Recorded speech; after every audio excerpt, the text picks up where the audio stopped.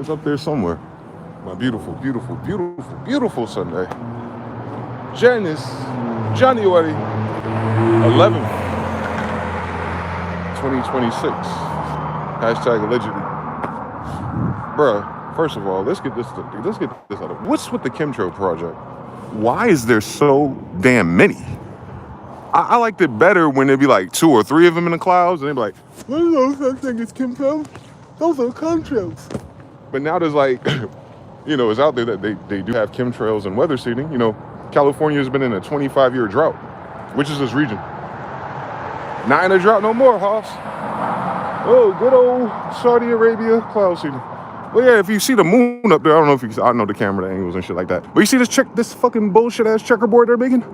You see the plane right there with no chemtrail? I know. If it goes a little bit higher, shut your ass up.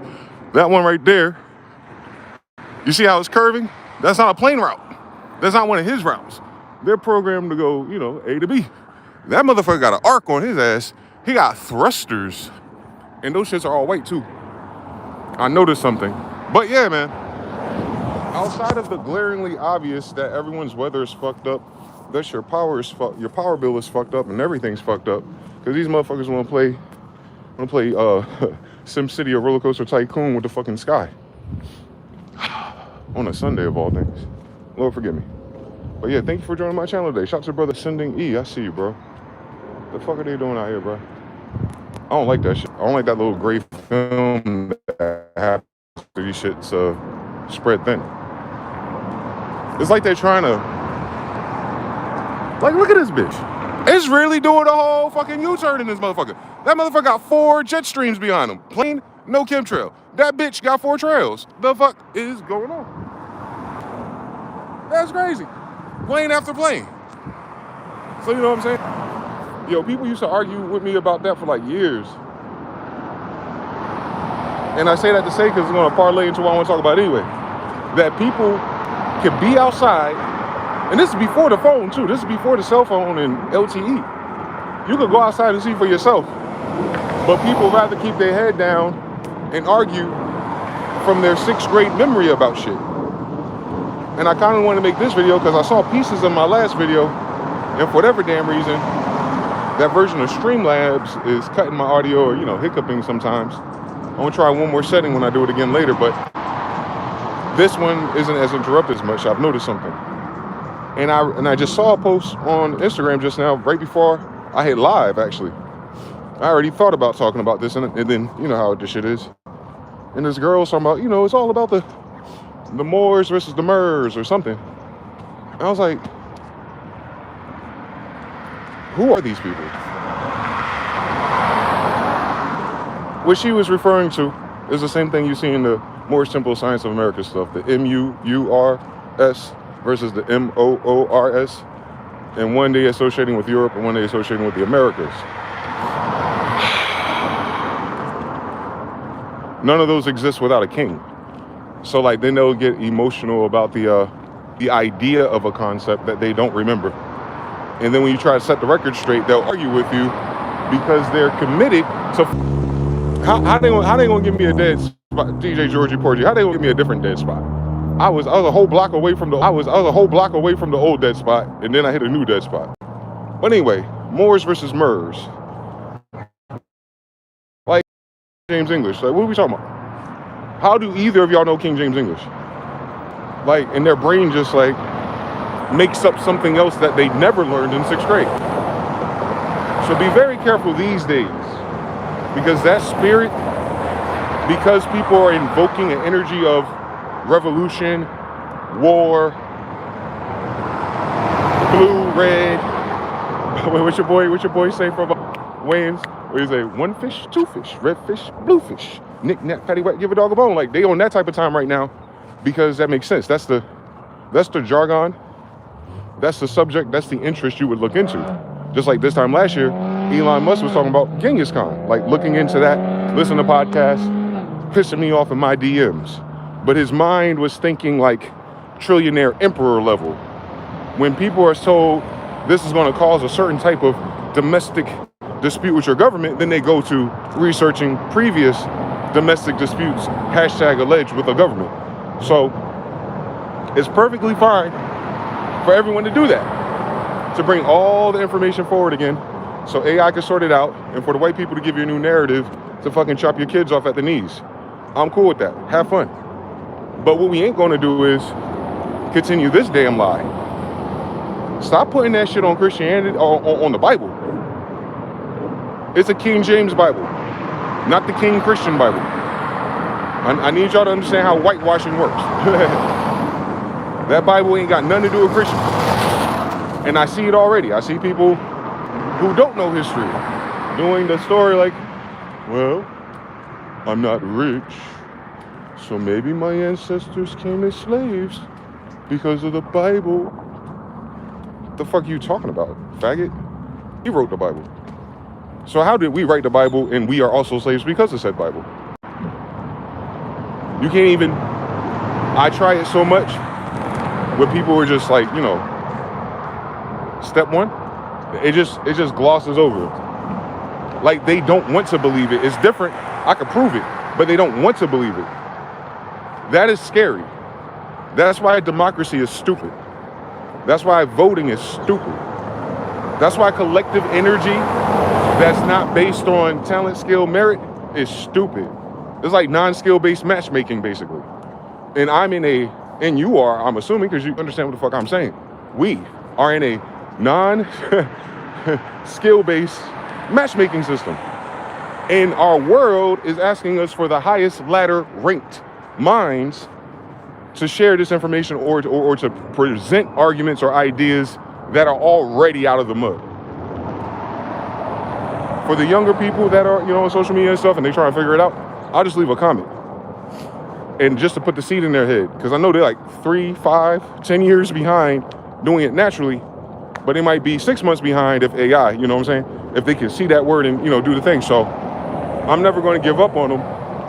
But that energy to me is ghetto. Like, I don't like it. I don't mean ghetto like hood or nothing. I mean ghetto like a ghetto energy. It's like you don't actually want to get out of this. You know what I'm saying? Like, you don't want to get out the ghetto. Like, it's ghetto. Like, we're just talking about it.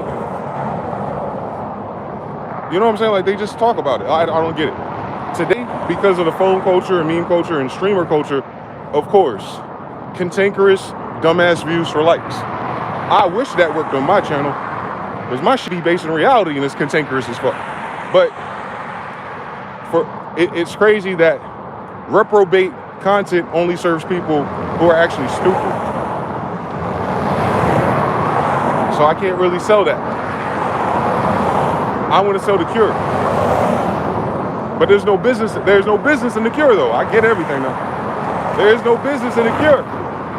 If MG show up on your comments on your channel and I say, think about these 3 sentences, that's a whole season of daily uploads I just divorced from these idiots. Because they're gonna have to sit there and readjust and think about shit long enough to come up with a new angle, and they're not going to. That's what's pissing me off. Not the surface concrete of their bum shit, but I could think 3 more steps of why they do that. I'm like, oh, these niggas. If they accepted the truth, which I'm sure they heard before, you know what I'm saying? We would move on to another subject at least. And that brings me back here, before I get to my main thesis. The idea is that most people who look like me, and now white people and mixed people I'm not even sure, you know, the paler people, you know how people been sucking and fucking through the 80s. You got all these new mulattoes out here, different shades, different styles of hair and shit. The California ones and the Northeastern ones, 2 different pedigrees, by the way. But they all out here trying to figure out their identities and shit, and I ain't mad at it. But y'all gotta shut the fuck up. Obviously, the white side of your family didn't teach you shit. They sent your goofy ass to a nice school or bought you a nice fit, but they didn't teach you shit about this. And why the fuck either of you speak King James English with a King James Bible in your fucking face to say that that's the reason why your dumbass was a slave? The fuck are y'all talking about?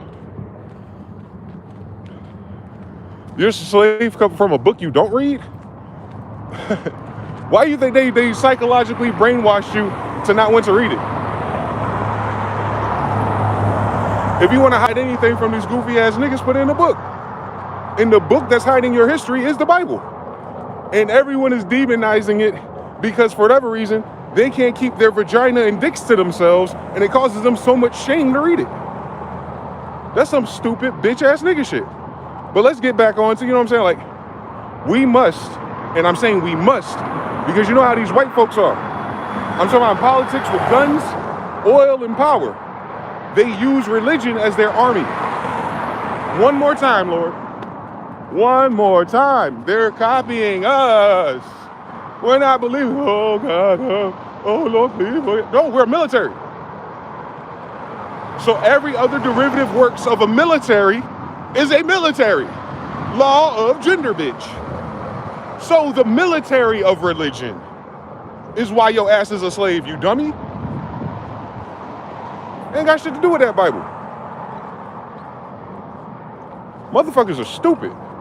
Like, I'm saying this in 2026. 40 years old. I ain't the first nigga in human history to even say this. I might be the first nigga to say it this way because of who I am, though. Like, nah. Fuck all that white boy, King James, English, all that dumb shit. Fuck. Do y'all know what an emperor is?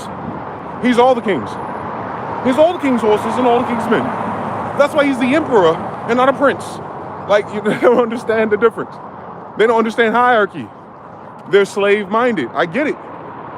They think like a slave because they were taught like a slave, even in the damn 90s. Fucking idiots. Whose fault is that? Your school system was Christian? Your school system taught you the Bible? Y'all fucking retarded. Not y'all. The fucking idiots who don't know the difference between a Jew, Israelite, and a Christian Bible. How you don't know? Those are like 3 different vowels. Back to the bitch earlier. Moors and Mers. M-R. What's the vowels mean, stupid bitch? Feathers. Bitch, we have feathers over there. It's the same niggas. That's why these people are stupid. They're dumb motherfuckers. We started here, went there, came back here. They're not different people. They do everything else but speak up against white people because they're bitch ass niggas like their fathers. They all pussy. They'll suck dick for a couple dollars, but they won't tell the goddamn truth about God? That's a crazy fucking story. But I'm a queen, I'm a king, I'm a pharaoh, the God is in me. No, it's not. Ain't nothing but bitch in you if you can't fucking read and accept the damn truth. We are so far behind because we refuse to read the Bible. Jesus Christ. Jesus Christ, you don't need a church or a religion to read a book, bitch. As many times you doom scroll and read tweets, you would have been read it already by the time you were in 2nd grade if your parents gave a shit. But they didn't. Those who don't know their history are doomed to repeat it. Well, you goofy Israelite bitch in Israelite New Jerusalem, America, where's your history book? That's my point. That's my exact point right there. But we're going to see a whole spring, a whole summer of fucking content about these concepts. Because no one can use their fucking brain. It's not drugs. They're fucking retarded. We gotta bring that word back. Fuck all those retarded kids too. That's what the word means. They're retarded. Shit, what the fuck? You don't want retarded people running your household, do you? Look at your White House.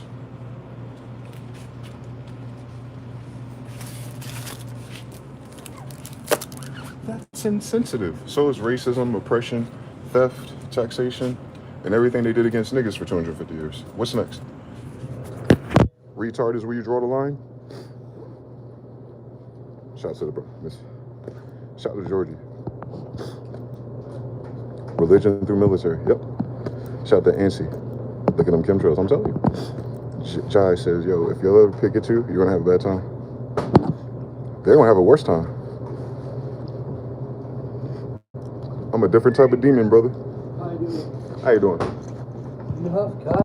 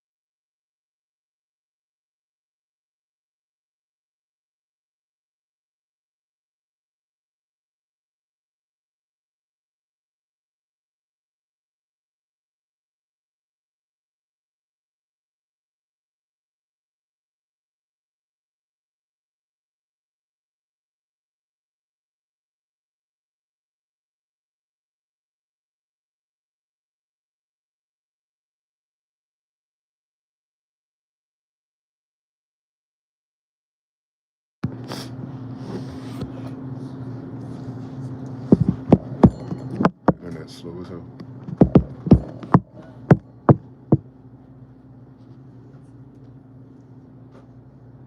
System wide.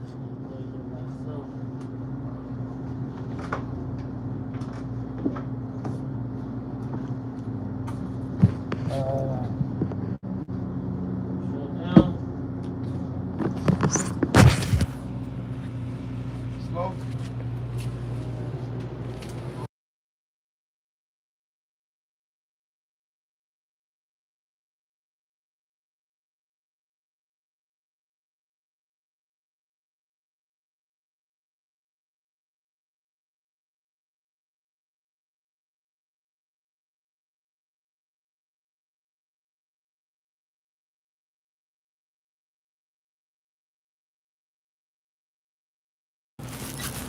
What's going on, brother? Thank you. You too. Anyway, back to banging on the fucking devil. You gotta stop fucking playing with retarded people when it comes to a time like this where everyone's using these stupid ass ideas to galvanize you politically to sign your sons up to die. That's the only reason why I'm pissed off about it, cursing about it, make sure these faggots know what time it is. Because I'm tired of them sacrificing our lives and our blood and never getting nothing in return for it, just for the whole shit to be based in a lie of emotionalism to provoke you to want to do something. Same story. That's why they use religion. It's the emotional response that is provoked. The idea, selling you the dream that some faggot can convince you to do something and God rewards you. Not saying that God doesn't reward you, but no, God's not going to reward you for fighting for a faggot on Romans. So like, I'm trying to make sure that people, you're just going to run into it, bro. You're going to see what I'm talking, you're going to see all the conversations I'm talking about.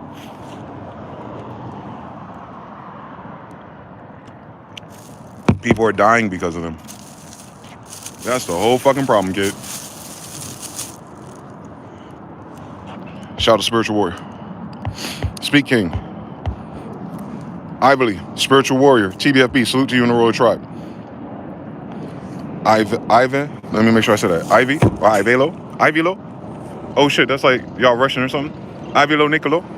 Ivilo Nicolo Luco. Ivilo Nicolo Luco? That's what's killing me, that love Luco. Ivilo Nico love Luco. There we go. Like a tribe called Quest, Duhas. Like, you got too much going on, but I'm gonna figure it out. With it, the tongue, we bless our Lord and our Father. And with it, we curse people who are made in the likeness of God. From the same mouth of blessing, same curse. Fuck them all. What the fuck are you talking about? Don't miss me with the words coming out of my fucking mouth, you faggot.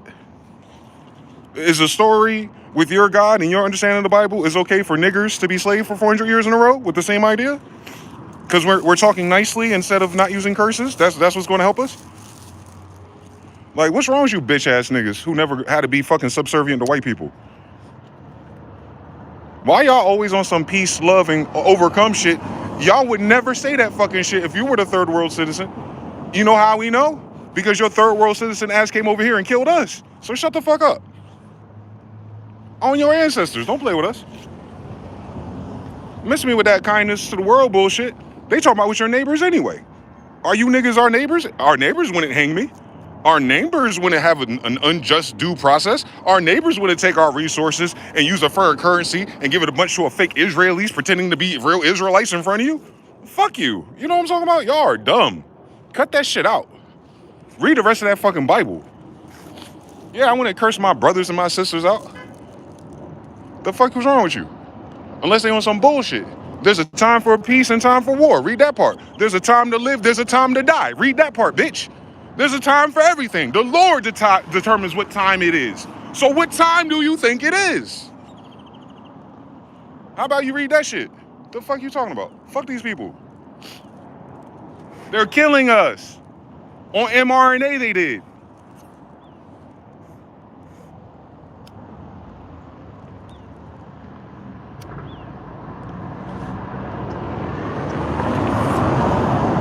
Don't I will bless the Lord and you looking up tranny porn on X.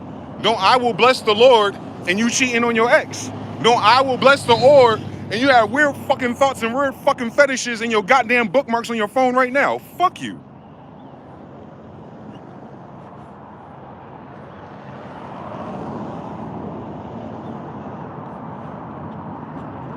That's why y'all don't want nigga presidents.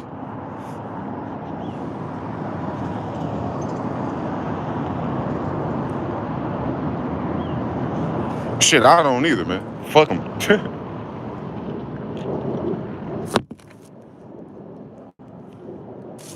The hell they talking about? The hell they talking about? He said that shit like his ancestors wrote it. Like, cause you gotta understand, the nigga wrote that. You know how like niggas say something cool and then white people jock it and you kind of don't land it at first, but because of social media and the beautiful kids of TikTok, you kind of understand the context better, and y'all still twist your ankle on it. You know what I'm talking about? What's not clocking to you? Clock it is not the same thing as clocking.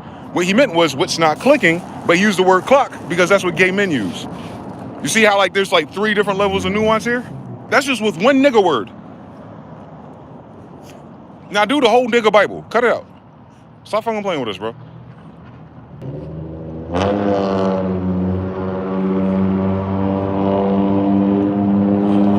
Based on a true story, right? I only been alive for a little bit. Nigga gonna tell a person studying language about language. That's a crazy fucking story, bro. You know, people who curse the most are usually the most honest too, right?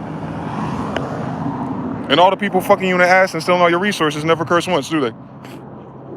Yeah, you should do that science. What passage in the Bible is that?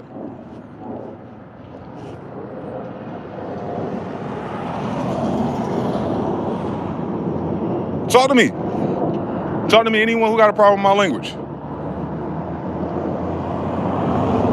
Tell me where they do that at.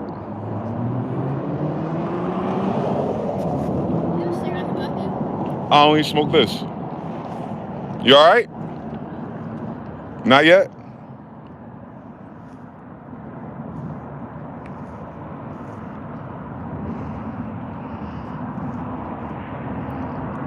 It's a weird spirit. It's a hurt spirit. But it doesn't like niggas. And it smells like fish. What is going on, Lord? What is going on out here? It's a demon. It smells like... Well, I can sympathize why she smells like that. But that was another thing. That's a whole nother... Man, don't even get me started. May God bless her. And get her out these damn streets.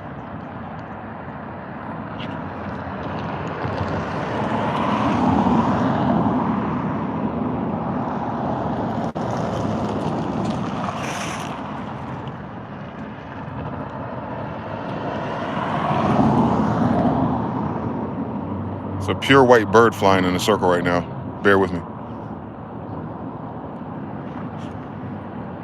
Sometimes you gotta clock out to clock in.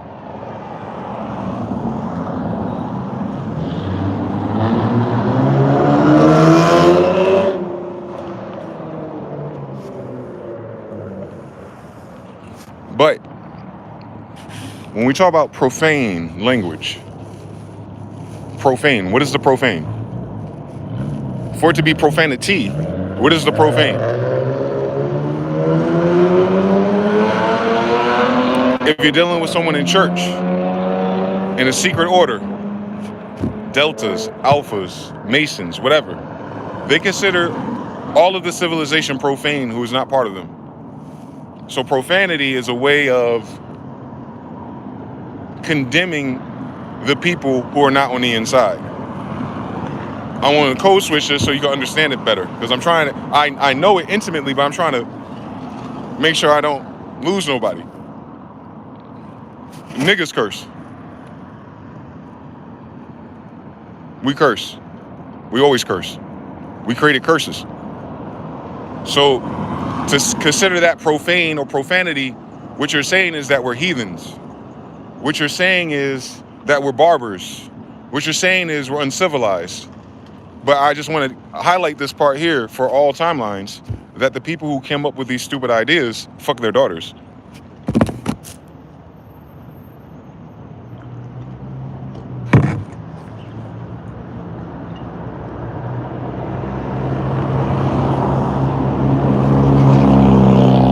They suck on little baby PPs in their church. You seen the choir boys. You see how many lawsuits the Catholic Church has? Yeah, they ain't against little girls, that's against little boys. But that same entity will say that this is profanity.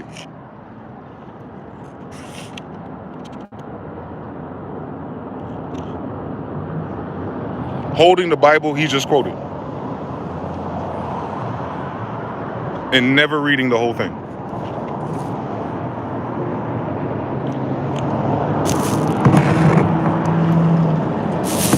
So, when you understand everything, you understand something. And if you understand some things, you can understand everything. Trigonometry, algebra 3, algebra 4.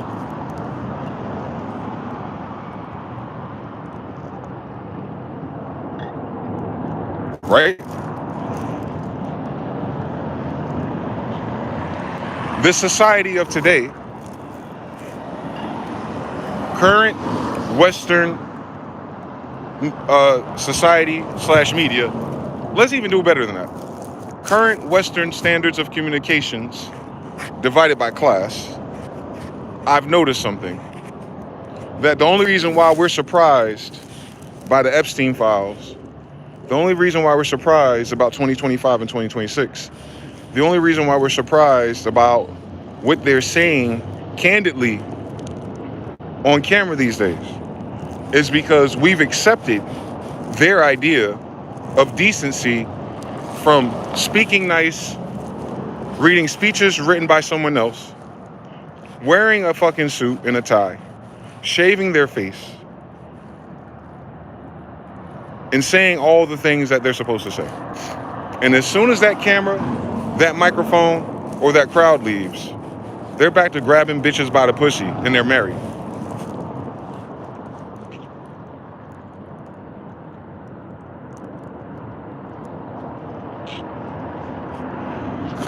I'm just so sick and tired, and so sick and tired of people playing stupid and acting like it's a value system.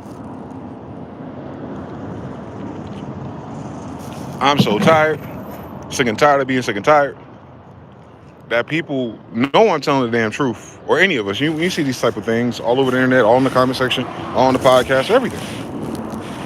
That they're going to do what's that shit called? A straw man. Like they thinking straw man. They never add, they never expand, they never correct and extend. They just say something and it's like a stop, like a bad brick on Candy Crush. They don't finish the level.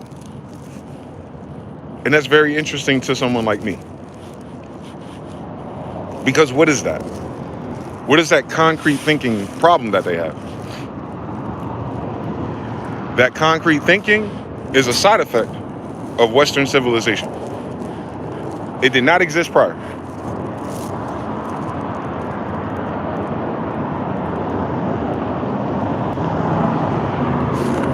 Almost every passage in that book is a triple entendre. Algebra. Archangel Gabriel is algebra. You understand? You got to understand everything. If you know what the Kabbalah is, or you know what the Kabbalion is, and you know that the people that wrote that Bible did that first. One more time. They did math before they did that Bible, buddy. They invented math before they invented the Bible, bro. I think we should know that. With a language that's mathematically precise, minus all the modern modifications, I've noticed something. But more or less, round up, round down, it's still mathematics. There's no curses in math.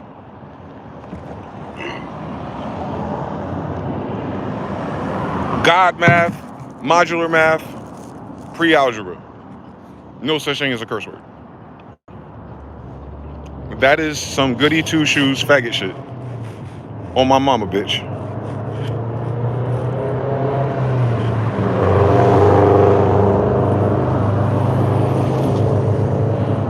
This video ain't for kids. I had to check no as soon as I go live.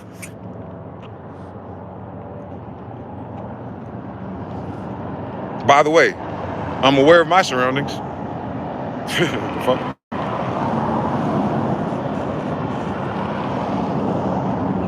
If you've ever put your dick in a vagina before, I don't want to hear shit about no damn curse words. Grown ass men out here.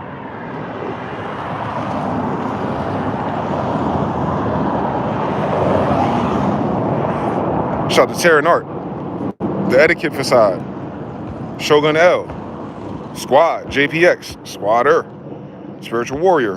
We're all in the chains at one point. God wanted us to turn away from sin. Shout out to my brother, Spiritual Warrior.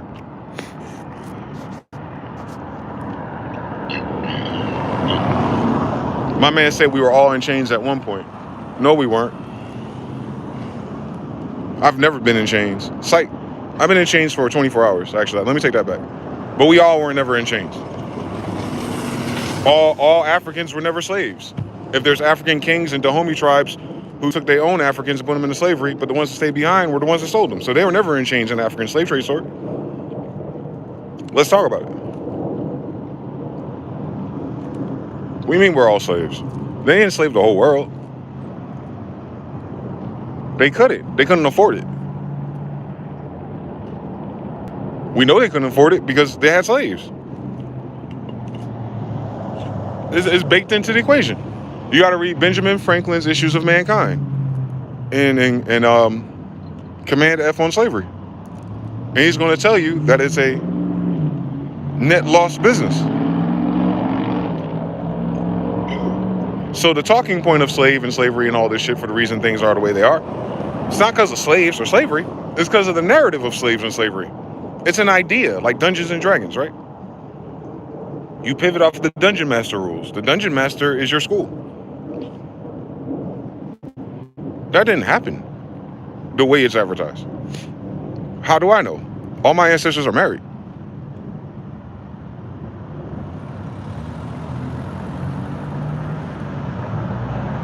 To my brother, Spiritual Warrior, in case you haven't heard my spiel before, I'll share it with you so you understand my perspective, where my vigor comes from, where my so-called black rage comes from. Is that the concept of slavery is blamed on my grandfather's Bible. My grandfather wasn't talking to white people. So white people owning black slaves is not a biblical concept because there's no white people in that Bible. I would fucking know because the whole story is about Israelites. The whole story is about Israelites.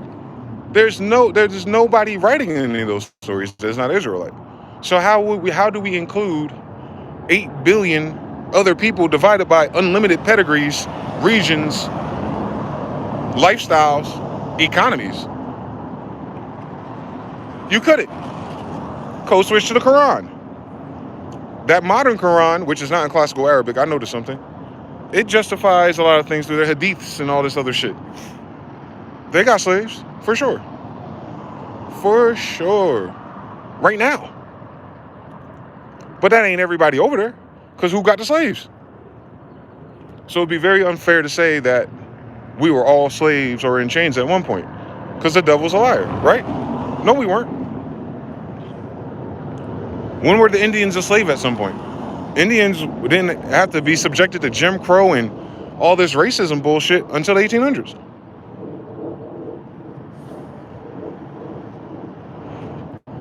So what is that? 68 years at best? I'm not African. King James ain't African. So I say that to say, Israelites have been in captivity quite a few times. But you'll notice that there's 13 tribes, but they're talking about 10. So even that, you just keep spinning it.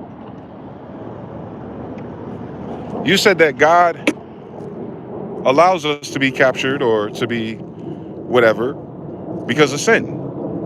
Who's writing that book? An Israelite. What's that Israelite talking about? His tribes. He's talking about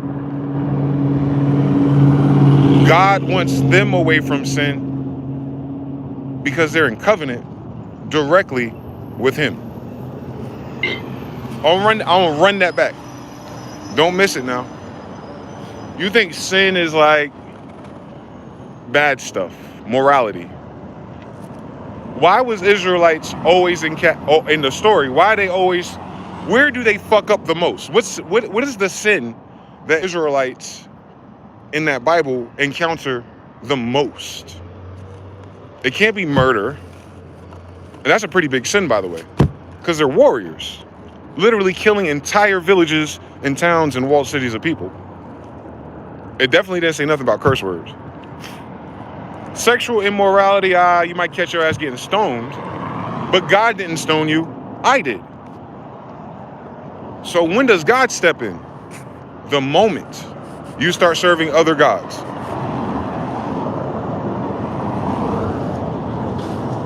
Why is that important to an Israelite? The God of Israel, who raised them up and gave them the world.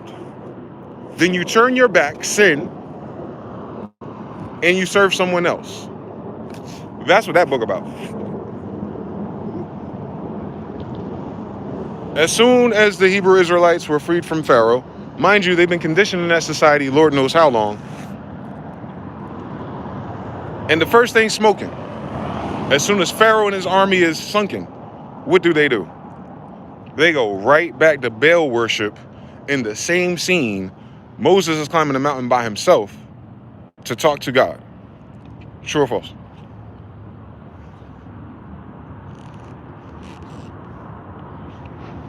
So imagine, if you will, Adam and Eve walking in the garden with God. And God tells them one rule. Do not eat from that forbidden fruit. And now we know this is a Gnostic soliloquy, metaphor, and all this shit. But imagine if God is walking aside with you. Remember, because right after that, God will not strive with man for long, and then he flooded the shit, and he kind of changed his mind a little bit. Alleged. But, Adam, who told you that? This talking serpent. The fuck? What'd I tell you? What did God say?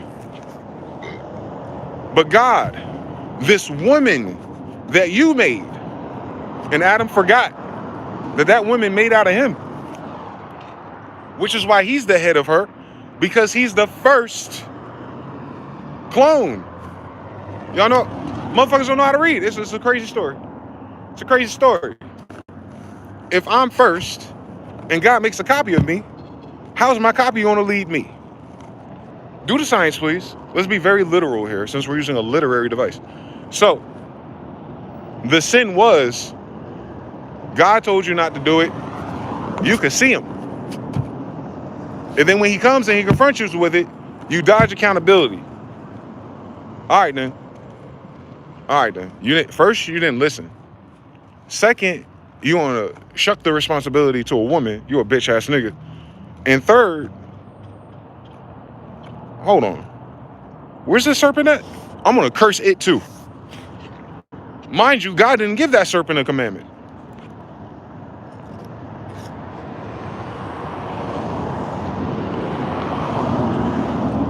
What sin did the serpent do? It seemed like the serpent was aware of everything already. You understand?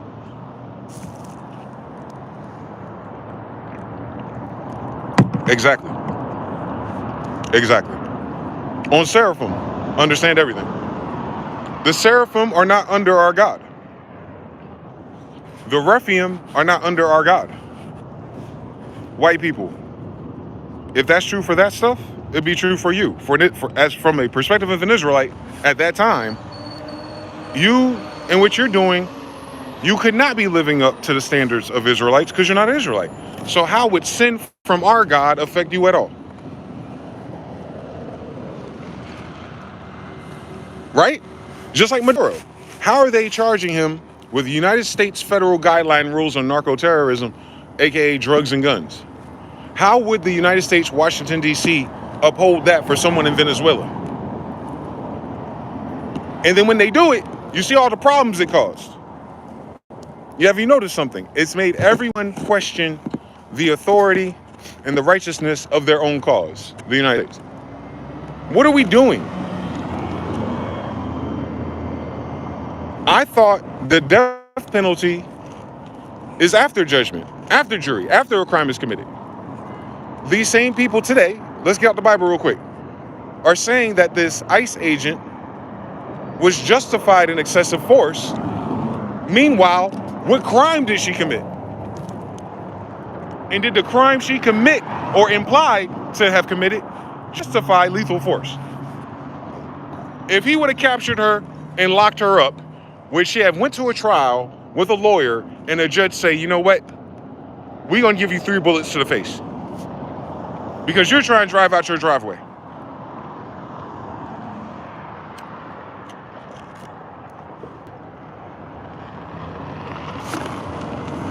Of course not. That would be ridiculous. And that's just as ridiculous as anyone not an Israelite using the Israelite book to call it Christian, white, heaven. The United States is heaven.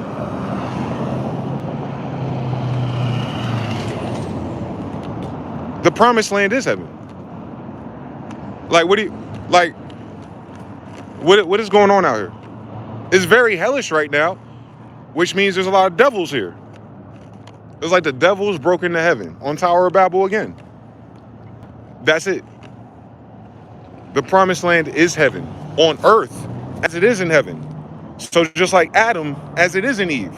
Copy and paste. As above, so below. The heaven above and the heaven below. Same story. Hence, if this is heaven to the Israelites, then the Israelites are angels. This is why the Western perversion and profanity of our book is so crazy. Because I have people who are not descendants of angels telling me what angels meant about humanity. It's a holy Bible. Holy. Yeah, understand what that means. It's a Bible, so read it backwards, because we read backwards. It's a Bible of the holies. It's King James Holy Bible. My grandfather is John Smyth-EL. 13, right? Those are not people. In the way that science has lied and confabulated chimeras, admixtures, Bigfoot, cavemen, wildmen, negritos, Israelites. Like, no. Most of these species and pedigrees of people were not here 2,000 years ago. Similar, there was no white people here 500 years ago. So if we wrote that Bible here, and we did, if we wrote that Bible here, and we did, then how did that include anyone that's not an American Indian? Talk to me. Or did the other people, humans and white people, make that determination? And we're back at the same story. Y'all be saying it's God. Y'all be saying it's the Bible. But meanwhile, just be some weird white guy's interpretation for your whole nation for the past 150 years. Tell me I'm a liar.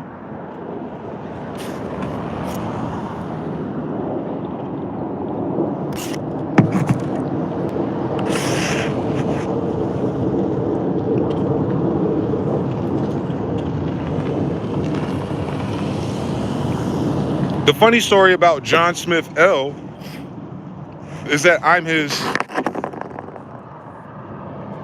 13th grandson. I'm one of the unluckiest sons of bitches in my family. All dimensions. And that's with 4 times Sagittarius in my chart. Jupiter is supposed to be luck. Luck's supposed to be Lucifer. I understand everything one day. But we're not talking about Kabbalist metaphors. We're talking about actuality. Motherfuckers need to stop blaming the bullshit on a Bible. Because the Bible never said that to these people. We then write this thinking that they had to follow us because they were not supposed to be here in our promised land. Thank you for coming to my TED Talk. I'm not saying that the people here in the promised land are perfect. Have you read the Bible? But what I am saying is it would be unreasonable for us to expect an outsider to live up to it, knowing what our ancestors did and couldn't do. So it's not lost on a real Jew. God didn't say, yo, I need you to be morality and perfect. Nah, he said, yo, no graven images, no gods before me. What did God say, part 3? Honor your mothers and fathers, which is what I'm doing since King James and King John are my mothers and fathers. And like, hey, yo, treat your neighbors with respect. And he's talking to 10 tribes of Israel. And the 10 tribes of Israel left Tartary and came to America. Those are the American Indians. One more time, in case you're lost. So what I'm saying is I'm demonstrating in 15 different degrees that that book cannot mean, be, or apply to anything that's an Israelite. And so far, all of our interpretations of this book in modern era has been interpreted by everyone but an Israelite. That's the problem with it. You're breaking the law of gender. The book is engendered towards hybrids. The book is not engendered to hybrids. It's not engendered to test tube babies and lab experiments and in vitro and CRISPR. It's engendered to Israelites. But the person in charge of it is Judah. The judges, Genghis, my grandfather, Jesus, justice. All those words are the same thing. They're talking about divine law and not white man laws. Because it's a holy Bible. It's a Bible dedicated to the divines of the Holy Roman Empire, which would be royals. What are we not understanding?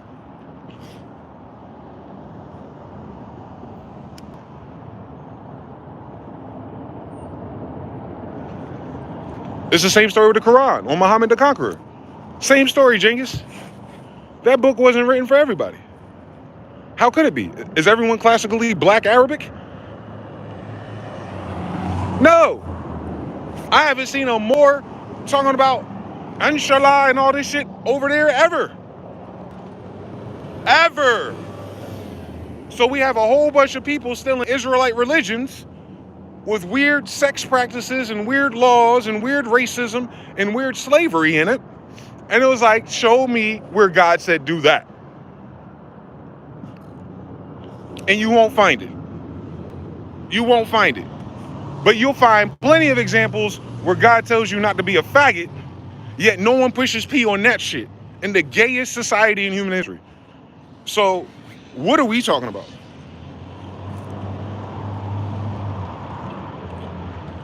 Sodom and Gomorrah didn't have this many people. This is the gayest society in human history. Now imagine if we were going by the Bible.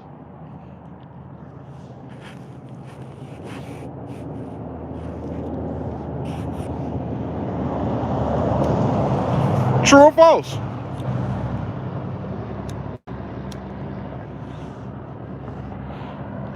God and the sons of God have a zero tolerance policy for homosexual societies because they end up corrupting. Every homosexual society has the same ingredients: rampant narcissism, rape, gross abuse, too many fatherless children, Jezebels, disease, foreign gods, magic, witchcraft, crystals, tarot. All you gotta do is go on YouTube and Instagram real quick. You in Sodom and Gomorrah Mark 4 part shit. That's why. It has nothing really to do with their dicks. It's the spirit or the demon that's associated with it.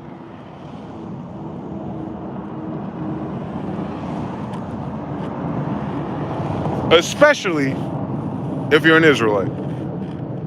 What everybody else does, that's none of our business.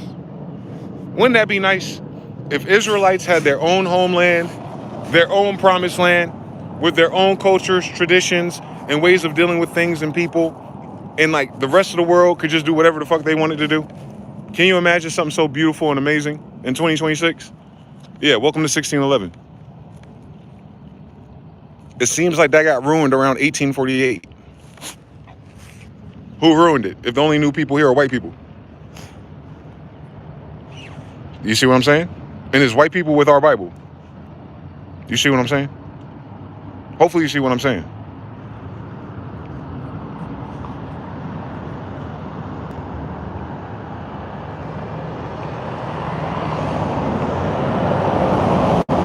Because what I'm saying right now, I want you to go on Instagram and you can go to my story, or you can just wait for the Greenland people to show up.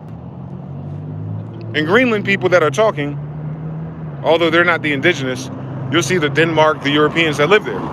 They're white people. But listen to those white people describe the white people in the United States about how much they don't want the United States in their goddamn business.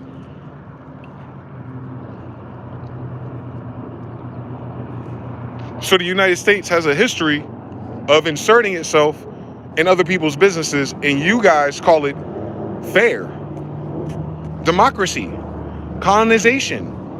But the only reason why you can do that is because you're going to murder them. So they're using the Bible, guns, force, and the lack of free will treaty or gaining agreement with the people that they're applying it to. Enter Black Americans.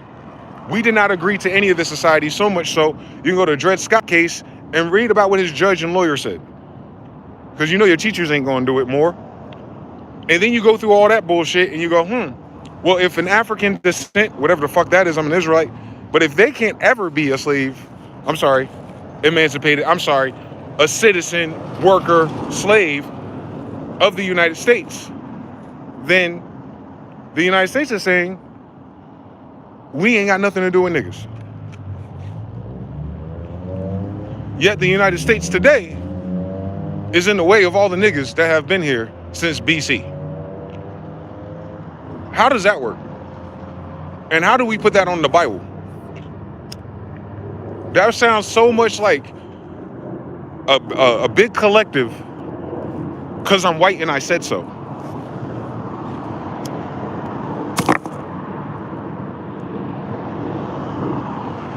Tell me I'm lying.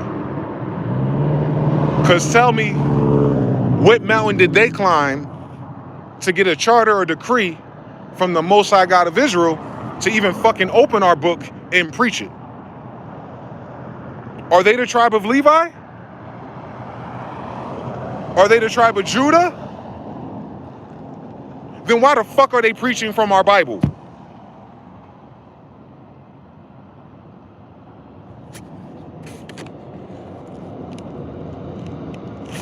Go ahead and answer that for me, Bible lovers. How do you have any preachers out here if the Bible made it clear that your temple, your church, has a certain altar, has a certain holy of holies, it has a certain crystal alignment, it's a whole bunch of shit going into it. And the people in charge of that are Levites. And Levites are demonstrably niggas.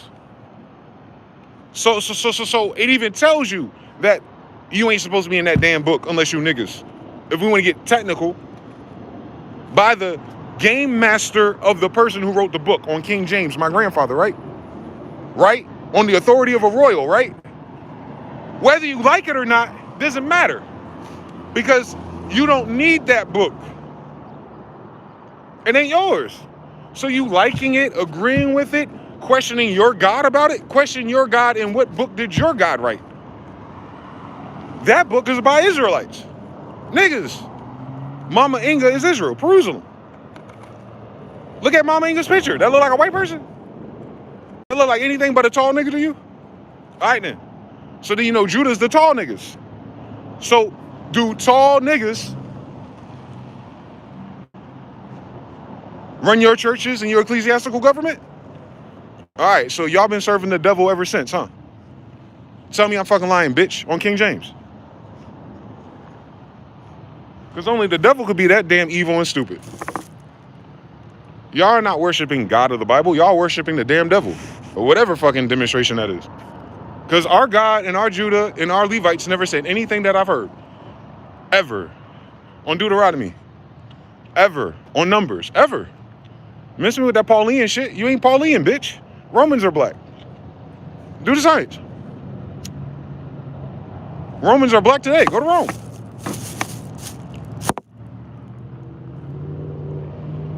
You see them all over the place. And I want to double it down on you. My father is the emperor of the Holy Roman Empire. Am I a white person? By definition, yes. Because all white meant in this society was royals. You know, the 10 tribes of Israel. How you doing? So, you know, without rebuke, meaning you cannot tell them what to do unless you're one of them. That makes sense. You can't tell Trump what to do in your little fucking kangaroo court, right? Same story. Same story. But I feel like we wrote that story first. I feel like everyone's reading our story about the same story. I know. Genetic memories for everybody else. But what about genetic memories for me? I ain't got a Kasha record. I ain't got genetic memories. I ain't got Holy Spirit and guardian angels and fucking spirit guides in this bitch. Do the science.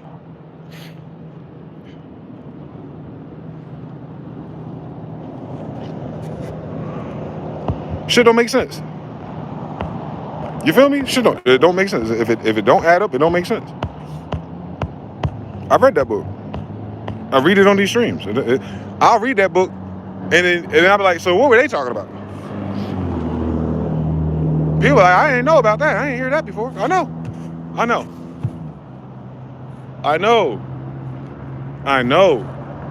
The same thing is true about people who love God and want to go to heaven and never read and understand the book.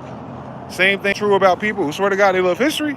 Same true that swear to God about people who love music. Niggas just be saying shit. Thank God Israelites wrote that Bible.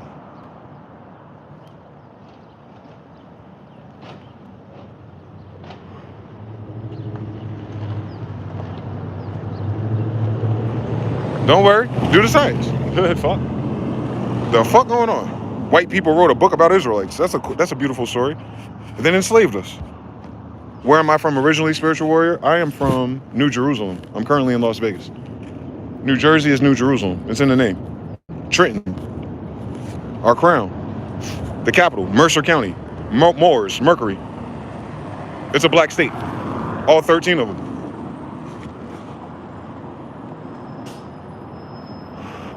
It was hypothecated by the United States. The devil.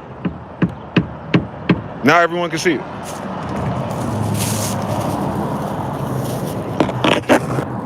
For the kingdom of heaven, North America, suffers violence, and violent take it by force.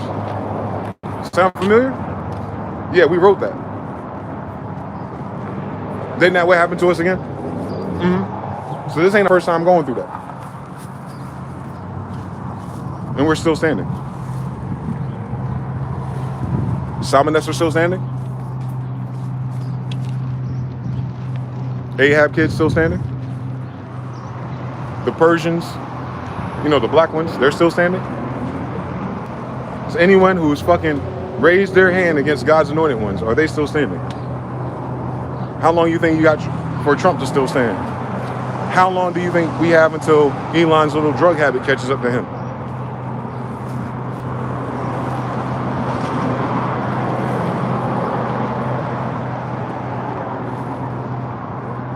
I was born exactly what Revelation say I would be born. I was already born in Jerusalem. These people are stupid.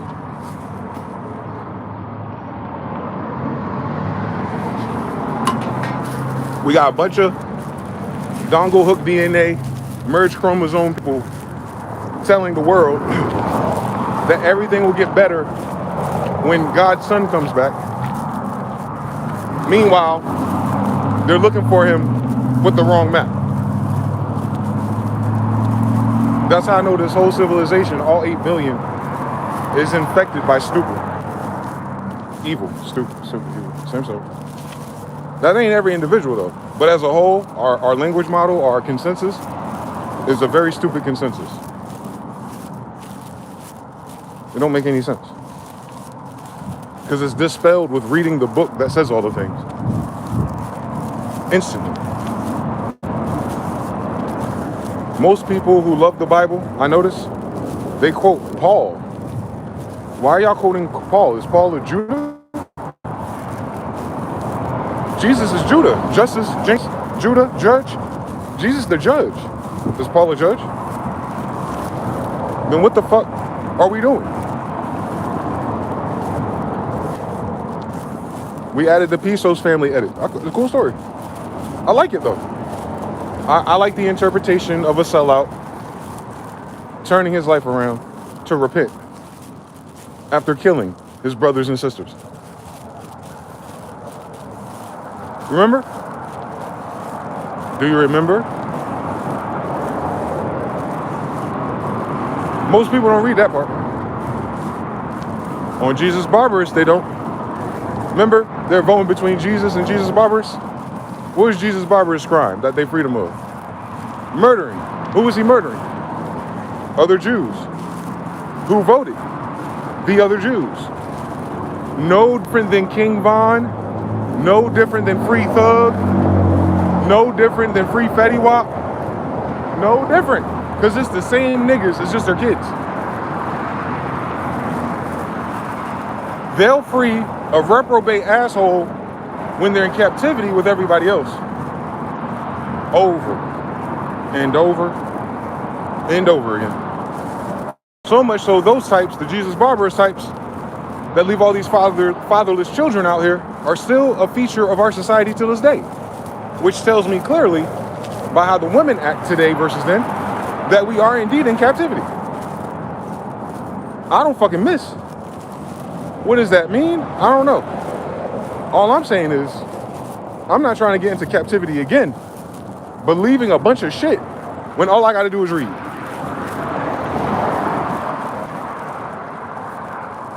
What the Hebrew Israelites say? Read! Yeah. Yeah. Now those Hebrew Israelites are Hebrew Israelites, but their dogma and their adaptation to the society and the word is completely flawed. Because they'll let a white man 501c3 they ass on the FBI and federal government and then give them a guideline for, well, the Puerto Rican is this and this is that and that's that tribe. Niggas, open up your fucking dumbass eyes. I can't stand modern Hebrew Israelites. Y'all can't read to save your damn life. How the fuck a Puerto Rican gonna be one tribe in the Bible when there was nobody in fucking Puerto Rico? Shut your dumb ass up. There was no animals there, no trees. Like, you know what I'm saying? Like, we had to plant it. Those islands just raised out of the goddamn Gulf. Have you seen Google Maps? You ever notice that those are the tops of a mountain that was flooded? What did the Bible say? So, like, how can they be from a place that did not exist in the first fucking place? Thank you for coming to my TED Talk. So they must have been Israelites and tribes way before Puerto Rico decided to dry itself off. That's all I'm saying. But people confuse maps with flags, flags with languages, and nations with tribes, and all of that with blood. Like, cut it out. We're breaking the law of gender every time. And people don't know that because they don't know how to do math either. If you know a motherfucker can't read, you know he ain't doing math with letters.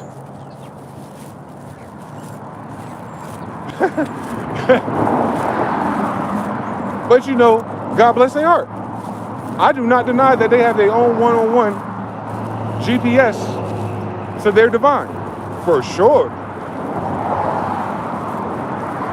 The Bible ain't about that.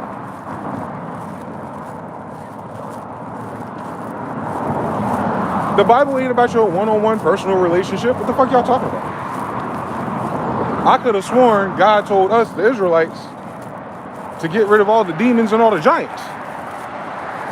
And he told us, if we want to stay in the promise that he gave us, that we need to obey the laws.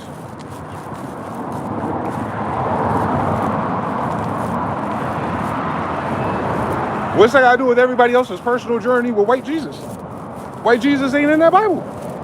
So I'll let them have their own derivative work of white Jesus worship.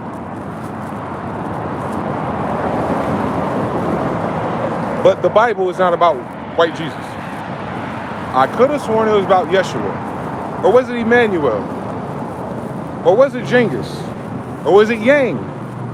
Since you know he's an Afro-Asiatic, he'd be Asian. That's all those names are Asian. My name is Asian. We're from Tartaria. Tartaria is in Asia. Like, what do we, like, you understand? We can't keep wiggling out of this. Jesus is the king of Tartars. He's the king of giants. What are we talking about? That's why he's the king of kings. The kings at that time were giants, were they not? Is it not written? On King David and Goliath. Cut it out. They're tall. They're taller than anyone here now. Have you seen their buildings, their windows, and their doors? Where all your churches and temples are. You think little 5'5" white people that I have pictures of in front of a Mayan calendar built anything? No. Is that a bad thing? No. The bad thing is they lie and say they do. So the bad thing is they're a lying ass group. The fuck? That's all I be talking about. Tell the truth, shame the devil. They don't shame the devil, so if they're not shaming the devil, what are they doing? They're bringing glory to the devil every time they disrespect and lie about us. Y'all worship the damn devil in our book. Since you know black people wrote that. Black people wrote all the Abrahamic religions since Abraham's a black man. They call them Judaical religions. Well, Judah's a black man. Jesus is Judah, black. Solomon is Judah, black.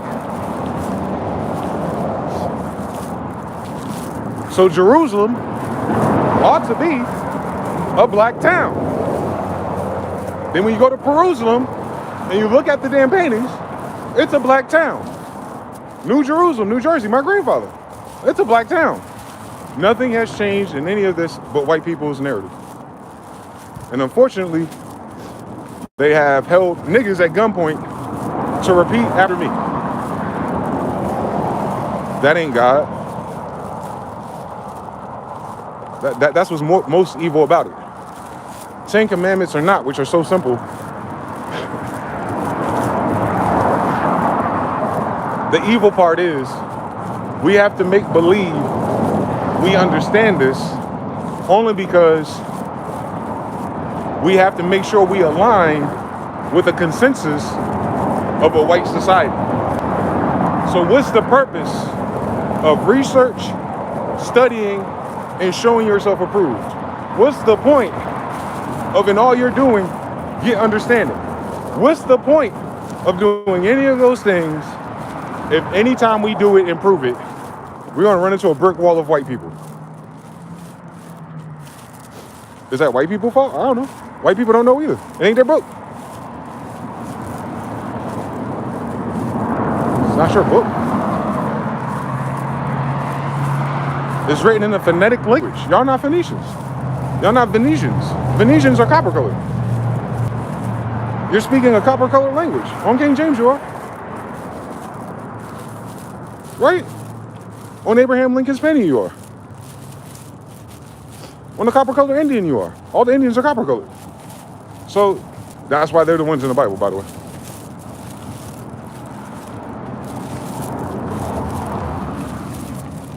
So that's all I'm saying. Skin of bronze, bro. Copper. Same color. Same color as the face you're looking at. No Kunta, no Toby. Desan. We're Afro-Asiatics. So if white people don't know the difference between Africans and Afro-Asiatics, and allegedly they made up these things, how they gonna fucking be the interpretation of a Levitical and Judaical Bible if they don't know who Levi and Judah is? Thus, it has to be a free-for-all. Thus, it has to be a personal journey. Because what else do you have? Who's in authority of the Bible today? A bunch of white people that rape kids, right? Is that in the Bible? All that shit's in the Talmud, though. Even the 6 million Jews that don't exist. In a country that don't have 6 million Jews to kill to begin with. I don't think China had 4 million people during that time period. So, you're gonna have to do the science. What did the Red Cross say? About 200,000 Jews died. And we don't know if they're the black or white ones since Holy Roman Empire Germany included my grandfather's territory of Germany. I don't know. I seen pictures of black kids there, and none of them were African. They look just like my cousins. Were they the majority? I don't know. But you know what the majority of so-called Jew died of? Typhus. You know. Bad genes, bad blood. Couldn't heal themselves. Of course they died. They died because the same Fauci descendants, the same German descendants, the same Nazi descendants probably gave them a vaccine.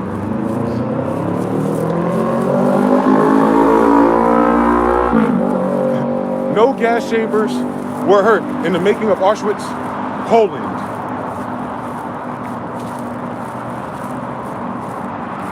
Wooden doors on the gas chamber. Y'all motherfuckers believe anything. Hence, what's the point of watching them teach us about us or the Bible? They don't even know what fucking happened in World War II. Meanwhile, they're sending our fathers to die in their World War II. On me. Huh?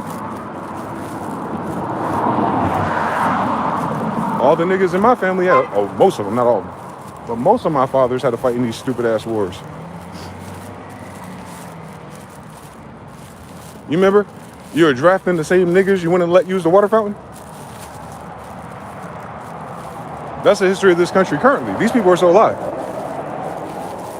If I go to Walmart, I'm gonna run into an old white person and I'm gonna use a water fountain in front of them and they're gonna snarl. That's how recent that is. So if they were never decent as a society, miss me with the Bible. Because how are they Christians and ended up racist in 1960 if God's been good to them for 2,000 years? Shut the fuck up talking to me, right? I'm talking about the spirit of the thing. Shut the fuck up talking to me. That don't make no sense. Don't make no sense. And you know what they goofy ass taught? Well, we can't do nothing until Jesus or God returns, so we might as well tickle our booty holes. In the meantime, ass niggas. Oh, we can't do nothing against the evil people and the sons of bitches because God said love. No, he didn't. God did not say love. Go to Romans again. If God said love, then homosexual love would be no problem. They'll stone your ass. What do you mean God said love? What the fuck are you talking about? Did Jesus not have to die? But God said love. Like, what are y'all talking about? Y'all confusing God with Jesus. Jesus is the Son of God. A son of God is a God. All that means is that they're not humans. Just like your AI. You know, white people and Japanese people want to take AI, put it into a little chip, and put it into a clone body, right? Then that clone body is animated and it walks around and does things. It'll be retarded for a little while. But that thing right there, would the Christ, Jesus, or Jehovah be its salvation if it's human artificial created by white people? Or do y'all like step aside from that and then jump up to like the degree of a universal God, some new age bullshit made by everyone doing acid and spreading herpes and AIDS at the fucking Woodstock? Don't forget all these come again, born again white people, Christians, where we're throwing pussy a lot. You saw Forrest Gump. I don't want to hear shit they got to say about an Israelite God. It's an Israelite God, right? The Bible is about the God of Israel, right? It's about God of everything? Perhaps. But you would say the God of Israel is the God of everything. Cool story. And he made his son the King of Kings. For God so loved the world, he gave it to his only begotten son. So when Jesus is being chastised during his 40-day fast, Daniel, what did Set or the accuser say? Hey man, I heard about you. How about this? You can end it all right now. Go ahead and jump off of this cliff. You know the angels come down and catch you. You seen the paintings? He like, oh man, you hungry. You don't look too good. I know you a magician, you mystery school kid. Why don't you turn this bread into manna or this rock into manna or bread or something? Come on, nigga. You're like, all right, how about this? We ain't gotta do all this, me nor you. Because what's the incentive of this so-called devil to get him to join his team? Did you miss that part of the story? Probably not. So Jesus says, I gotta deal with this one. Yo, all these kingdoms, just like Mufasa did to his baby Simba. I told Jesus, look at all of Pride Rock. Jerusalem, Israel, this is yours. But on that dark side, that's us too. But the kingdom of the devil or kingdom of Satan, they doing their thing over there. So you might not want to go that way. So the devil comes up to him and is like, hey, you see those kingdoms way over there? How about this? Bow down to me so I could be the pharaoh or emperor. And then basically, he's giving him a 360 deal that Pharaoh was trying to give his grandfather Moses, remember? Remember, Pharaoh was Pharaoh. Moses was next. So the devil, alleged, is still talking to Jesus like that. Like, hey, now imagine, if you're of your father, the devil, and we're doing law of gender, and the God of the Catholic Church is the Pope, then who he's talking to is the Pharaoh of the time, of the Holy Roman Empire, that he's about to collapse. So the king of the Holy Roman Empire of that time is shaking in his fucking boots because the real heir with actual powers, an actual gift, resurrection, healing hands, telepathy, and everything else in between us is really out here. Because the whole town talking about, the whole city, the whole garrison is talking about him. He saved his soldiers. Pilate wife had a dream about him. Like, look, we gotta keep our hands clean because there's something different about that nigga. And if you got your blood, his blood on your hands, aka my hands, she a Sarah type. I don't want to lose all my favor and all my benefits. So you go ahead and leave that to vote to his own people so that they can curse themselves. The Jews killed Jesus. No. The Jews in captivity had a choice, and they freed Young Thug. They didn't kill him. The Romans did. that narcissistic slip of accountability for lack of understanding. I know it's complicated, and the Bible is complicated, so you can't use a concrete understanding surface of it. But I say that all to say, Jesus stops and goes, I bet you he considered it too, because he actually got, do I really have to do this? And in that question, in that inquiry, the answer showed up. No, you really don't have to do this. Just bow down to me, bitch. It wasn't that Jesus wanted to die. It's not that Jesus wouldn't have taken that deal. It's that Jesus isn't a bitch ass nigga. And an Israelite. Not a bitch ass nigga. Why would I bow down to you when I know all of these kingdoms properly belong to the Moors and Indian God, my father? Right? It's the same story I'm telling you as myself. Why'd I bow down to Trump or white people if the kingdom of America is my grandfather's?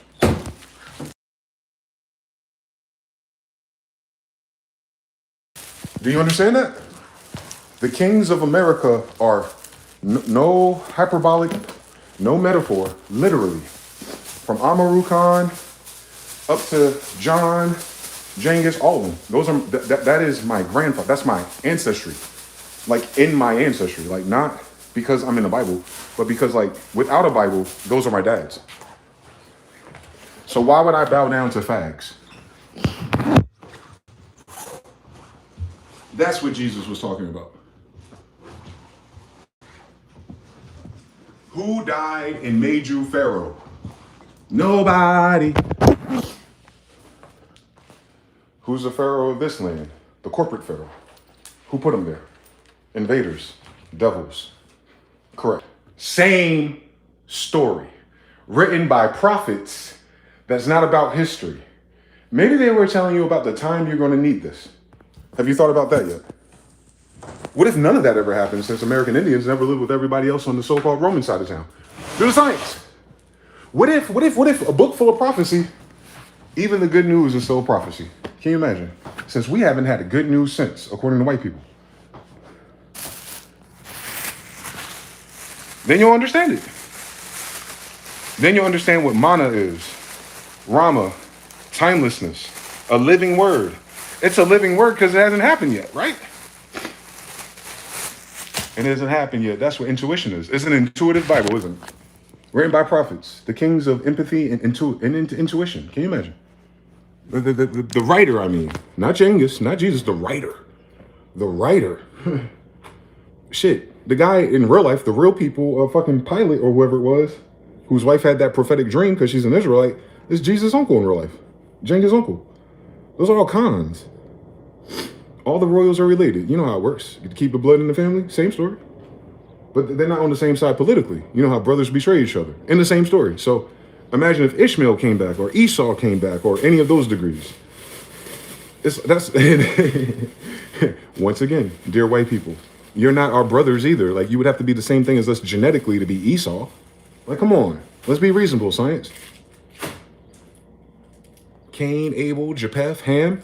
How do you get one father with one degree of pedigrees and genes, and then tell me, like I'm an idiot, that somehow when I have 3 kids, because these motherfuckers are gonna tell me I'm gonna have 3 sons, and my 3 sons are gonna have 3 separate DNA blueprints for their family.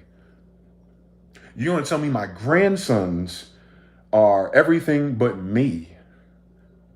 And if I'm a nigga, and my 3 sons are niggas, what are my grandkids going to be? Because you know the only time that shit change is when white people go outside of their race. Hence, when black people go outside their race, we have black kids. The fuck is going on? So if Ham is black, Noah is black. And Shem is black. Japheth is black. They're brothers. You got a light-skinned friend look like Michael Jackson, you get a dark-skinned friend look like Michael Jackson. No matter what they did to Michael Jackson's skin. Inside the telescope, he's identical to his brothers. So you know you can't get a whole nother continent of people from that. Because every continent that they settled in would all be cousins. Enter the 12 to 13 tribes of Israel, part 5. That's all. That's all. They're the same pedigree of people. You call them Moors. Moor, Muur. Shut the fuck up. They're all the same. They have the same dad and mother. Adam and Eve. Same story. Like, everything else is a side effect of them doing everything else. That's on them. If they want to cut the brick with baking soda and fucking acetaminophen and all this other bullshit and then give people headaches and fuck their gums up, then so be it. That's why your damn teeth falling out. You ain't putting cocaine in your damn mouth. You're putting everything else. Am I speaking above it?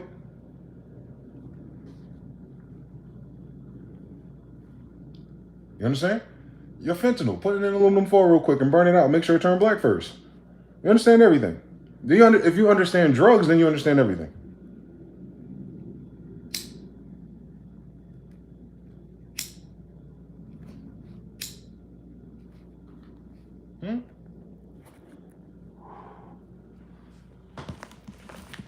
On the King James Bible, man.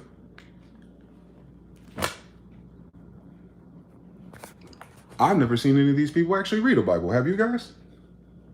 I think I'm the only person I've seen in recent human history actually read from the Bible. Because you know there's a superstition amongst niggas that demons and devils can't read Bibles. It makes them dyslexic almost. Which is probably why they memorize scriptures like fortune cookies.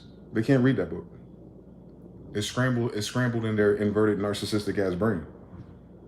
I'm not talking about everyone that has a Bible. I'm talking about the demons that can't read it. Gender. So yeah, I don't know. We've been listening to demons and devils too long, bro. That's all. But hashtag Europa. That's the moon we're on. Eamon Ross says church on every corner, door next to poverty. Come on now. 5013C though. And you see how new and ugly those churches are. So that's all 1900s churches. The real church is the White House. Can you imagine? TBFB says, where was your grandma in 1848? I like that one, bro. We want to start making merch and t-shirts on this shit.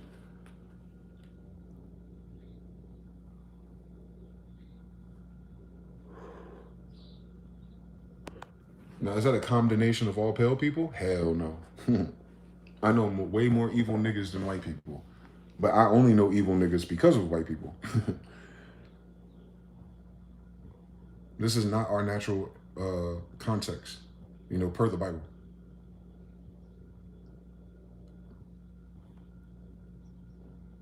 They want us to be best friends and neighbors with our rivals. That's evil. Very. On North and South Korea, that's evil. At least they give them a borderline. We don't get nothing.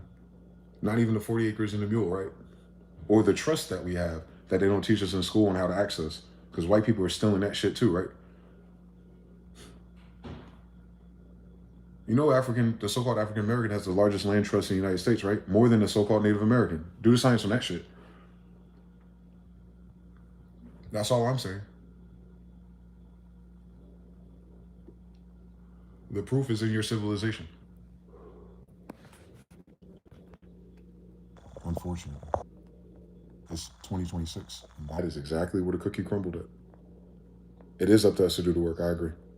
Faith without the work is dead. But what is the work? Which work exactly, right? Let's explore this together. Because I like it. You're not one of the Israelites, so what did you interpret from faith and work? Faith without works is dead. How did you guys interpret that in the 2000s? There was no jobs back then, so you know that's not what they're talking about. And faith, it's sad that we have to use our faith and our prayers to pay rent. And they didn't have rent back then. So what was their faith in their work? You know what we'll do after I catch up to the comments? I want to find where that script is, and I'm going to read the whole chapter and see if we can get a better context for it. Jasper, how you doing? TFB, what did God say? Same story. The brother of spiritual warrior says, we got to do the work, man. Loving each other is part of the work. So let me get my whiteboard up. Because I don't disagree with your sentiments. I don't disagree with your sentiment. And it's called connotative linguistics. Yesterday's video was about that. You know what I'm saying? You feel me? Yeah, I do. I do feel you. But what did God say? So that's a perfect segue though. I appreciate you. Faith without works is dead. And I got a little whiteboard, so bear with me. That's going to be the theme. Faith without works. Oh, this marker ain't hit. Actually, I didn't clean the board properly. Let's use yellow. Faith without works is dead. So there's 3 words we need to make sure we understand when we approach this. Since these are Aramaic concepts and not English ones, modern English ones, I should say. And then because it's a math problem, because everything is universal law, the 7 laws, the Kabbalah, you can invert this into a positive polarity statement.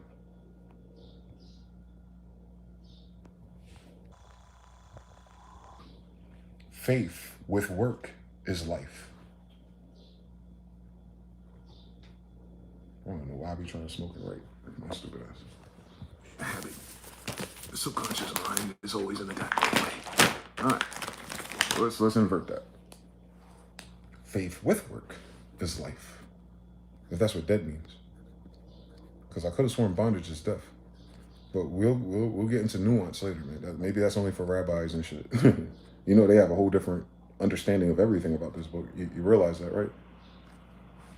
So that means the connotative linguistics of Christians and church today is completely a narrative of being gatekept by the people who are charged with molesting kids.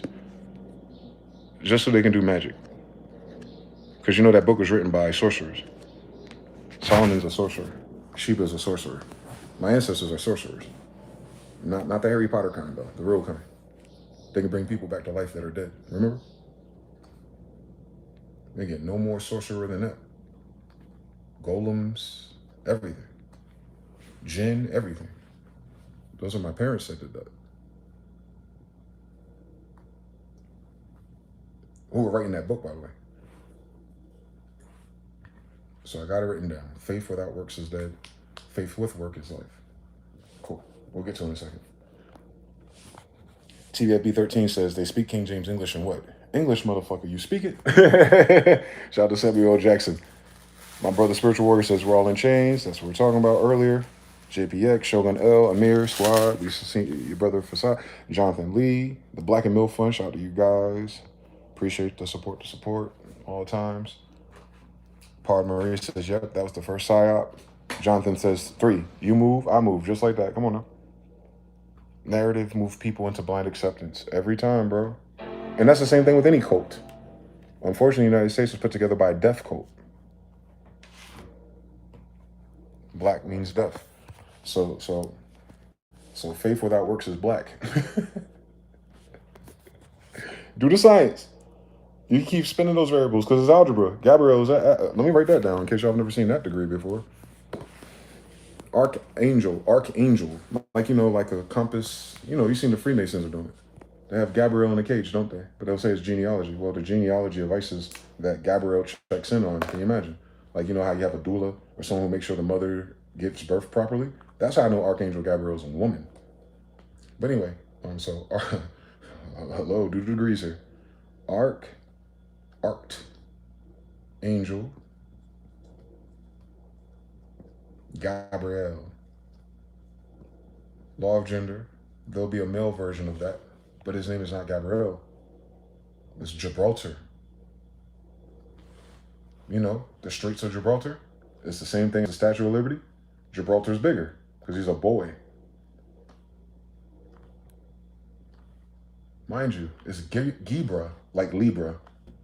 So, Venus, Lucifer, Liberty, Jesus, Justice, Genghis, Gibraltar are all the same degree. Same family, too. That's who's over Israel. Do the science.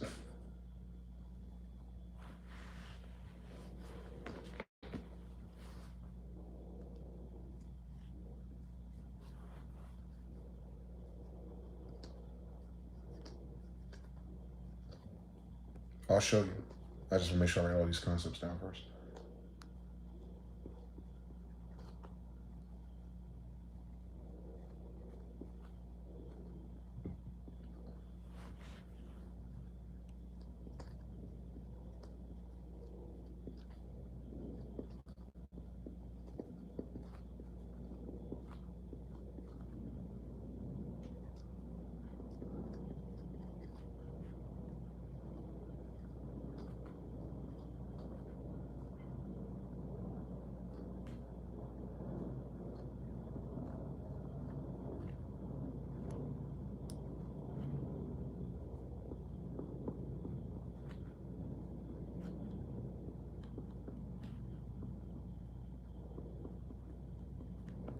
So I'll show you these first before we look up that script. In case you've never seen this before, because the people who teach the Bible don't know how to do math. And it's crazy because the Bible tells you it's math in so many ways. That's why it's universal law. Universal law is mathematically sound. It's not an opinion. So we got faith without works is death or dead. Faith with work is life. You got Libra and Gibraltar. Same story. Ibra, like Ibrahim, like Abraham, like Isis, like Isa, like prophets, like Jesus. Those are our archangels. Our Father throughout in heaven, our Mother throughout in heaven. Since all gods are gods, even his children. Arch, angel, angle, Gabriel, El, Geb, Re, El, Son, God. Libra, Liberty, Venus, Isis. Jesus, Justice, Genghis, Heru. And all of those are copper colored because of this right here. We do it for Mama because Gucci got clones.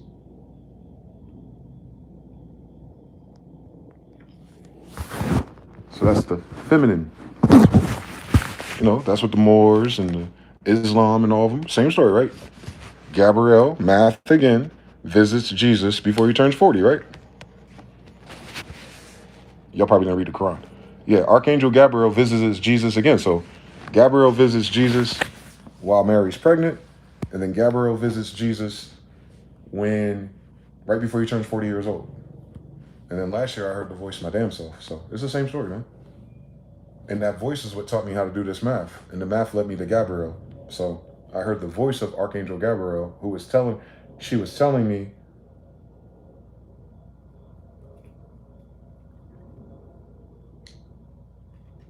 damn, that was deep. It was this time last year. And I was dealing with a Libra. And I'm a Libra rising, as it is written. Freedom, liberty rising from the bloodline of Israel. Cursed with a curse. You got to be born a certain time period for that to be your degrees, right? Anyway, damn. No, God is not picking randoms in a book about Israelites. Don't do that. When they say I'm coming back from over here and, rumors of war and I'm over there, don't listen to them. Why? Because he only going to show up where Israelites are in captivity. Anyway. Long story. I don't even feel like, matter of fact, I don't even want to speak about the Rucker. But my yes be yes and my no be no. I learned the rules of math and language with 3 to 5 whispers from a woman's voice in one ear. Just my right ear. It sounded like she was like a little person, like somewhere here, whispering to me. TV is on, thoughts are in my head, there's a Libra around, and then all of a sudden it was very clear and audible, and it was like, angels don't take oaths. And I had just got a brand new whiteboard, so I just wrote that down, and I'm like, all right. I was like, well, if angels don't take oaths, then they don't take vows either. And that's how I know a holy language or our language, there's no vowels in it, because an angel wrote it. Angels use slashes. So all of our letters, Greek alphabet style, if you understand language, like bones of language and things like that, you understand that everything's a straight edge or a straight angle, if angels did it. And then because you have straight lines and angles, you get Roman numerals, and then you understand if you get too many matches, you can do Foley, and then you can do modular math or reduction. And then she was like, I don't know, it was like 5 degrees. And then because I've been studying my whole life, I was able to intonate, and I'm sure they would know I would be able to intonate a whole bunch of other rules. And then we called it God math, pre-algebra, pre-Gabriel. And I called it 6 a.m. Welcome to hell school. And we're in hell because we're in captivity by devils. Not because Earth or Europa is a place for hell. It might be Tartarus, but the hellish nature is because something escaped from hell and came here and took these vessels. That's our whole story, by the way.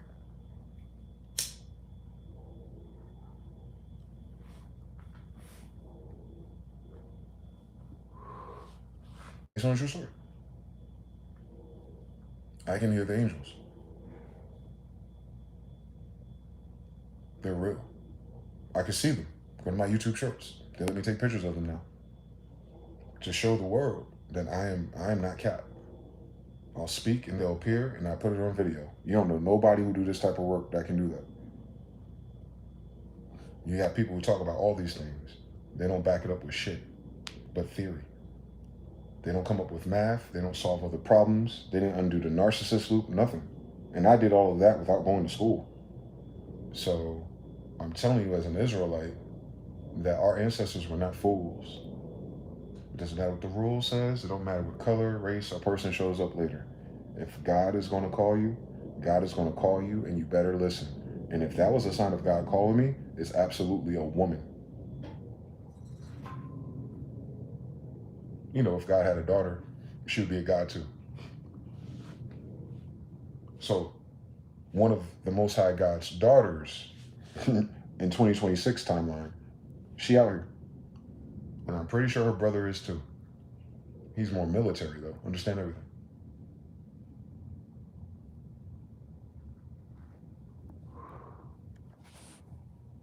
We got with Mr. Now channels, you got with Jonathan channels, JPX too. Most of these brothers in the chat were blue wrenches actually. They all have a different degree or connection to divine. And we're all in different locations. And currently, we're all mixed up with different degrees of blood because of colonization.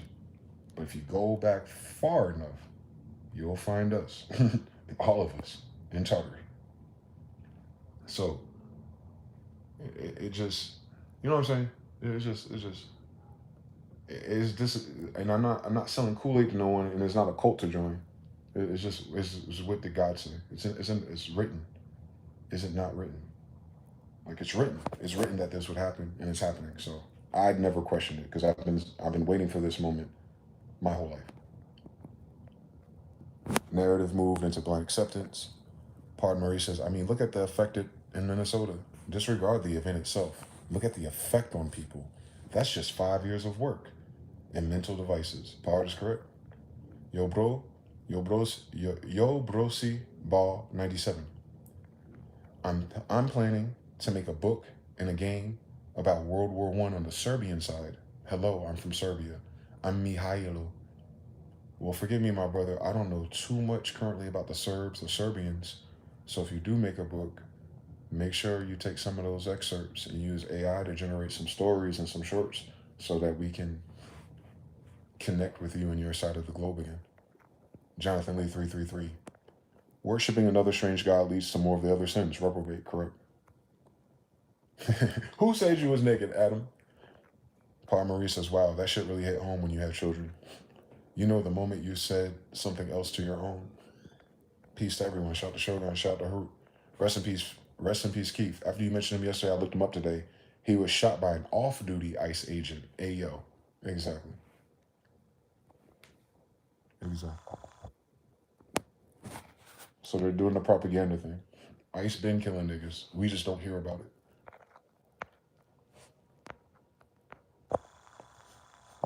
Show me where guys say you can hate, hypothecate, burn, eat, and take niggas. they have nightmares about Trump in Greenland. I know they do. Meanwhile, the Kingdom of Denmark will most likely sell it anyway. I hope not. Shout to the brother B Park. I'm checking in with you, bro. How you doing, Park? El Mr. Now, peace from the boot, Italy. DJ Georgie Porgy, Jonathan, everybody 3. Puerto Ricans like myself are from the tip mook from New England, but all part of the sucking and fucking. We all part of the sucking and fucking, boy.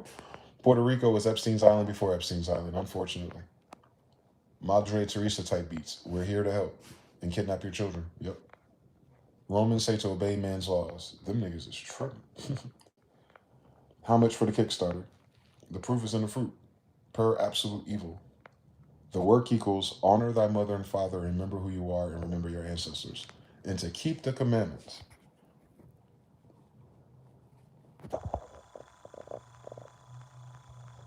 Is the word love in the 10 Commandments?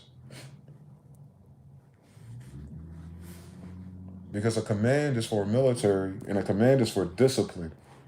Why would love be the root of that? When most people love the world. And the book is written off of like you love the flesh and the sins of the flesh. So if love was the operative for you to do work, then it would take you straight to sugar, candy, cocaine, bitches, whores. Trust me, I'm in Las Vegas. I'll be cutting the fuck up if it was about what I love. But it's about discipline. You know, a disciple of Genghis, you know, his military. His 12 commanders of the 12 tribes of Israel. You know, the Khan army that's about to free the Israelites out of Tartaria. You know, Peter with the sword. And they're all looking at him like, bro, you're here, commander. What are we going to do? And then Judas, you know, twin. Judas knew exactly who he was because he's a Jew. And he is trying to provoke a conflict so that Jesus will call in the fucking airstrike from the cherubim. But instead, Jesus was like, nah. And Jesus already knew he was going to betray him because he knew he couldn't sit still. With all the dialogue and all the conversations that they had that is not written, he knew what type of nigga he was. That he's angsty, that he lacks patience, that he expected, based on rumors, that when Jesus showed up, things will go a certain way with a in captivity American Western dogma about revelations. Jesus is in Revelations. That was Revelations for the captive tribes of Israel. When he showed up, he was revealing to them the truth. I would have freed more slaves had they known they were slaves. Part 2. He was Revelations. He revealed the truth. He perfected the laws and revealed to them in their society of capos and Kohens that everyone's full of shit for money. Hi, welcome to 2026. What has changed? Because it's written by the same people. My grandfather. So you understand everything, math and science. It's timeless because we have the same genes. There are fathers, not our theories. There are fathers, like their blood is my blood. They're not degrees in a library. The book has a lot of literary devices, but it's a referral to our ancestors in real life. We exist with or without writing.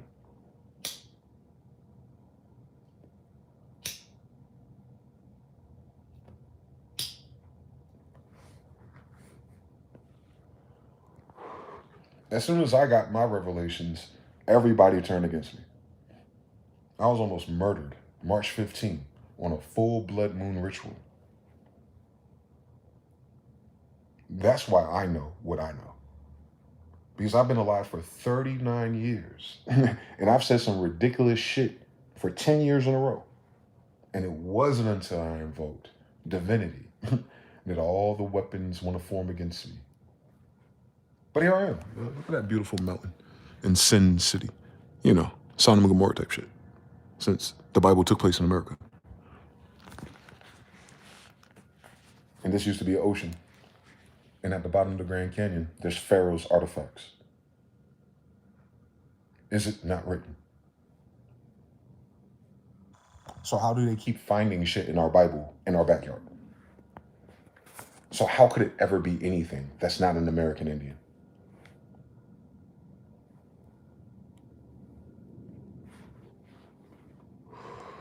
And American Indians are just all the different tribes of Tartary. Mixed with Persians, Scythians, everything that tried us. We took them the fuck out of here and kept a handful of their bitches. Hi, how you doing? I'm a product of all of our adversaries too. Because that's what we do. Jonathan Lee 3, January 25th. 3, Libra rising as well. Come on, John. Oh, yep, like Arabic and Hebrew, 2 checks up. Yep, 3, 6, yep. RB says praise to the Lord God of Israel. Make sure we add that to it. There's a few gods out here. Mission says different degrees, Dev Grace, David, Gabriel. You got it, brother. Mr. Now said she initiated me with visions instead and brought me to the grave of a lady called Sophia from a South African vision, American vision. And then Sophia is the mother of the Son of God in Gnosticism. Can you imagine ISIS? Hebrew, same story. It's the same exact story because it's mathematical. Jonathan Lee says 3, lack of discipline leads to a life of regret. Come on now. 3, what is time for you to have survived and be alive? Jonathan Lee 3. I got mixed emotions about it, bro. On one hand, I'd have been cool either way.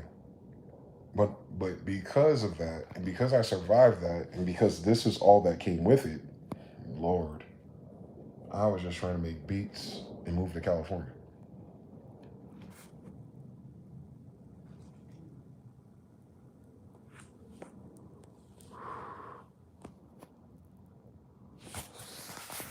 But you know, man makes plans and God laughs. But it's funny that all my plans led me here. Since God gives you the desires of your heart, He doesn't give you everything you want. He gives you what you're looking for in your heart. Like the thing that you're looking for, God gave that to you. To look for it. Not the thing, the impulse. God gave you the desires of your heart. Not cocaine, not money, not houses. No. That thing that you're looking for. That's implanted when you're inception. Some people get it and call it purpose. He knew you before you took a vessel. So how much of this is free will? I don't know. I don't think we'd recognize the difference in a colonized society. Still, in 2026, I'm still colonized. With no consent, with no treaty, with no signature. Playing games with people who use entities and corporations and strawmans to use psychic attack warfare on the people who have to identify it in order to make a living just to survive their flesh. They're evil sons of bitches till this day. And they call it politics.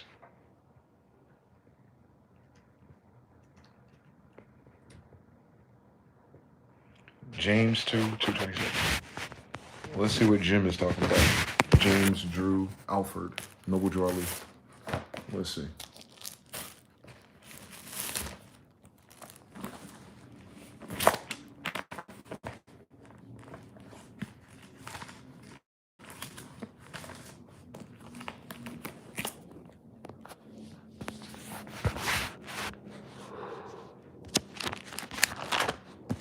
Matthew. A Gentile shows her faith. A descendant of the hybrid giants that wasn't flooded shows her faith. I know that's right. Giant, Gentile, giant, Gentiles, Gentile, giants. Some big motherfuckers, bro. I'm 6'3". I could be up to 400 pounds. Can you imagine? They want us to believe that we lost a war somewhere. Show me where that is. I want to read that story. Mark. Come on, James. John, Luke, Matthew. Come on, Jim. Come on. Isaiah. Jeremiah. Lamentations, Ezekiel. I love Ezekiel too. They don't even have all the books of Daniel in here. So you already know white people tainted this shit. 1683. That is very interesting. I wonder if there's correspondence there. All right, he's right after Hebrews. There we go.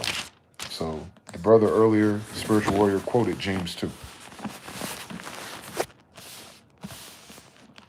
Let's find out who James is.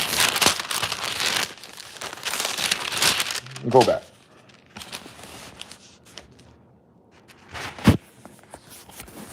So James, like I said, most people today who quote the Bible are always quoting slaves. Why do y'all do that? Why do they so naturally gravitate to the slave text?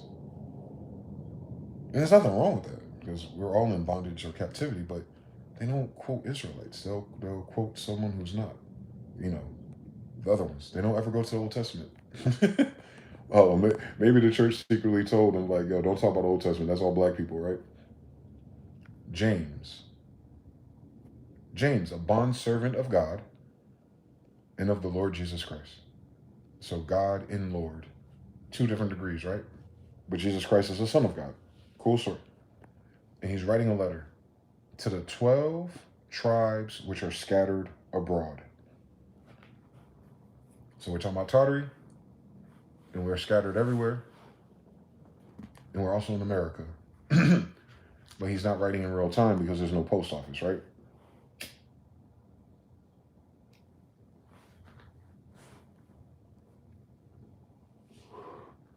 So James is writing this in the future, knowing that the 12 tribes of Israel who will be scattered abroad will indubitably and inevitably be able to read these texts, since these are prophets. To you in the future, the 12 tribes scattered abroad. My brothers, count it all joy when you fall into various trials. March 15th, 2025. Knowing that the testing of your faith produces patience. So don't it? But let patience have its perfect work. So this is our first reference of work. So if patience is considered work, then it's sit still and trust God to lead you through your trial. So if God is working it out and time is working it out, what does the physical work labor imply that you have to do? So it's an invocation of the book of Job, ain't it? Yob. A job, work. Do the science. See how they hypothecated job, work, and faith and then created an economy or a debt-based slavery, wage serf, mortgage, death pledge, government, mind control-based society that we love so dearly. So he got to be writing us.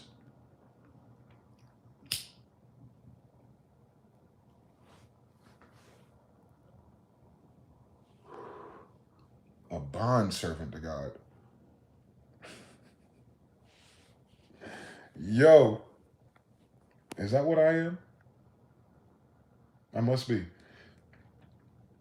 But let patience have its work, that you may be perfect and complete, lacking nothing. So, when you go through your trial and you fall, that implies a dark night of the soul or a reset. But if you have faith that you're going to get to the other side of it and you trust God and all these good things, it'll produce patience as a side effect. And in producing that patience in you and you seeing how it plays out, because it's not just like, it's not static. If you go through these things, you'll know what he's talking about intimately. Yeah, okay. That you may be perfect and complete, lacking nothing. If any of you lack wisdom, let him ask of God, who gives to all liberally without reproach. All right, there goes a reference to Libra. And it will be given to him. So if you're seeking wisdom to God, then God will give you wisdom. But let him ask in faith, and with faith, with no doubting. So that's how, like, the manifestors will say, when you actually pray, you pray as if God already answered you, and your faith is in the fact that God will, right? For he who doubts is like a wave of the sea, driven and tossed by the wind. Today you call that your ego or your monkey mind. When you have these ideas, when you're suffering, especially, you have these ideas, like, it'll work out. And then like 5 minutes later, like you think about the past, it knocks you off your pivot. And then you're like, well, what if shit gets worse? If you've been through a dark night of the soul, you've seen it go worse. So you're thinking your actual nervous system is preparing you for worse. So you literally have to battle that.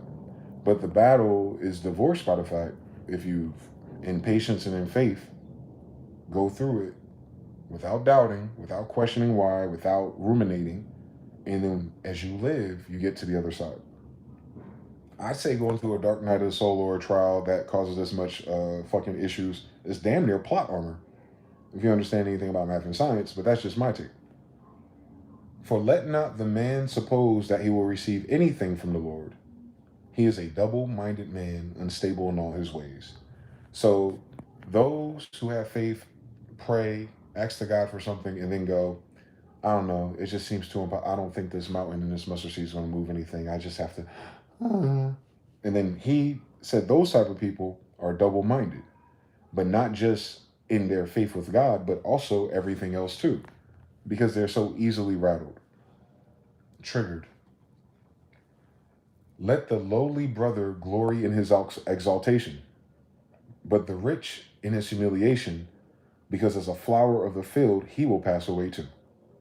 For no sooner has the sun risen with a burning heat than it withers the grass, its flower falls, and its beautiful appearance perishes. So the rich man also will fade away in his pursuits. So that's a callback to David, right? A lot of people read this and don't know what the callbacks are because they ain't reading nothing else. I understand something.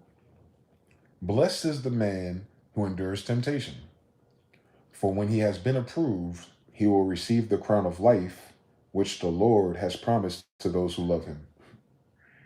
Temptation, that's very important. It's not just sex and stuff like that. It's anything that you're tempted to do that takes you off of your pivot, your square, your direction, your directive, your command. Whatever causes you to go AWOL. He will receive the crown of life which the Lord has promised to those who love him. Mm-hmm. You saw what God does to people who don't love him. But we have brothers out here who have doctrines from the world that since we're supposed to love everybody. God don't love everybody. Let no one say when he is tempted, I am tempted by God. Whoa. For God cannot be tempted by evil, nor does he himself tempt anyone. So God is not the tempter. And temptation rhymes with evil. So it's easy for you to construct in your ego. You know what's right and wrong. But each one is tempted when he is drawn away by his own desires and enticed. Then, when desire has conceived, it gives birth to sin, and sin, when it's full grown, brings forth death. So, all my YNs out there, do not be deceived, my beloved brethren. Every good gift and every perfect gift is from above. Perfect gift. And comes down from the Father of lights. All your gifts come from the Father of lights. Can you imagine? Let there be light. You be the Father of light if he created it, right?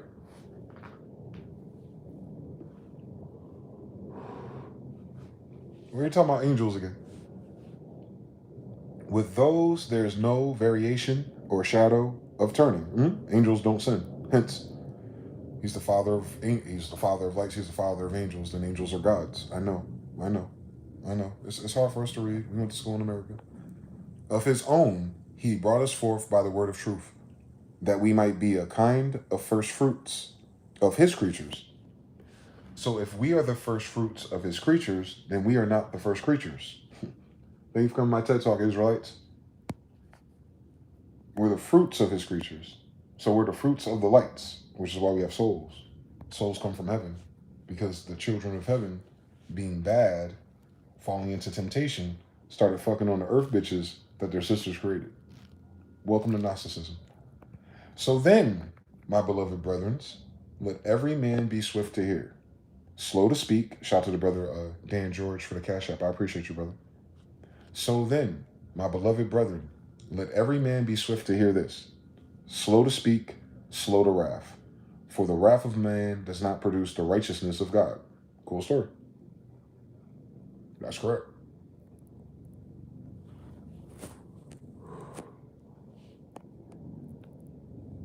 You gotta be careful when you deal with people, man. They contribute. Therefore, lay aside all filthiness and overflow of wickedness, and receive with meekness the implanted word, which is able to save your souls. So what's an implanted word? The word that's inside of you? But be doers of the word, meaning follow your intuition that God gives you. And if your intuition is leaving you to sin or temptation, then I ain't the one, right? A lot of people play stupid. And not hearers only, deceiving yourselves. For if anyone is a hearer of the word and not a doer, he is like a man observing his natural face in a mirror. There's mirrors back then? That's interesting, right? For he observes himself, goes away, and immediately forgets what kind of man he was. Damn.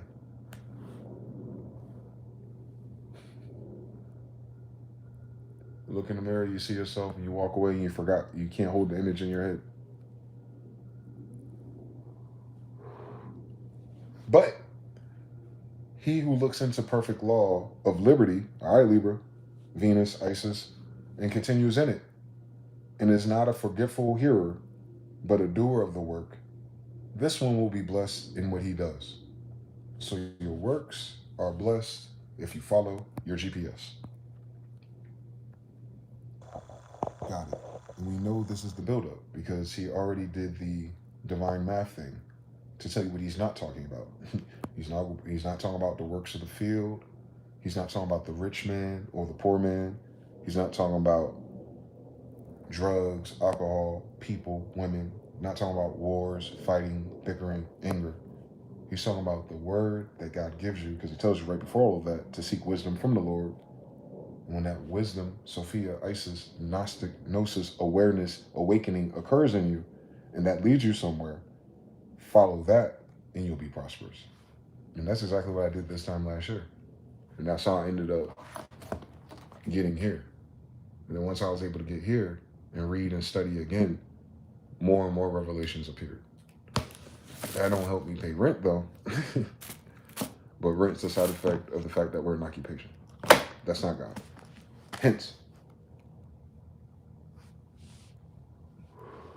if anyone among you thinks he is religious and does not bridle his tongue, but deceives his own heart, this one's religion is useless. Yes. Pure and undefiled religion before God and the Father is this: to visit orphans and widows in their trouble, and to keep oneself unspotted of the world, from the world. Well, he's talking about Masons. Widows and orphans. That's their decree. But basically it's saying, if anyone you thinks is religious and does not bridle his tongue but deceives his own heart, this one religion is useless. So those who say things but they're deceiving their own desires, but they're deceiving their own heart. What does it mean to deceive your own heart? For the issues of man come from the heart. So you're religious because you say the things, but in your heart, oh, like the double-minded man. It's a continuation of the double-minded man.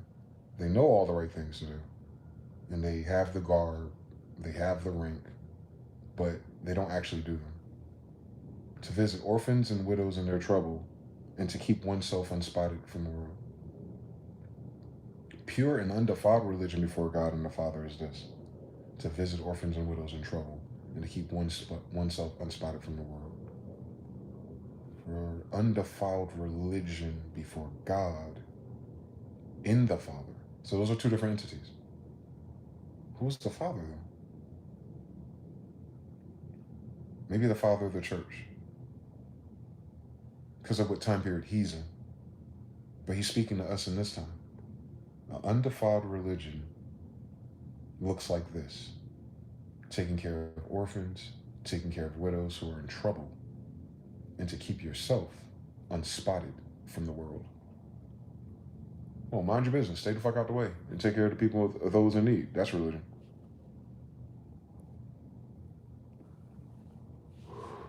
No wonder Masons came to America building all these ugly churches.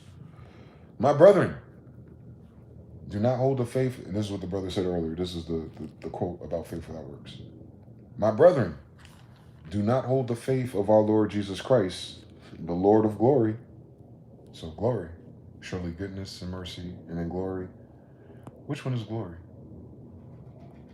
Mercury, Venus. Oh, their sun, the one that's in the sky. Miraculous. Got it. Glory, morning glory. For if there should come into your assembly a man with gold rings and fine apparel, and there should also come a poor man in filthy clothes, and you pay attention to the one wearing the fine clothes, and you say to him, you sit here in a good place. And then you say to the poor man, you stand there, or sit here at my footstool. Have you not shown partiality among yourselves and become judges with evil thoughts? So let's break that down.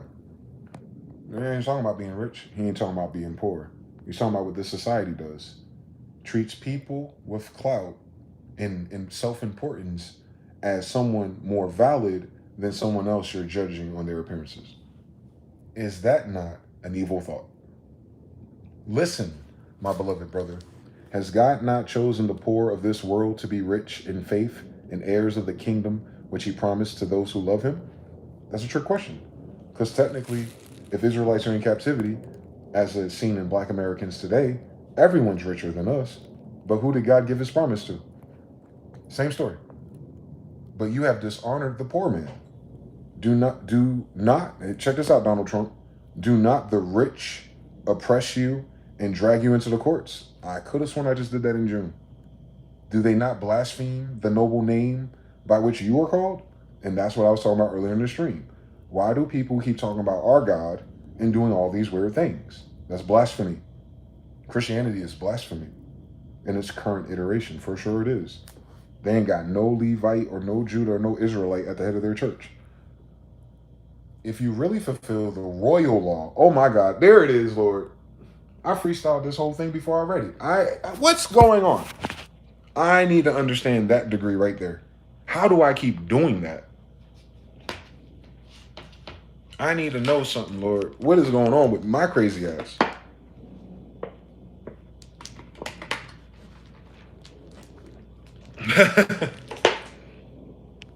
I don't know, man. The world may never know. In a royal Bible. All right, now. What's the royal law? What were they talking about? What is James talking about?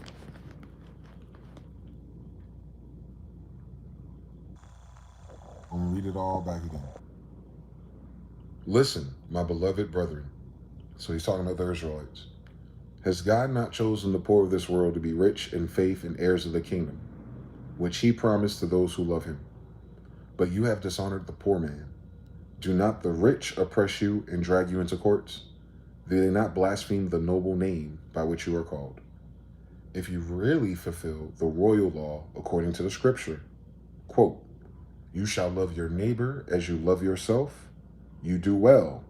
But if you show partiality to your neighbor, you commit sin and are convicted by the law as transgressors. Pause. He's talking about the Ten Commandments on Moses. And he's writing this letter to 12 Israelites. So even when people read this in church today, this book opens with, this is my letter to Israelites. And in the letter to Israelites, it's a callback to the 10 Commandments of Israelites. True or false? So how does anyone with a church that invaded and killed Israelites today have the nerve to redetermine what this means when you can just read it from chapter 1? And I'll show you for the AI in the future that scans these videos to understand what I'm getting at. This is what this book is dedicated to.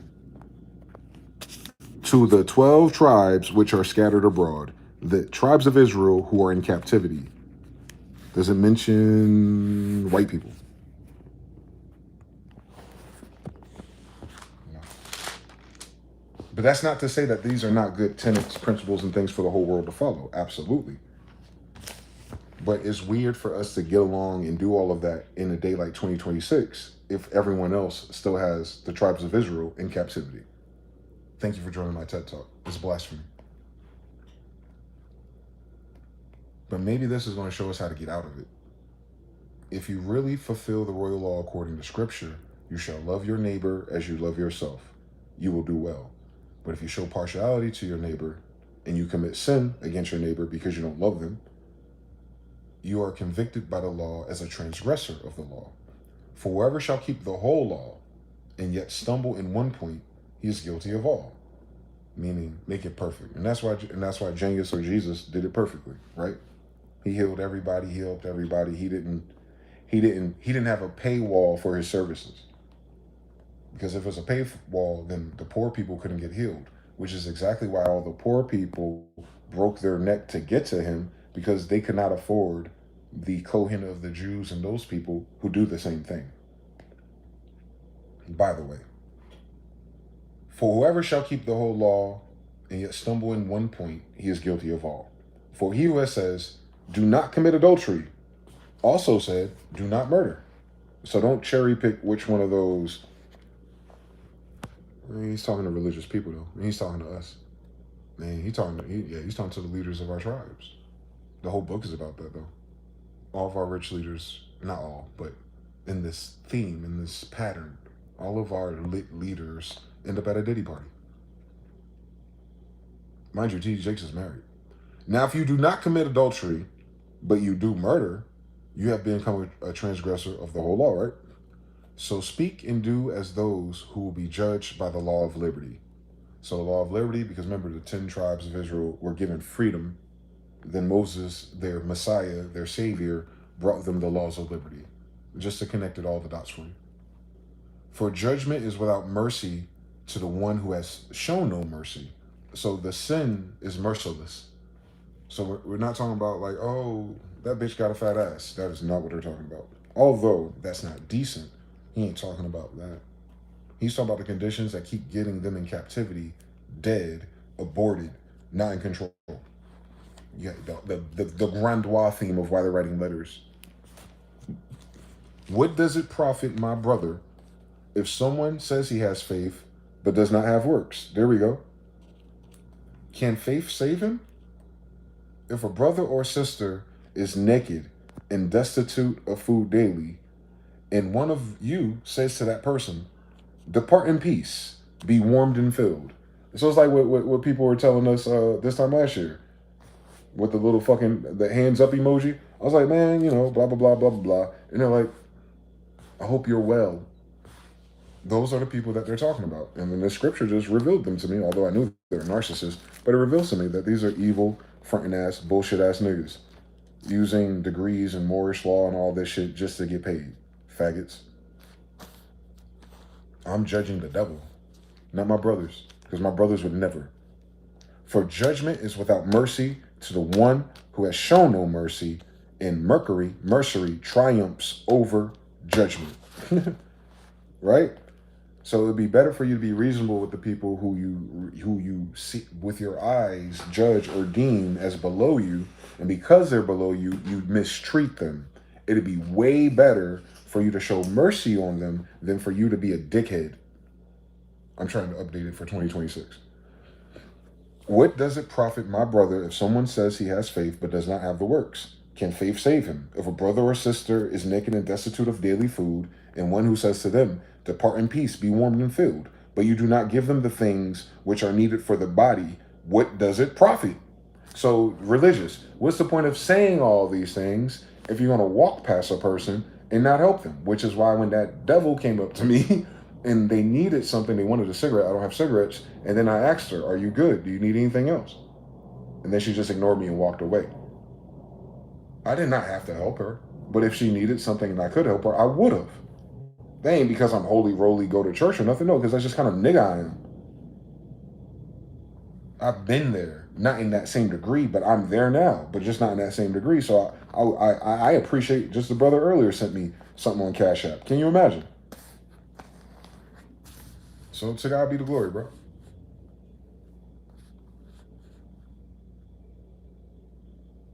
So check this out. So the brother, spiritual warrior, so we can complete the cipher from that same scene earlier. If a brother or sister is naked and destitute of daily food, and one of you says to them, "Depart in peace, be warmed and filled," like you're like, like you put, like you're praying for them to be all right, but you got motherfucking extra sandwich in your pocket. Depart in peace and be warmed and filled, but you did not give them the things which are needed for the body. What does that profit? Thus also, faith by itself, if it does not have works, is dead. So that is the context of faith without works is dead. Is all the people that talk about what the Bible said, but they don't do nothing about it. So back to my brother, spiritual warrior. Why am I, a descendant of the kings of Israel, in captivity in your white country, if faith without works is dead? Why haven't white people done anything for the indigenous of the land that you profit from? I'm holding judgment to you just in that thought in question. Not to send you to hell, not to do any of these degrees, but the judgment of that degree. What does it profit us for you to kick scriptures and say that we all love each other if you're going to go to the poll and vote for Trump?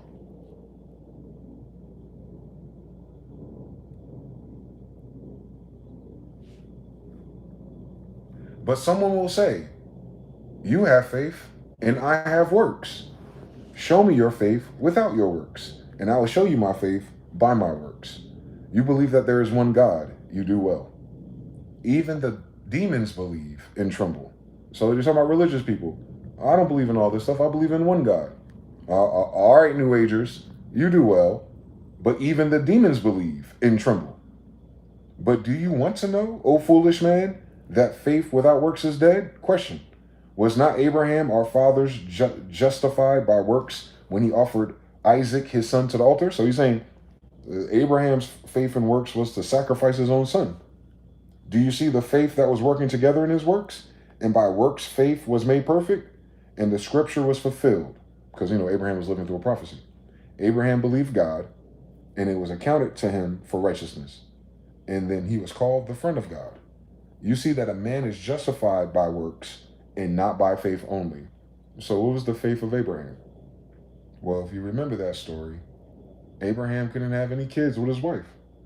That's important because he needed an inheritor of his kingdom or his... Remember, him and Sarah were pimping and tricking in the courts of Egypt type shit to get all their slaves, their cattle, and all their shit. So Abraham knew he getting old enough to die. Remember, he's a giant. That's why he's so old. And he's on his way out. And he wants to leave it behind to one of his sons. So Sarah, of course, you already know, out of turn, because she wasn't listening, said, "Hey, take Hagar here, this handservant we just got from that other thing where the Pharaoh said, 'Why didn't you tell me that was your sister?' So someone from that court, go ahead and have a child with her, and we get Ishmael. But then it was like, what did God say? God said you was gonna have a baby. But remember, Sarah was the same one in the tent, laughing in her head, and the angel, one of the sons of God, heard her laughing in her head, and she said, I wasn't laughing. And then she was scared because she realized that the sons of God are telepathic, trembling, right? But so she finally had a son. That's technically the second son, the youngest in their tent. And the promise was to leave the inheritance to him because she earned it. Thus, so when he gets the impulse or the degree from one of the three angels, because remember, it's three of them, two went to Sodom and Gomorrah and one stayed behind.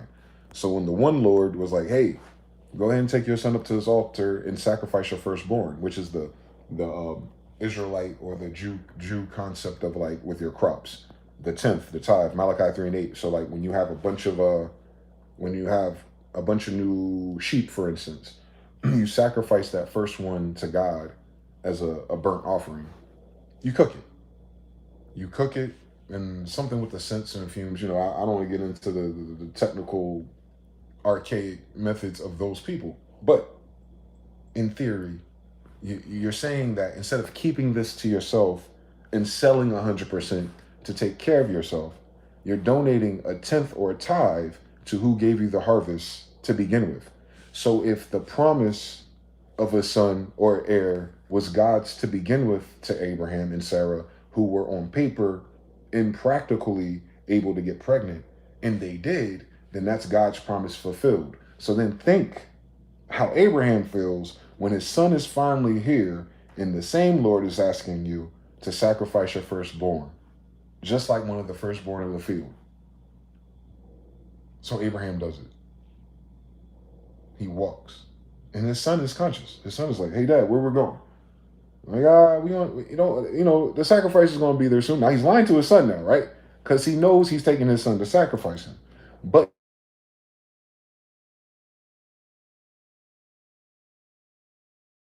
where they do all their burnt offerings, and Abraham's in his mind, in his head, in his spirit, hoping, faith, that by the time they get there, that God is up to something, that the appropriate ram or sacrifice will appear.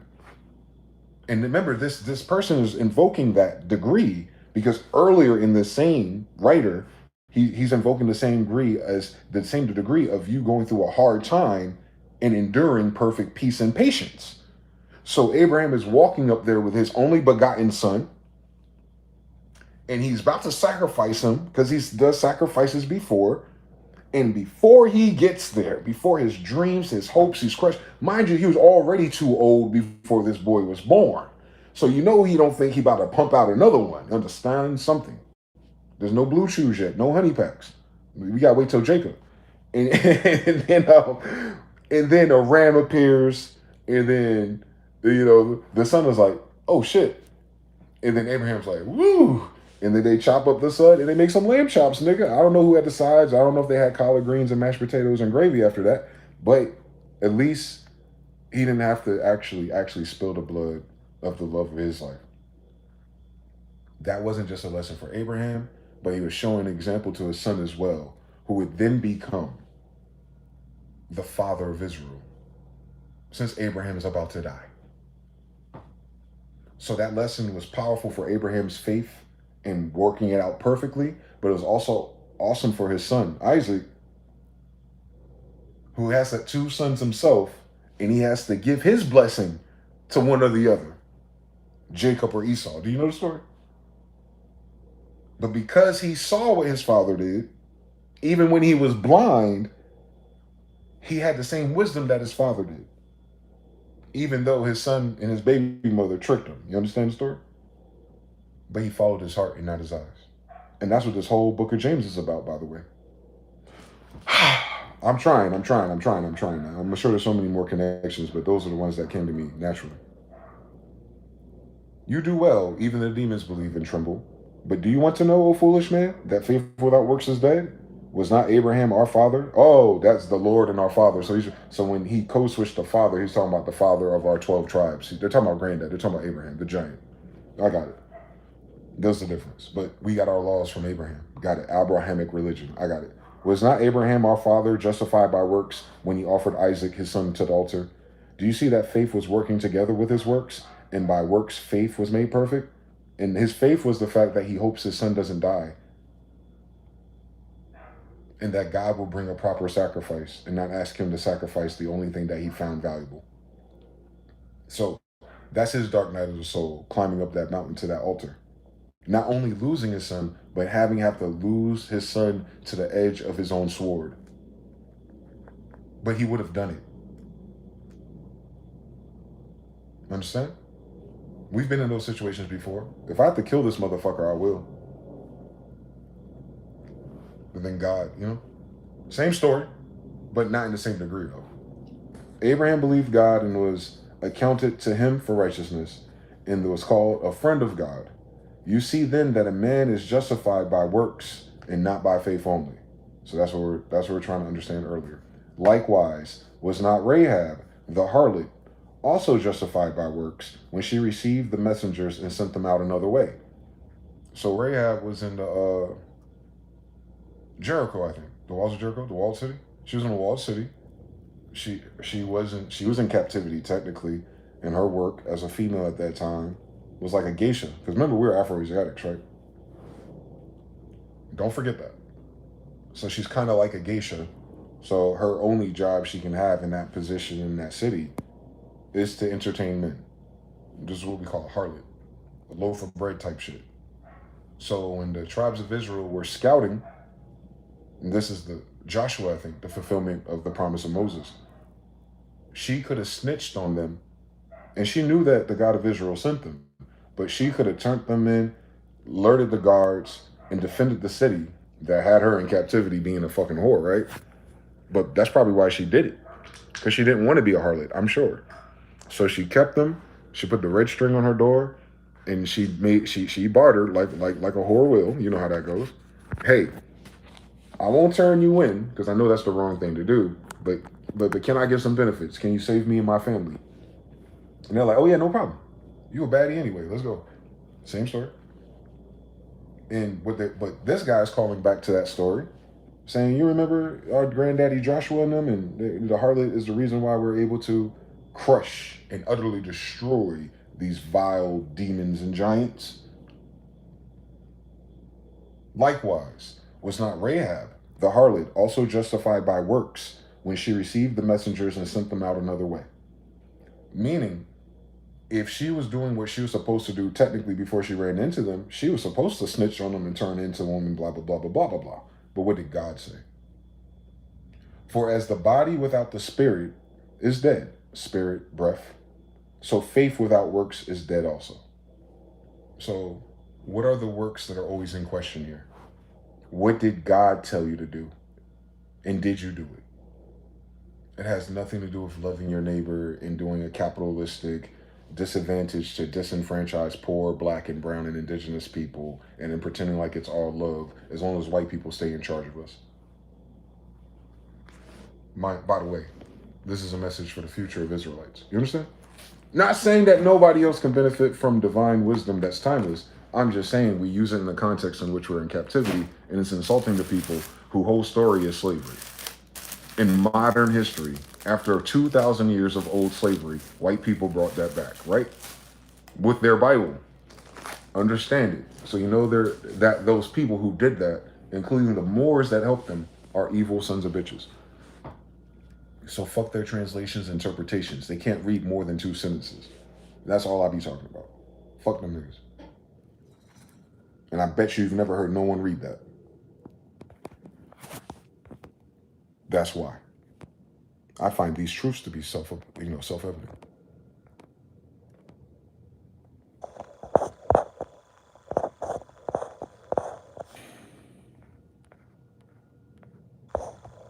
Lack of discipline leads to a life of regret. Jonathan Harut says truth.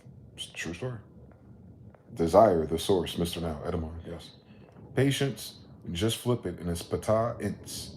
It's the essence of Jupiter. Justice, Libra.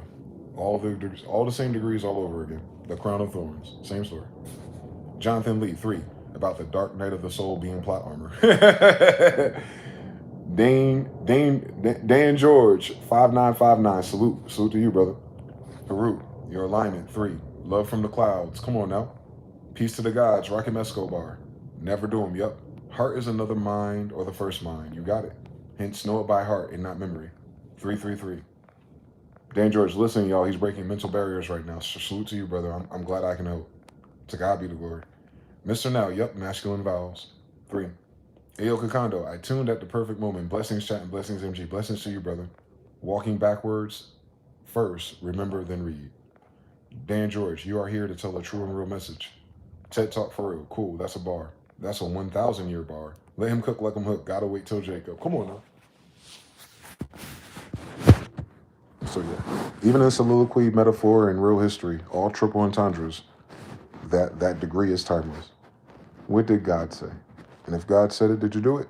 Even if you feel like you have to sacrifice, lose, move, fight, even when you don't want to.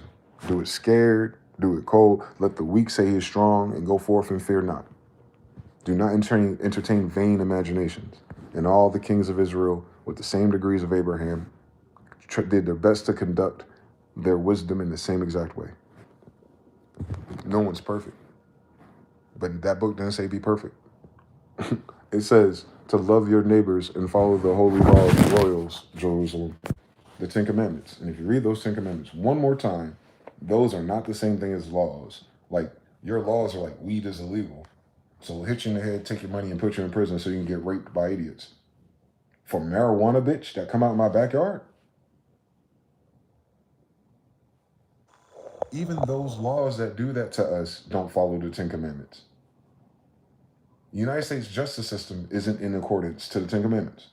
So how can we then live a perfect law when the laws of the land itself causes us a conflict in upholding the laws of our ancestors? And it only does that not because of God, but because of captivity, colonization, and citizenship.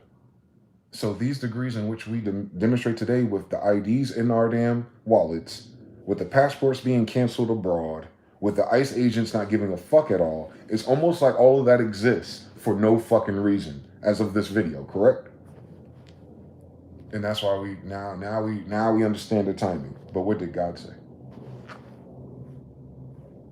God did not create this United States Service Corporation. I could have sworn the United States Service Corporation was writing letters to my father.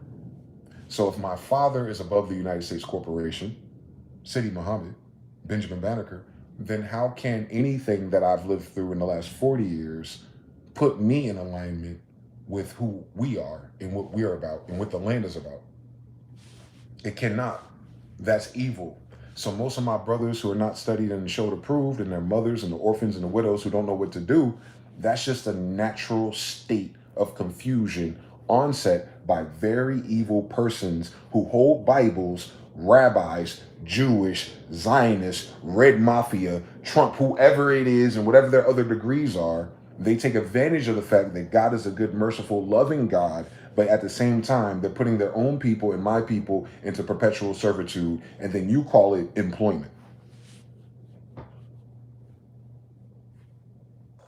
Correct me if I'm wrong.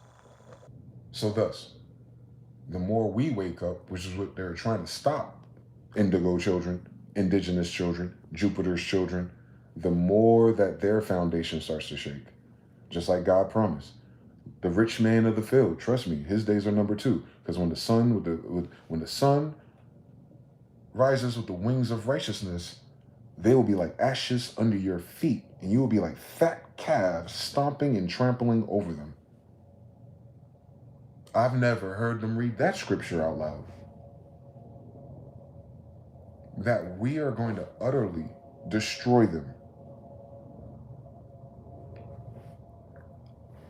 So love my neighbor only helps them. Miss me with the bullshit. Love ain't in one direction. I've noticed something.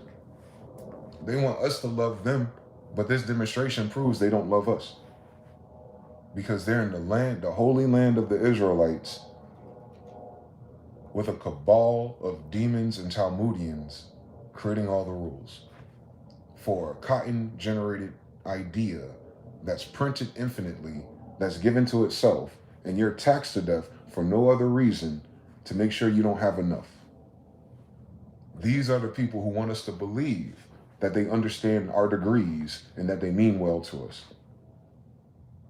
When they say for us to love, they mean don't get in your feelings. Don't do nothing about it. Don't give into your rage. Don't get into your natural Israelite warrior phase and take out the eye of a fucking giant. Because they know in their heart, they know that we should have murdered all of them already. Just in how they conduct business towards our people. They know it. Like, that's their fear. Their fear is that we're going to wake up. So it's a perfect time to start talking about Jesus, God, and Kumbaya and coming together. After our ops from Israel and IDF killed a white woman. But not that whole time during Obama when they were shooting niggas in the face for no reason with their own police force funded by their state. But tax dollars, white lives matter, protect the blue. You remember? I seen all them tags on their cars too. That was a direct effect to little black boys under 15 being murdered. And these motherfuckers get stickers. So understand everything, Israel. They don't even know what love is. So miss me with the love the neighbor shit. That's all I'm saying.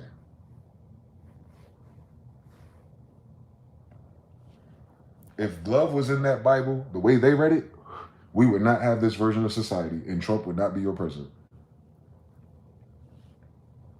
Law of gender. Understand something, you understand everything.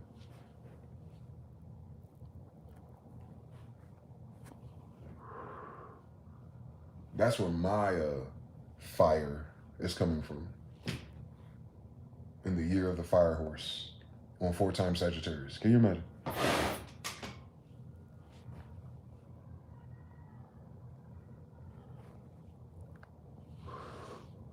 You want to tell me something else? I have all the pictures of you hanging us. You was hanging us after the Great Depression. You depressed yourself and ended up killing us to steal our shit. Your grandparents, at least. Were your grandparents' best friends. However you want to do the story. I knew it wasn't us. And then there's the evil ass niggas and Masons who are us, who dressed in white hoods, who did hang us with their white friends in their Dragon Lodge. Masons. I know. I figured it out. That's why they wear the white hoods. So you don't know who's under it. But I know they're all the same cabal of faggots. Come on now. I get it. But who told them to do that? I understand everything. And who benefited from them doing that? I understand everything.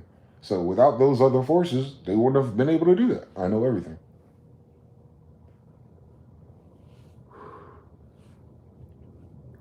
That's why Kanye West was going around wearing that stupid shit. It's a Christian thing. It's a homosexual army. Christians are a homosexual army, dog. You said Christians came from Rome? Saturnalia? The most homosexual demonstration ever, right? Mm-hmm. Their military would be Christians because they're under the Pope. And most of them are homosexuals. It's a homosexual army. A more appropriate word in history for you to find them, in case you think I'm just using hyperbolic speech, and I'm not. Look up the word Mameluke. Thomas Jefferson's a Mameluke. M-A-M-L-U-K-E. Just like the Bible. You know how to spell Luke. Just put man in front of it. Bitch ass nigga. Mameluke. And then you have aprons on the Masons. And then you have eunuchs. Those are the castrados. Now, not all castrados are castrado because they wanted to be. Some castrados are castrado because white people hate niggas so much that they cut our balls off so we couldn't have any more kids. So you have eunuchs who are like that. But then you have Yaz bitch transgender eunuchs who want the privileges of being a captain of eunuchs. So they'll sacrifice their ugly ass balls just to have the privileges and the benefits. And then still do all the weird gay shit to little boys, since most pedophiles in America suck dick because they don't have one.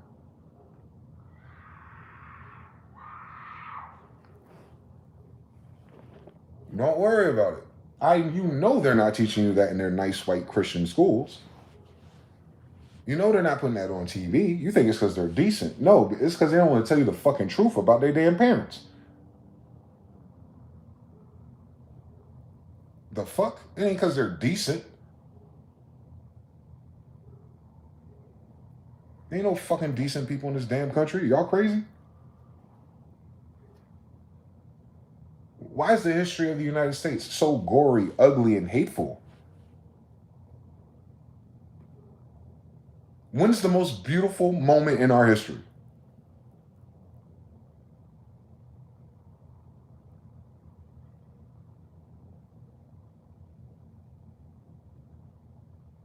Yeah, so fuck a top 10 then. The best we can do maybe is Thanksgiving. And I could have sworn that rhymed with someone being betrayed again. So fuck that. On Venezuela, right? On Palestine, right? Same characters, same actors doing both sides of the same damage. Yeah. And their ancestors did it here during Reconstruction. Not 1492 and definitely not 1592. They bitch ass didn't get here till after 1828.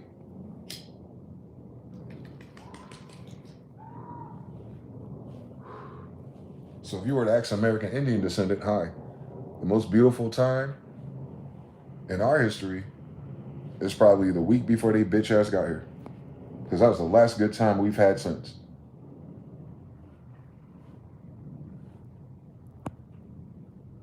But those same people who benefit and profit from that story will look at us and be like, hey man, we in this together.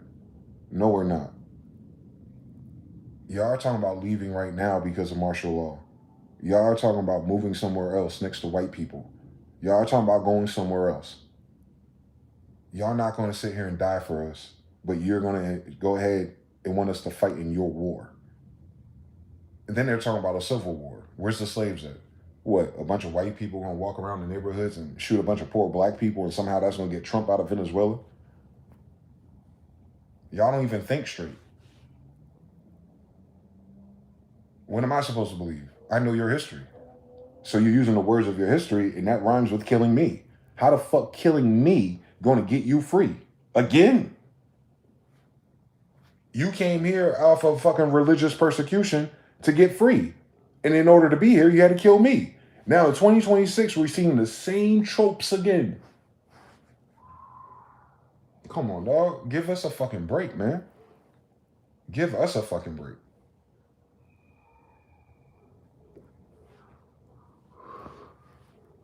Martin Luther King and Malcolm X is gone, but Trump's still alive. Y'all faggots. Y'all some bitch ass niggas for real.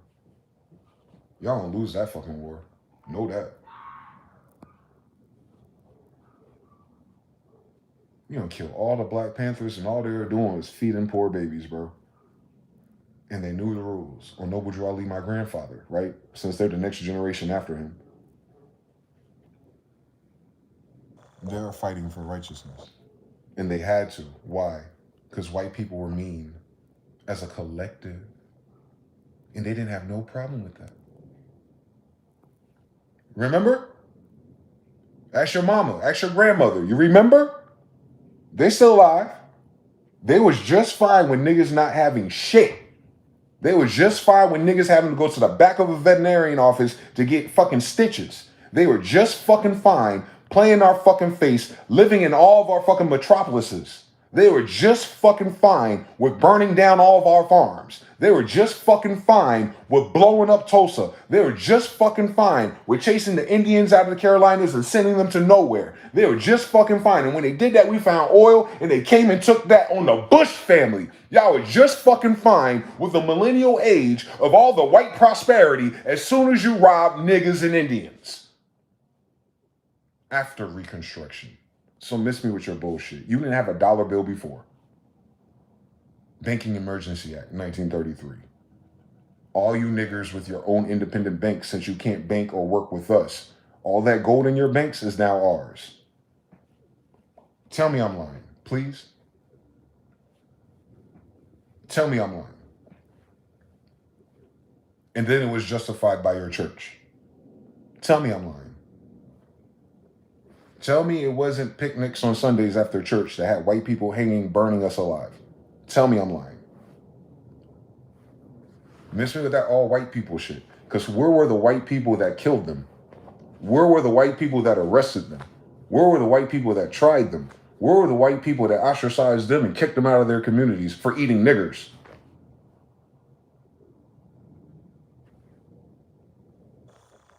Don't talk to us about none of that, man. Talk to us about Trump.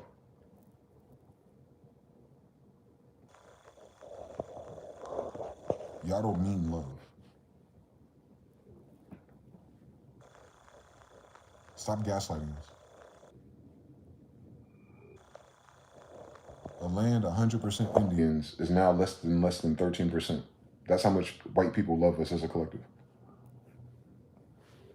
Remember? Remember white people told us to put masks on, to get mandated injections, and then it killed 7 members of my family? That's how much white people love us and help for making sure we live long and healthy. No, white people didn't love us. White people love going outside and spending money.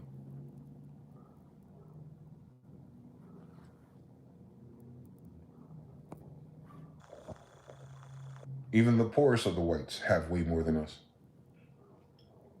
The poor whites get $5,000 in food stamps. Now imagine if you could sell those for cash. But they want to talk about Bonquisha with 800. Don't let me get on your Social Security benefits. Don't let us get on the fact that when white people file income taxes, you get bigger bonuses on your fucking cash advances. Don't let me start fucking exposing you. So y'all full of shit as a collective. Most of y'all don't know that though. How convenient is that? But it's ignorance of the law. All right then. So please save us. Please save us from the drama. Please save us from the bullshit, bro. We are not your Osama. We are living in our own lands for hundreds of years, and you moved here, and you are the worst neighbors in human fucking history. I've noticed something. So why would I need to love my neighbors if my neighbors are perfectly fine with me subjugating as a half-casted, unratified amendment civil rights servant instead of someone with human rights and indigenous rights? Because your system don't work without our labor. That's why your leaders gaslight us to play this game.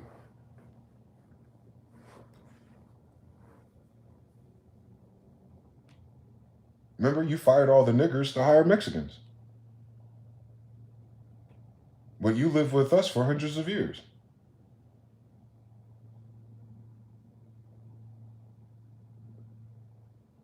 Tell me a different story.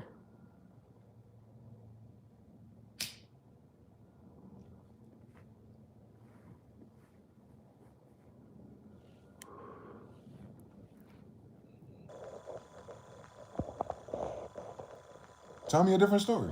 Y'all making it seem like slavery over 150 years ago was the worst part. I don't know that story. I was here now. This sounds like worse. Because I'm in an open air prison where everyone acts like they don't know what happened.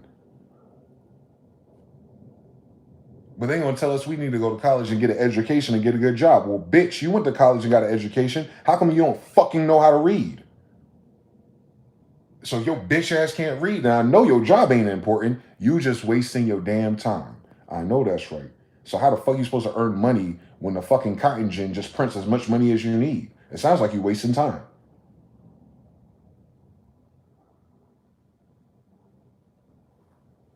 Don't play with us. Black people represent 2% of the entire stock market. Don't fucking play with us.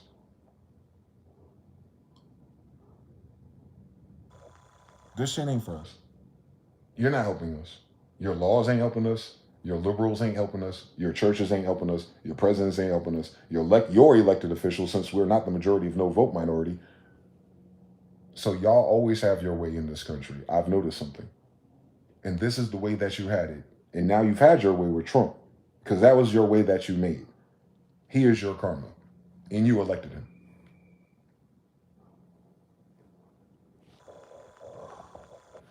Don't tell me about all these good white people if almost 100 million people support him. 3 times the amount of white people support Trump than there is people my color here. So 1 to 4, right? Or 1 to 3, right? Out of a whole ratio of 4. 25% niggas, 75% Trumps. And then an extra 100 million white people, Asians and browns for the other 50 and everything else. Just like, I'm minding my business. I'm going to work. I'm buying up all this nigger land and taking all the resources. And it's a shame what happened to them, but they had the same opportunities we did. Y'all bold-faced lie. Y'all worse than white people. Because y'all know how evil they were to us, and you still work with them. Fuck you.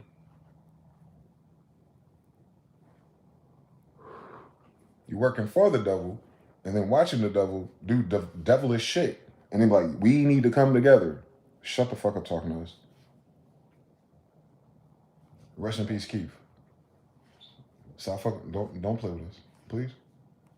Please. Don't do that. We don't have time for that, bro. We're dying. We're dying whether we're good, whether we're happy, whether we're saved, whether we're unsaved, we're dying. The mRNA is going to kill most people. Way ahead of their time. And I could have sworn that y'all approved that. I could have sworn that was your math and your science in your schools that you didn't let niggers go to when y'all developing those things. I could have sworn that white people developed all these vaccines by themselves. Stop fucking talking to us. Y'all don't mean that shit. Y'all don't love us. Y'all love what we do. Y'all love things. Y'all don't love us. Y'all love our performance. Y'all love our entertainment. Y'all don't love us. Y'all hate us. And I want you to stand on it.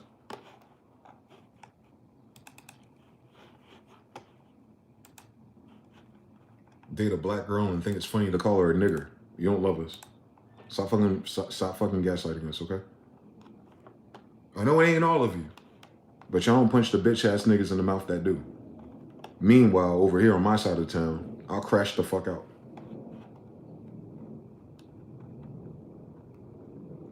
So, how the fuck are you my neighbor? If you're here to make sure that I'm dead. Dum diversus, unum sanctum. Remember? That's why you even quote the Bible. Because you got that Bible as a passport to kill niggers. I know the history, Templar. What are we talking about? We get to those Jewish people and the Jesuits later. But it seemed like white people set the fucking motion up for them to get away with what they're doing. And now white people, I went to the store last night after I streamed, and I got a phone call from prison. And I'm talking about Donald Trump and that weapon that Russia got. And there was an older white gentleman, a Marine. He had the, I don't know what symbol that is, but it looked like the Marines' sigil or insignia thing on like a black bomber jacket or something. And he's an older white man, completely shaven, bald, maybe in his 50s. Very fit. And I guess he eavesdropped or heard what I was saying on the phone about Trump. And he said to me, and this was the most realest thing I've seen, which is corroborate everything I've been talking about for the past week since this Venezuela bullshit. He was saying to me, we're all in that position now. He said, before it was you. And then he said, but now it's us. And he started pointing at his hand, his skin color. So this white Marine, who probably served Iraq and Afghanistan because of his age, is coming to the realization socially, as he's listening to an Indian talk to his Indian father, that prior to this conversation or this moment in 2026, that he knew that all the degrees were worked towards and against us. But as of now, in the words and my conviction of my voice, and I won't even talk to him, he realized where I was going in that conversation and said, but hey, we're on this together now. And now they're targeting us. And then I was like, if that wasn't enough, I went on Instagram walking back, smoking, and I scrolled, and it was a sister in like a Walgreens or CVS pharmacy. And you remember these racist practices of locking up all the black people hair care products? So she went to this pharmacy now, and now all the white people hair products are locked up. In the black ethnic section, all the shit that we use for our oil and our beards and stuff, completely wide open because of the tent cities of predominantly white people, smash and grab, no one goes after them. So that's called a pole switch. So there's no denial of the fact that what that Marine felt was true, and no denial that what the sister noticed was true. But it's funny that it's in 2026, and then now white people have a clue. What did they teach you in history or in school? A beg. What were they teaching y'all the whole time I've been alive for 40 years? Bro, I had to worry about white people and being safe my entire fucking life. And I grew up in the fucking 90s, nigga. I went to a fucking bar with Puerto Ricans and white people, and I opened a damn door, and they all got scared for me because of how the white people in 2010 looked at me.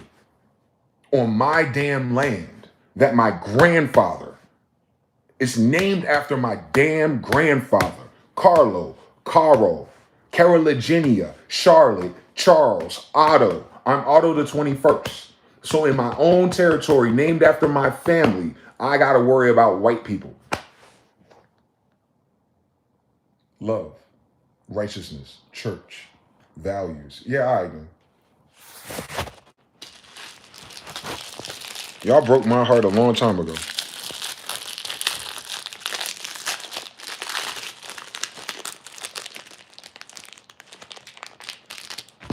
And I want to show you the most evil part of this whole story.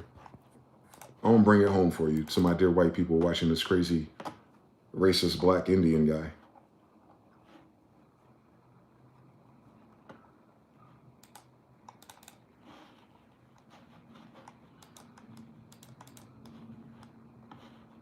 I want to show you the most evil part of this all.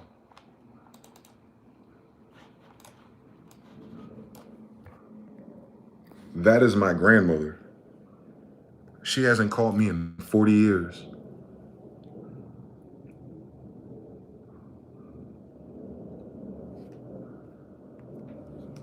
So, dear white people, miss me with your collective bullshit. Y'all are evil, but in particularly to niggas.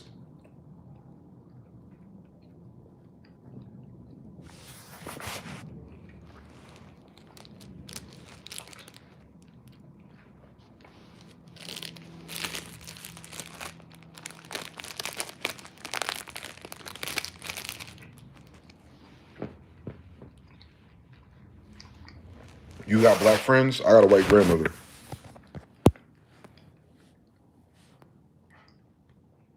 You see my skin color? Dominant genes. But you understand the story now. I'm not making up shit. I'm not hallucinating how society has conditioned you towards us, even your own family members.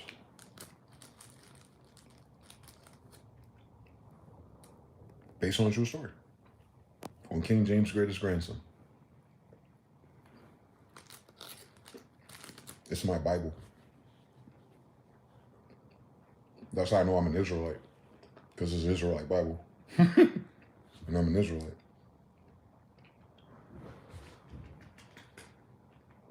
My cousin, the oldest, his name is James. Marquise James. We know.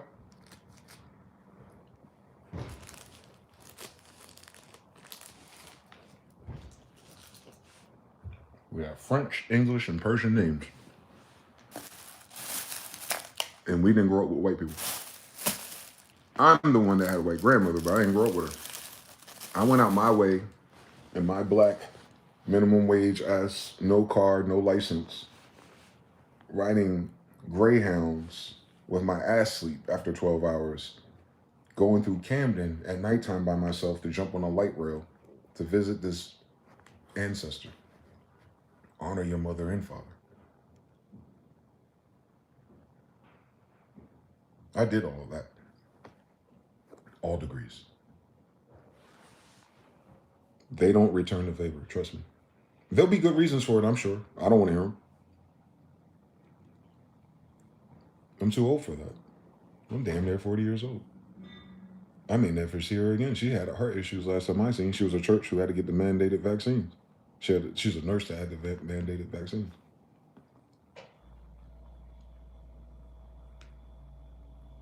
So I'm Afro-Asiatic and ginger. One more time. I'm Afro-Asiatic with a quarter of ginger that was mixed in with Carlos V. And I just want to show you the significance of that loop that I'm telling you about who I am. Some people already know where I'm about to land.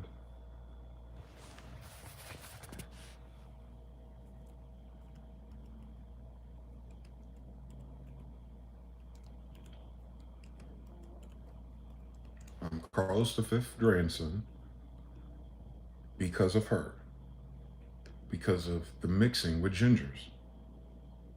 One more time. I'm going to show you why God is funny as hell, why life in the universe, the Matrix, is funny.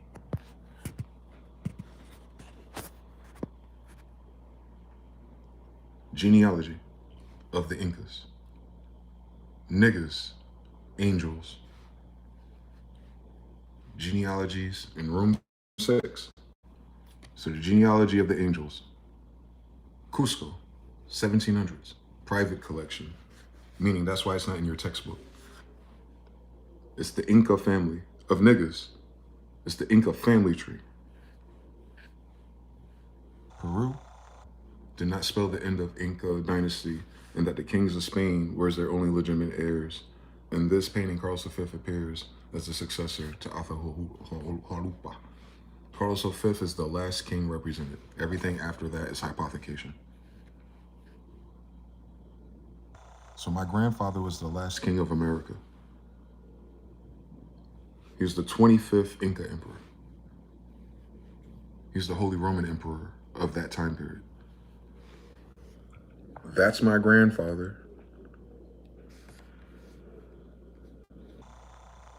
Oh, they cut him off. Why they cut him off? Oh, they didn't show the whole picture. That is evil. No, don't do that. Show them the whole picture. That is the whole picture. Why don't you load the whole picture, bitch? They playing games with a nigga. Anyway, those are gingers. So Carlos V and the gingers, that's my family. That's my white grandmother's family.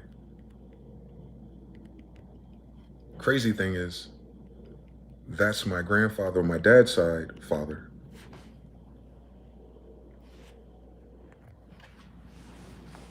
It's the same story. It's the same story, the same story, the same story, the same story, the same story. It's in our blood. So you're more of a result of your blood than you are of your education or your environment. You're a collective of blood from everyone's education and environment that came before you. Hence epigenetics. As within, so without. So if those stories are within you, then you have an option through your life of triggering and executing those lessons, which I already know. My whole life is a reflection of his. As Amori, little Stephen. Remember, he was born in servitude, came to America, escaped, got the Mama Inga, she crowned him, he's a king. Same story. Same story.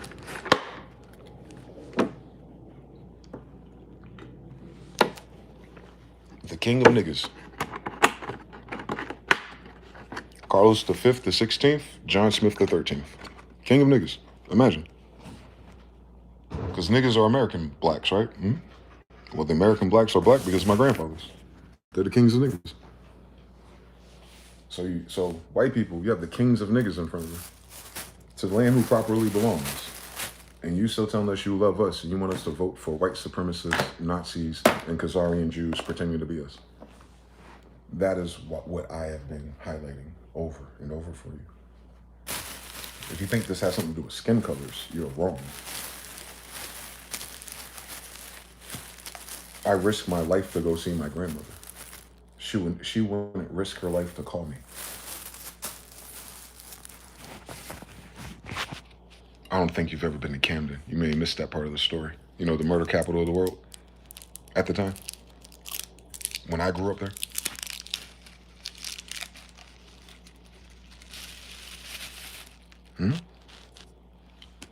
Most of those people I went to that school with either got stabbed, shot, or murdered. My friend Boo, this is when Super Street Fighter Came out for Sega Genesis with Fei Long and DJ and Cammy. And that's the first time I got that XYZ controller for Sega. Y'all wasn't outside. So you can do all the heavy punches and all the heavy kicks all on the same controller. Come on now. And I had a friend, Boo, come over. His nickname was Boo. He was like maybe 2 or 3 years older than me. And my grandmother, the Israelite, the Jewish lady, Noble Drew Ali's granddaughter, she had a little pink house, Israel, in Camden, the only one. And she had a friend, Mary, across the way, and her grandson came to live with her, Boo. And he used to come over after school. We're in different schools. And play Super Street Fighter. And then as soon as I moved back to North Carolina and I visited my dad's mother again, I was like, what happened to Boo? Blah, blah, blah, blah. Oh, he got shot. They killed him.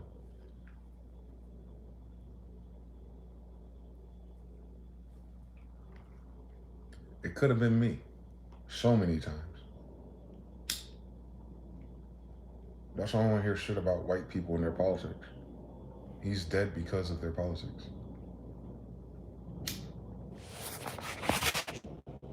Abject poverty is a creation of the dollar.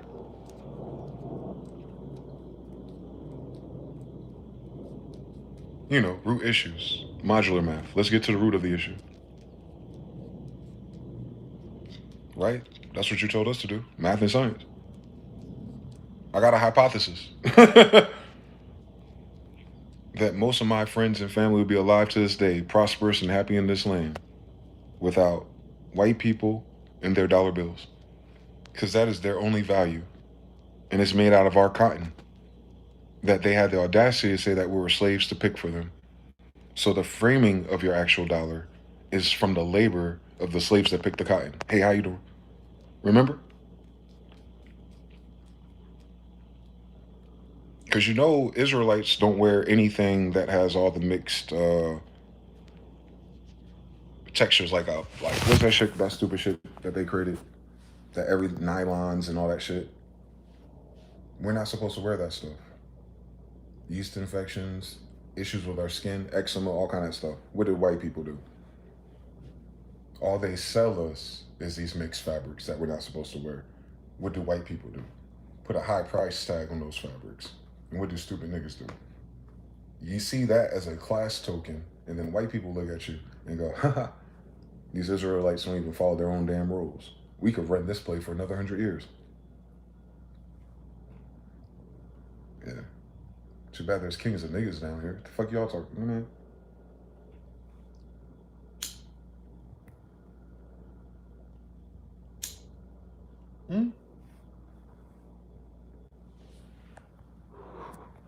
Royals marry royals, bro.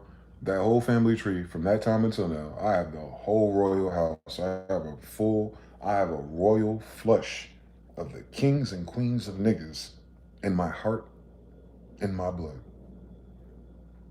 Y'all gotta get the fuck on with your bullshit, bro.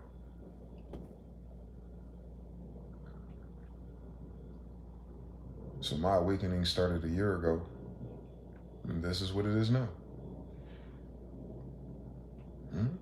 Donald Trump and them gotta go. No one gives a fuck about their fake money. The future's crypto anyway.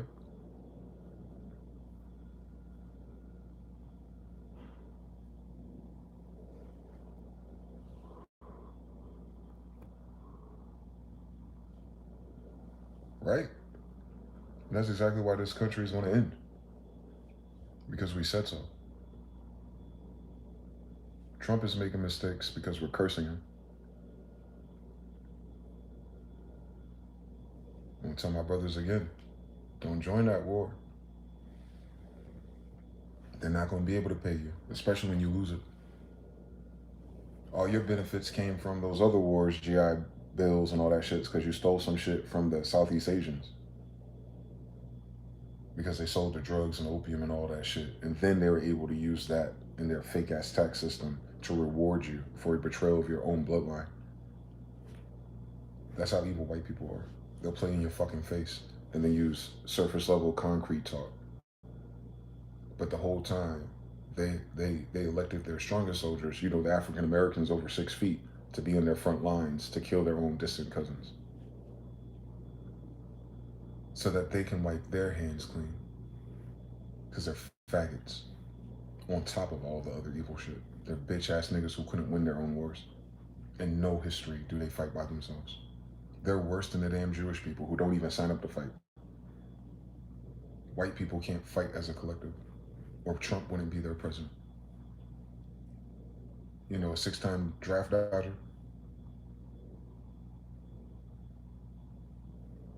This is law of correspondence.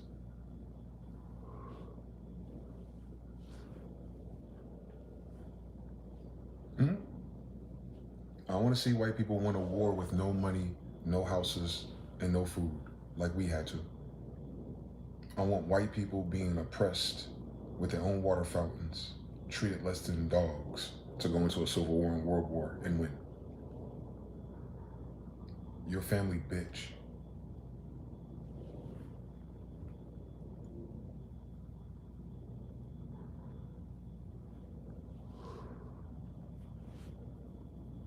Murdering people who don't have the same weapons. Bitch ass niggas. King David killed a giant. Imagine their weapons with a fucking rock, a pebble. Niggas don't miss.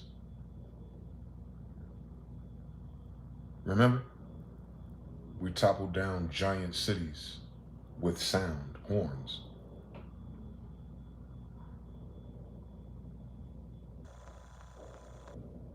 Giant cities. Giants have weapons. Remember, giants gave humans technology. So they weren't defenseless. They were just bitch. They're too busy fucking each other and eating kids. Remember? It sounds familiar, but it's Honey, I Shrunk the Idiots. Yeah, y'all got some cool weapons. I noticed. That's all y'all have. Y'all have 1,000 different ways to kill niggers. But you have no cool ways of raising decent people in your family. But you're going to refer to our Bible to do so. You're full of shit.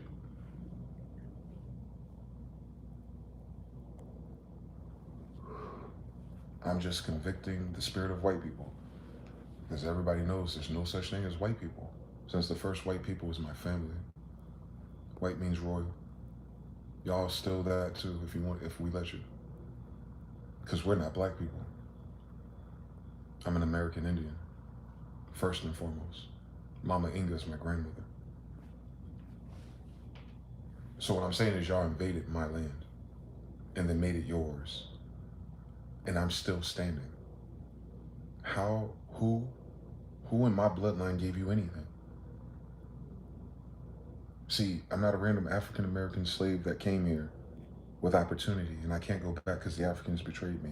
No, the world betrayed us. The world betrayed us. Not the Africans, the world betrayed us. And the people who betrayed us first live in my neighborhood. The people who betrayed us first are panicking right now in all their cities. The people who betrayed us first, I gotta get money from just to fucking eat and smoke these. Mind you, this is our tobacco.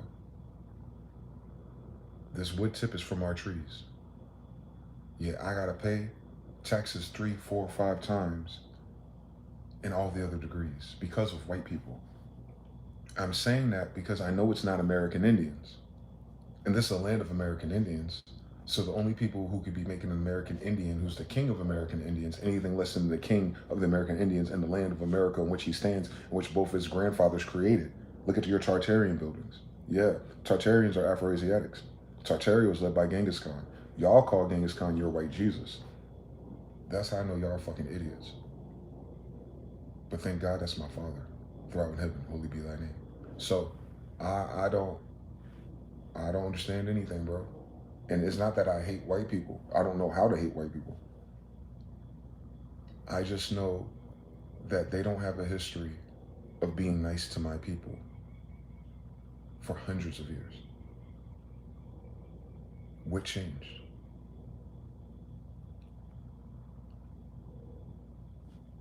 That when the money is not on the table no more, when the food, the prosperity, the entertainment, and the distractions are not here no more, then now we're all the same.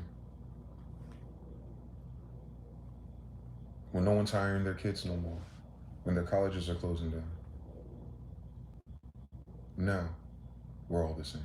When Mama and Papa got that mRNA, and their heart ain't been the same. Now we're all the same. When everyone's tired from the psychic attacks, the electromagnetic weapons, the chemtrails, and they can't really find that vigor and meaning and reason of life anymore. Now we're all the same as the American Indian niggas. You know why? Because all those degrees that pulled you down in the last 7 years are all the degrees that you've put against niggas since you've been here. That's why we're all the same. You finally know how it feels to be a nigga in a white colonized territory. But you told us to get over it and get used to it. I hope you can do the same thing. Live by the word, die by your word, please.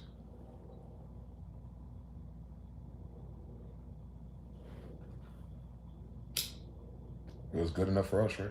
When you became rich and went to school and moved to nice neighborhoods, it was good enough for us, right? What were we supposed to do? Elect one of our presidents with a 10% popular vote? Now y'all got authoritarian, a bitch ass version of it. Now y'all got what? Fascism. You always did, but a bitch ass version of it. Now you think Trump's your last president. I know, a bitch ass nigga version of it. Now the world is over. Now Jesus is coming back in 2027. Now it's time for us to come together. Now, nah. It was all good just a year ago. It was all good just 10 years ago. It was all good when I was born. I remember I was outside. I've been outside my whole life.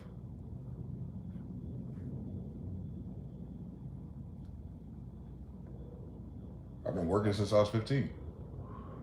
I've met hundreds of thousands of people. I think I talked to like what? Just 40,000 people just in working for Apple. And I had a 98% CSAT rating, the highest ever in Apple Care history. And they paid me minimum wage. So I know about white people. They won't even reward you for being the best. You heard what I said? I talked to 40,000 people and I got 98% CSAT, satisfaction. 98% out of 40,000. I'm not like the other girls. But it doesn't, in all my degrees and all my education and all my hard work and all my effort and all my love, I don't get shit out of it. And the only answer is white people. Because this is not our system. Dear white people, do you think the American Indian in which the land properly belongs is entitled to their own governance and self-determination and free will and having their own society? And if you don't, why are you entitled to it in our territory? That is the linchpin of your collective contradiction. You want the freedom and the laws and the liberties guaranteed to you. For some fucking reason, you're entitled to it. But when it comes to the people that you got the benefits from and you're doing it to, we're overreacting. We're angry. Bitch. Y'all don't have none of those degrees right now, and you're angrier more than we are. So what do you expect us to be? Happy, joyful, healthy, prosperous, rational, sane, reasonable?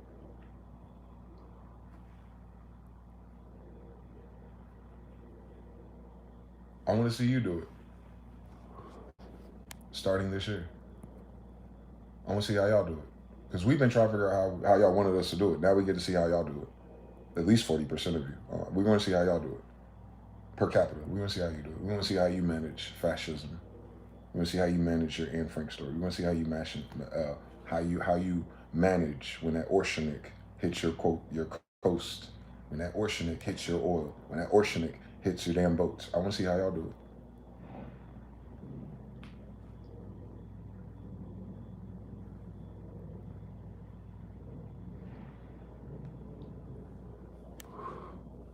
You told the truth, right? Y'all righteous, right?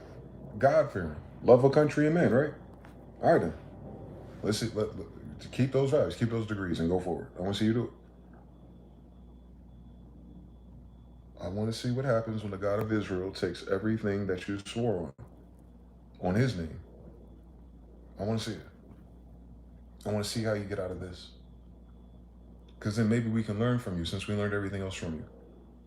Maybe you could teach us how we can grab our own bootstraps and lace them up. And now that it's your turn to do it, Negroes, make sure you pay attention to how white people navigate this challenging time we're all in. Because we're all in it together. But they're smarter than us, richer than us, higher IQs than us.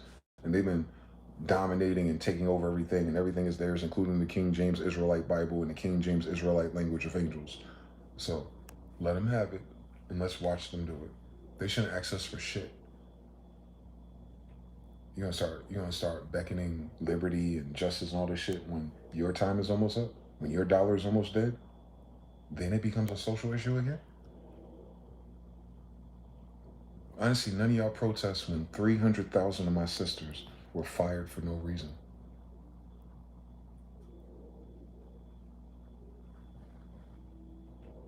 They went to school. They got the loans. They did the things. These goofy bitches. But I love them. And they axed 300,000 of them. And that was the headline. And I hear one white woman or one white man go, that's some bullshit. Hey, yo, fuck these corporations. Let's boycott them. But they shoot a white girl in the face. Now we got to go outside with the chaos and the burning cities and the cops and ICE and the raids and risk our freedom. Because now we're in it together. But not 300,000 unemployed sisters, not all the people who lost their food stamps. And all those are death sentences at a time like this, right? Because you ain't got no money, you ain't got no house, you're homeless, and if you're homeless, you're gonna die. Don't let them have mRNA inside. And they already ain't happy, he ain't feeling right. Why didn't y'all boycott those places that fired my sisters? If we're all in this together.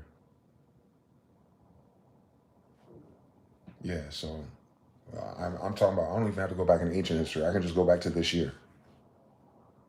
When do white people stand up for us?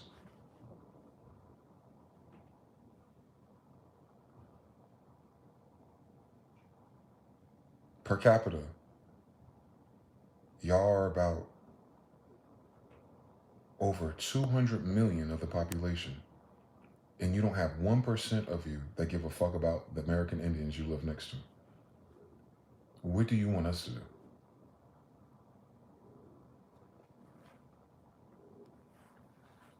It'd only take 1% of white people to shut this shit down. There's so many of them. A boycott of that many millions of people would shut shit down. They're not gonna do it. What the fuck is that got to do with their job, their house, their retirement, their insurance, their happiness? Nothing. So where's the love at? That's the whole theme of that book of James. Those people who have a religious dispensation to righteousness, love, and happiness sure as hell look at us hungry, looking for jobs, looking for a place to live. Yeah, you know. Don't worry. White Jesus is coming back soon. All right. I'll punch that bitch ass nigga in his throat.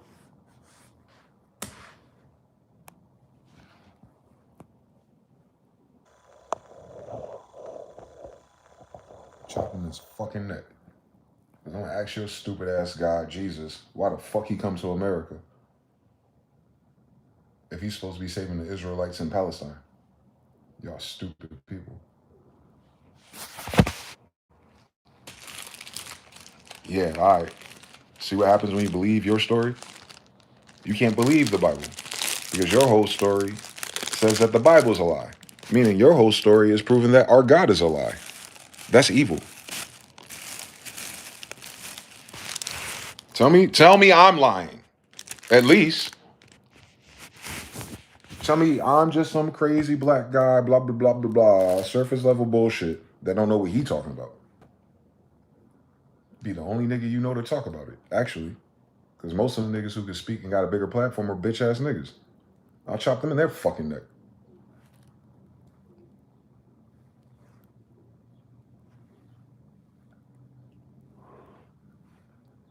They ain't help our people.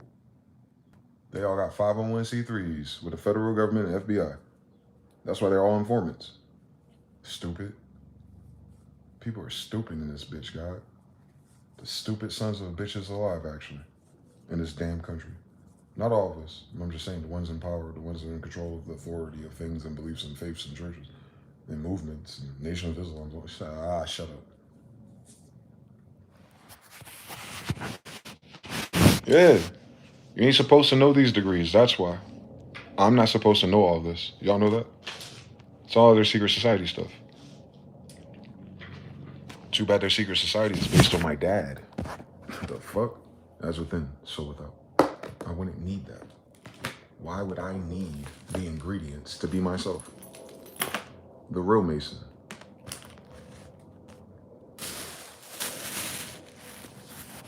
Master builders, master teachers. How you doing? I'm too young for all that though. Maybe white people will let me live a little bit longer. Since we're their bond servants. Get it?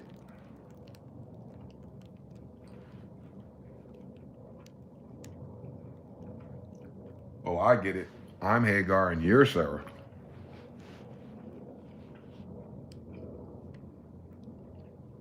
Tell me I'm lying.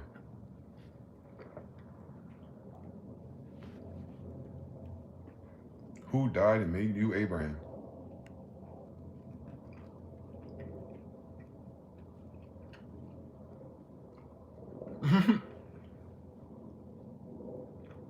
Who died and made these people Abraham, bro? The Abrahamic Bible. Abraham's a nigga. And they want to tell me that this is the Bible of white people. I hate it here, Lord. A white Egyptian. Can you imagine? Hagar, an Egyptian. Can you imagine? A white person.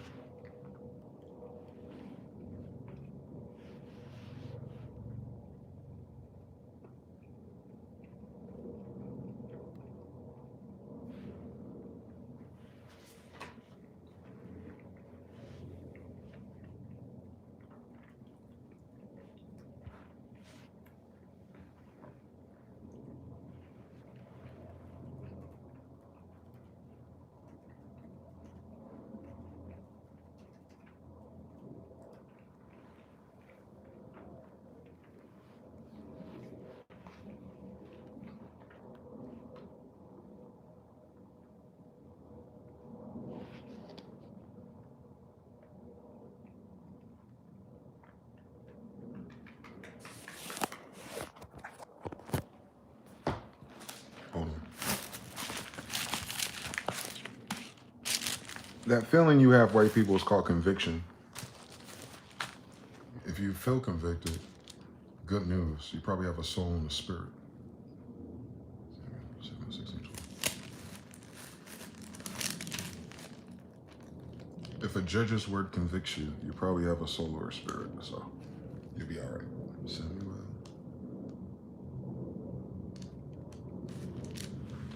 Don't worry, I'm gonna die either way we do this story. You know they kill all of us. I might as well say what I want. You know my niggas ain't gonna save me. On Peter, they're not. 76, 376. And I wouldn't ask them to. 376, 376. Hold on. I just want to see something. Beth Milo.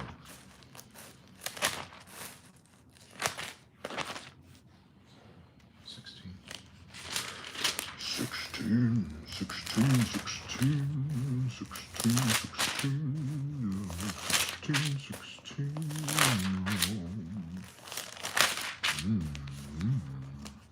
Damn it, 16. That's a lot of damn chapters in Samuel. Samuel cooking. I need to read that one next, so eventually.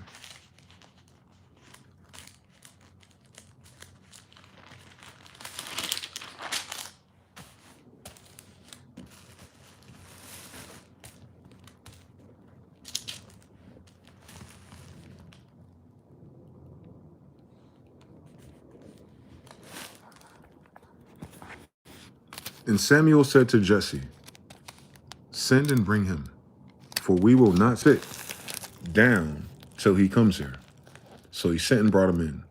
Now he, King David, was ready, with bright eyes and good looking. That's why you like bad bitches. What is ready? That means your skin has red tones in it, right? Like the red man, like the Indian, right?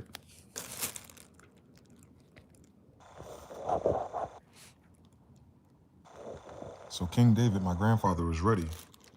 Yeah, I imagine. I can fucking imagine.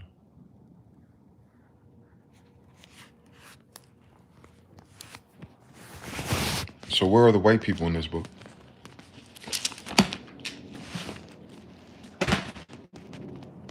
If the king of Israel is my color, and we're writing about our God, you know, our literal father throughout in heaven.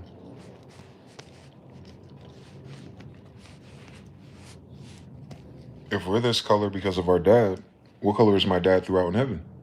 Law of correspondence, as above, so below, right? Crowley?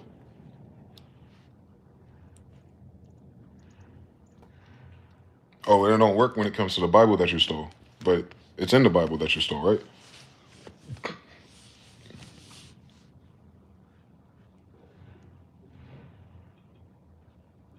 How many times y'all gonna lie to us?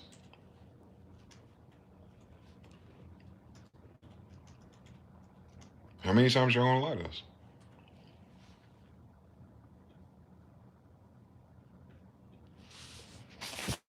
I want to show you one more time, white people, because y'all don't read that Bible. Because if you did, you would have had all these questions already. Now, in Ebed-Melech the Black Moor, one of the eunuchs, which was in the king's house, so a black eunuch in a king's house, you think that's a white king? Heard that he had put Jeremiah in the dungeon, then the king sat in the gate of Benjamin, Judah and Ben. So it's all black people. But in case you're trying to deny that black people are not in the Bible, because it's a black Bible, hi, hi, hi, hi, on Muhammad, on Islam. Like, what do you, so the Islamist Moors were servants to the kings of Israel? That makes sense, since the king of kings is Judah, Jerusalem. So all religions and dominations of an Abrahamic religion will be filed under my fathers. Just like you have 3 different branches of government. Why? Where we get that pattern from? Ooh. The whole book about Moors. And this is the promised land of that book. And that book is ours. So this is the promised land of our book. And we're in our promised land with our book. And we're with our kings. Since I'm still here, they must have been here. What happened to us? They're white people. If you weren't with us in that book, and you weren't with us when we left Tartaria, and you weren't with us when we built all these buildings in America, why did we fall from grace? You gonna blame it on the God you don't know? Y'all can't even take accountability for killing us, raping us, and holding us as second-class unratified citizens. But you want justice and freedom for your people. Why is the noose and the lasso being wrapped around white people if y'all didn't do nothing? Your churches, come on, Mormons, Utah. I know how y'all doing lately. How you doing, Utah? Come on, Mormons. Come on, Jehovah's Witnesses, the white ones. Come on now. You said that we were in this position and enslaved to white people, all this bullshit after the Civil War because of a God's judgment. Well, why is the sands of time and politics turning against white people if you were God's perfect examples? Live by the sword, die by the sword, right? It'd be perfectly saying that Trump needs to stay president because that is God's will. Because this is only happening because white people have sinned against God, right? Sound logic to me. It happened to us, and your great granddaddy and great grandmother got all the benefits because religiously, Sunday church wise, and Sabbath is Saturday, but Sunday church wise, you know, oh, the niggas deserved it. Well, you deserve Trump then. Is that a fair assessment? You deserve every war he's about to drag you into that you're going to lose. Is that a fair assessment? Since we're invoking divinity and love and faith without works, right? So all your faith and your works is dead if your country's dead, correct? So what the fuck have y'all been doing?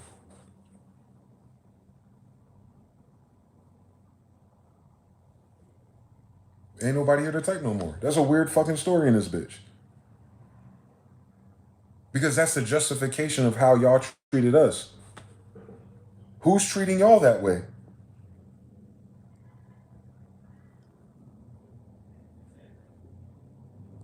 Is the third party in the room with us now? Is the oppressor in the room with us now? Who's doing this to you? It's like a man looked in the mirror and as soon as he walk away, he forgets his own image. How come y'all don't read that part? In all your well-doing, faith without works. Y'all don't look in the mirror. And even when you do, you step away from it and you forgot that the irony of this point in United States history is that it's playing out to the opposite degree of everything that y'all said y'all stood on. So that means you must have been fucking lying. Correct? Because how else does that happen? According to God. The United States is failing because it's God's judgment for it to fail. So what the fuck am I going to march and go to war about if God already decided? Using your logic. Right? That's why the American Indians don't have nothing, right? But some Native Americans got land. What about the American Indian? You know, the one you found here. Where's my land at?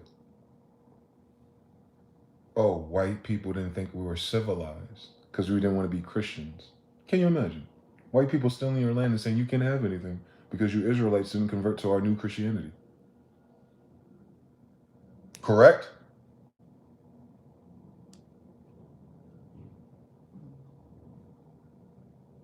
Correct? All right then. So what happened? What happened to your civilization? Why is there so many tent cities out here? Y'all believe in God and shit. Y'all came over here on some Magna Cartas and God and shit, right? Mayflowers, Rosicrucians, Red Crosses and shit. Came over here and took castles dedicated to God and shit. That's you people. I didn't colonize my people, build my castles, and die in a war against myself to be a slave to myself, did I? Like, that's like Kool-Aid with no sugar. What the fuck going on? What y'all talking about? King James Colonies is my family's. John Smith. I'm Dwayne Smith. I'm his 13th grandson. Y'all squatting on my land now. You a damn liar. And then you say John Smith brought you the Bible. So you swore to God, put it on the Bible and put it on the church. Well, why isn't the king of your church, John Smith of the America, my daddy? Why the land ain't in my name? How is white people managing Virginia, Maryland, and Delaware? Because y'all full of shit. Y'all are evil. You got to know that. Y'all don't know how evil y'all are. Very advantageous that your school system admits it. But movies. Y'all know Hollywood history. Y'all don't know shit about American Indians. Nor have you ever asked us, what do y'all remember? Where's that podcast at? Don't act like mad nigga Indians ain't try to tell you.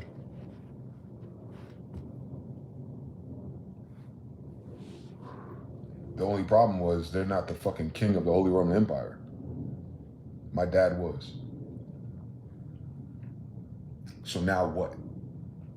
Y'all part of the Roman Empire, y'all part of the Holy Roman Empire, so y'all under my dad, right? Hi, I'm his son. Are y'all under me now, or am I under you with my taxes and citizenship? How did that happen? Tell me your story, since it's church-based. How did y'all end up in our church with our books and I ended up outside of it? My grandfather was just here in 1611. So start the timer. Not in Africa. So start the timer. So we're free in the north. So start the timer. Then the Civil War. Start the timer. Oh, Liberty Island. World War I. Oh, Reconstruction. Yeah. That's when all the white people got here. So the only reason why we are fallen angels is because white people are in our fucking face telling us what to do with their fake money and their fake government. Correct? From the perspective of an American Indian, that is. Like, the American Indian Empire does not exist because of white people. That's the history I learned with white people 12 years in a row, threatened to fail me, so I can't go to school and get a good job and make a living if I didn't accept that, correct?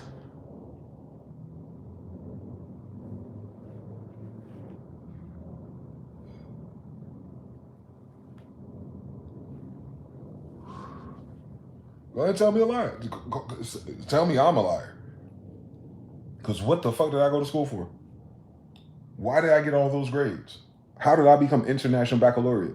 How was I in AP classes in 10th grade? If I wasn't reading and studying and making sure I knew what the fuck was going on with the damn history of the people who don't seem to remember who the fuck John Smith is and his damn grandsons in their damn classrooms. You think I was going to pay attention? Then my dad doubled down and beat my ass if I didn't.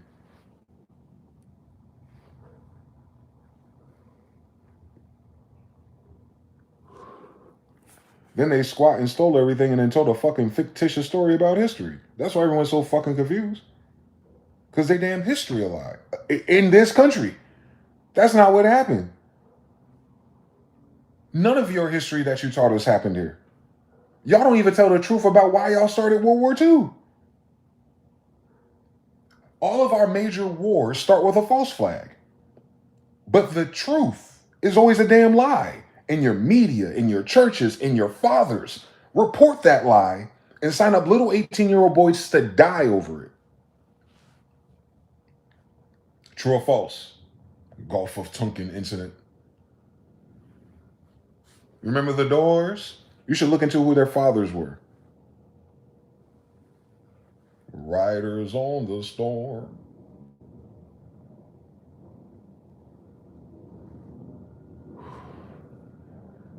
It's Revelations, that's all. Don't take it personal if it ain't got nothing shit to do with you. The problem is everything that's going on right now has everything to do with me and my people. Because whether y'all win or lose, I am still a descendant of the American Indians in America. So whether Russia takes over, China takes over, Trump takes over, I'm in the same fucking position. All I can help is all these shape-shifting crafts are here for a reason for us.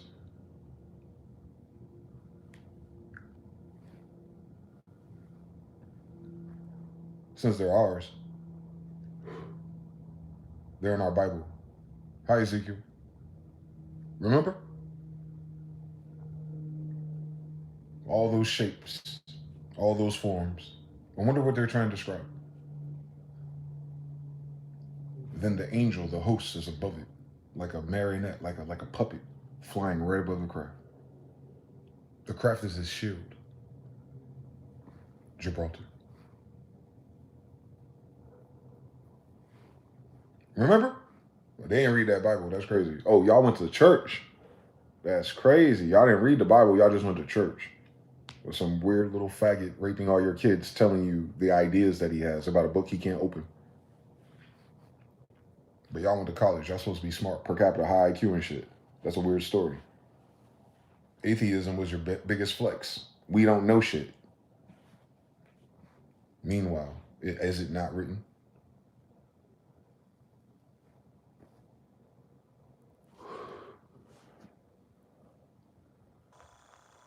The Big Bang. All right, fuck you. Take your Big Bang to wherever the fuck your God Big Banged you. It wasn't here. We were here. There's no Big Bang in our story. So your math and science, the reason why it don't fucking work, the reason why your math don't work, because your math is wrong. We could have fixed that for you too. They're in exponential debt crisis because the math is off.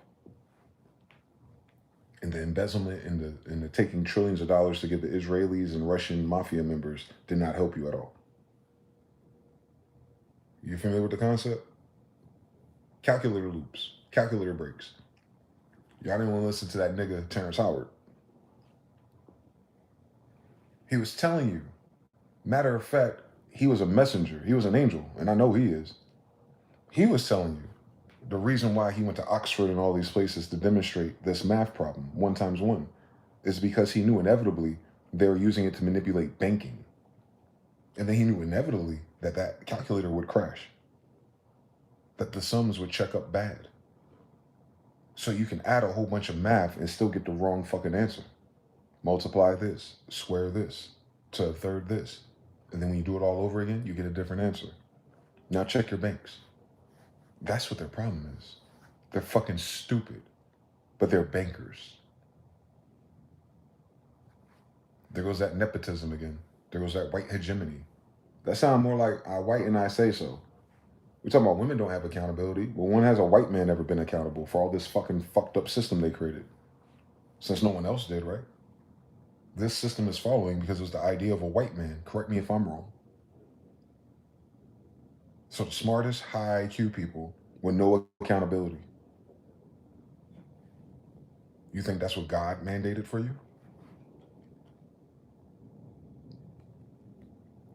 You want to insult my intelligence? Huh?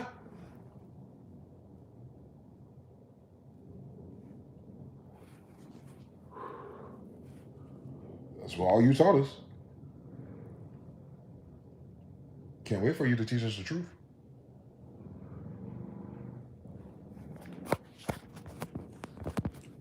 Back.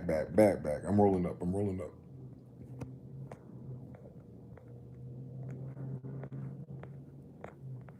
Listen now, making reels right now, extremely enraged about a false flag, just like with Kirk. Never seen him that angry for any other police shooting or sniping. And the brother talking right now in Italy. So you know how the mainstream media gets to them. Priests can't have kids, neither can nuns. This church was an 1848 type clowns, TBFB. Mr. Now says, and fired actually means terminated. Jonathan Lee 333. Rest in peace, boo. Rest in peace, my friend. Rakim Escobar, that part. Polyester, yep, 3. Which is mixed into pretty much all the clothes now. It is. June Zam. 39,200 people taken care of. Have the nerve to come here and comments about how abouts and all that bullshit. Bootstrap Andes, 3. Ancient alien Eric Von Daniken just died today too. Damn it. Stories, Stealers, and Liars is a domino of pieces, and dominoes fall eventually. They use the Bible as a bedtime story and wonder why they sleep. It's retarded. Don't add new rules if you don't want them to be applied to you. Come on now. Disney's based historic pride, 3. Y'all made and built everything. These people are squatters, unfortunately. And the crazy thing is, none of us, obviously in their story about meeting us, they met us and we welcomed them. That's the most evil thing about the story. We were kind to them. We gave them crops. We fixed their boats. We gave them land to live on. And they still betrayed us. Mr. Now says, just like ChatGPT, if you ask it to change the title or something, it also changes the rest of that article. They move a comma and it changes 2 numbers with it for no reason. Exactly.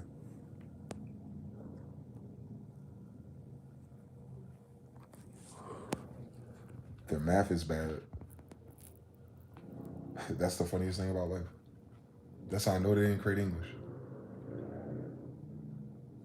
The math came first. And your math is wrong. Because you didn't fucking listen to Moore's. I'm sorry. Since the math you use is called algebra. And I'm an Al Ford. Yeah, that's ours.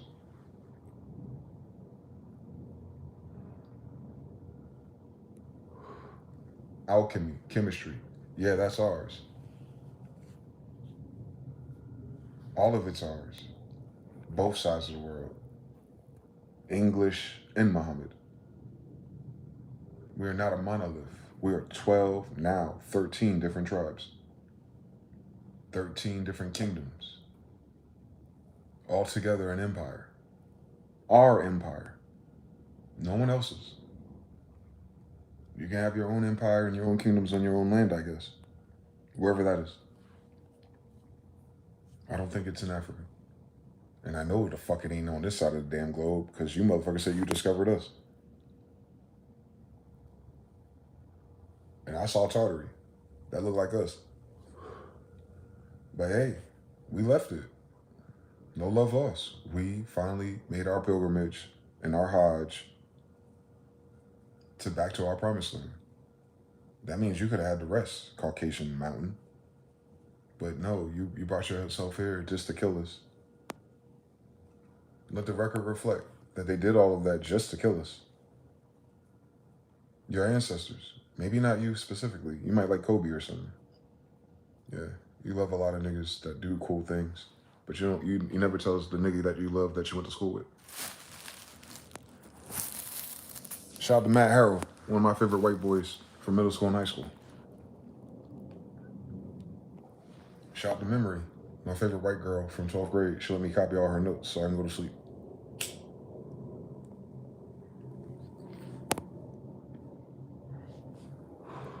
Nigga had a job. I wasn't sleeping because I was reprobate. I was sleeping because I was tired.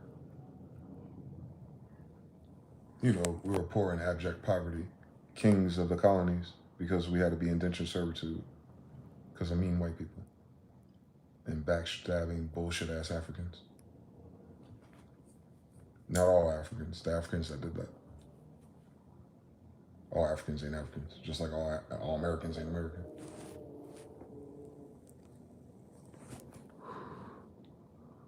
It'll make sense eventually.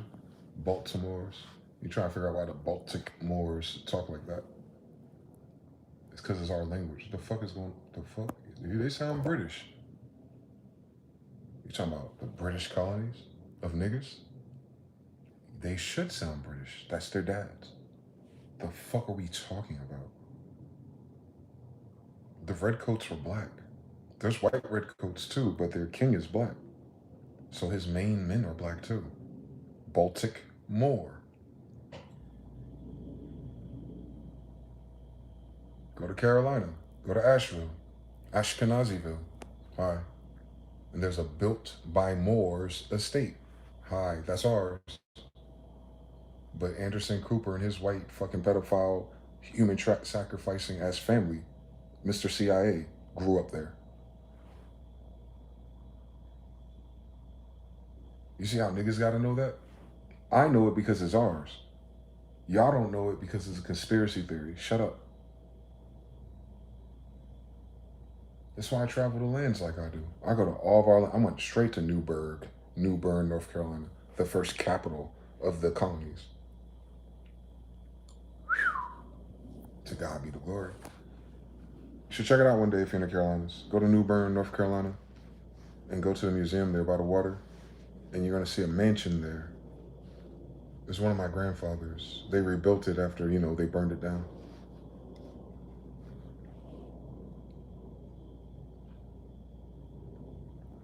God led me to all my artifacts. I haven't learned anything else that wasn't ours. I don't know how he does it, or the spirit does it, but it does it. It does. It absolutely does. It absolutely does. So my life has been hell personally, but my journey with the Most High has been beautiful. I have nothing left on the table.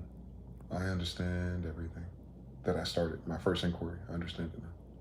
I understand why I was praying for that. Why I wanted God to show me stuff. God, I didn't ask God. I wasn't asking God to show me. God was showing me anyway.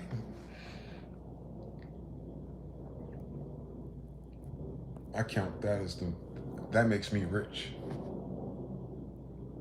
That it don't matter how many of these I have, as long as I can still hear that. I never want to lose that. Never. That's why I can't afford to hate people, hurt people, kill people, fuck up my spirit and my good consciousness. Although that's the most logical answer to fix any of this, but I ain't got no Orshinics, so it'd be a dummy mission, But even if I had those missiles, I wouldn't use them because I want to fight fire with fire and hurt their kids, like they did ours, feeding them to alligators and shit. You remember? Like they did ours, put them in human zoos and shit. You remember? These are nice white Christian kids too that did that to niggers. Remember? Nigger just means Indian. Inca. Nigga. Inga. N-Y-G-A. Same story. They can't read. They must be dyslexic or something.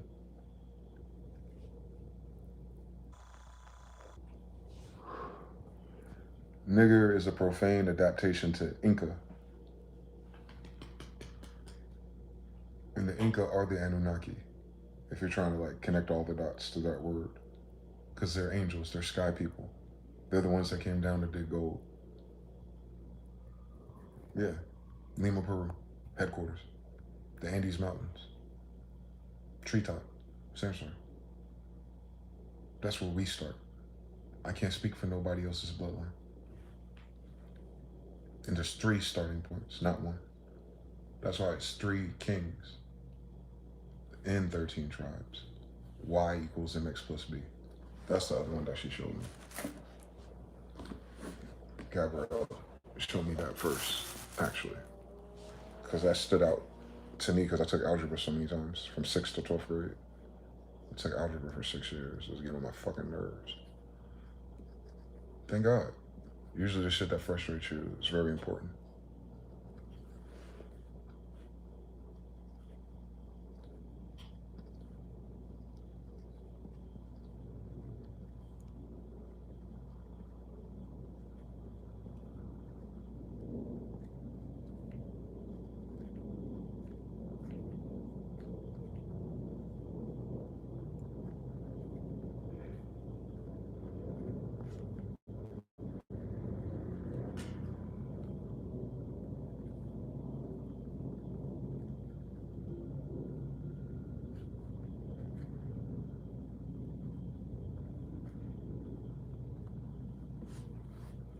That's how I know. Correct. Same story. Y equals mx plus b. Why? Everyone asks why. Why did this happen to us? God, why did that happen to us? Well, Jesus says we're afflicted for his sake. No wonder these Jesuits came to kill us. Why, God? Because 3x, turn it, Japan, turn it, Russia.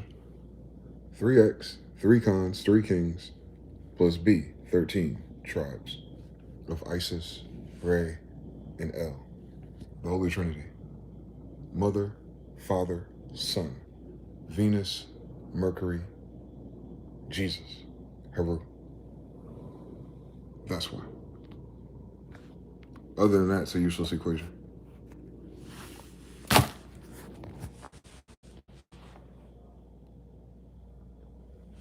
That's pre-algebra.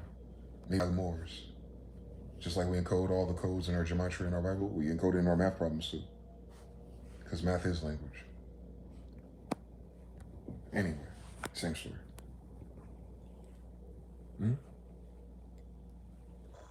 Gabrielle taught me algebra. Can't fucking imagine. Who else could do?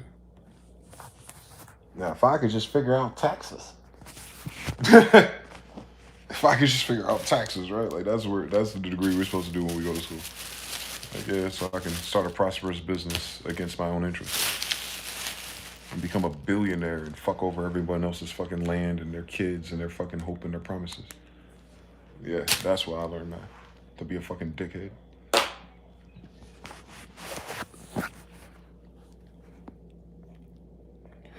High IQ. If high IQ stands for in culo, then they're hitting the highest score. If it's not on Europa, it's not in Europe. 3. And shape-wise, it's BMX plus bike handle. Yep. And I'm definitely a BMXer. One of the best to ever do it in the hood, actually.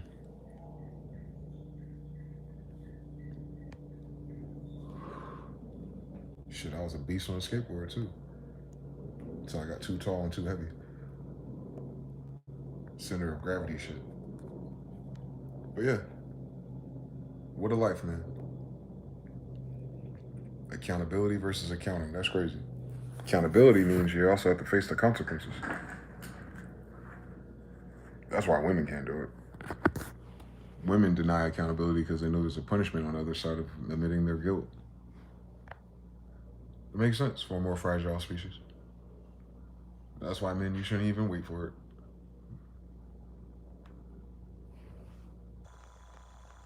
Women get stressed out and they overthink.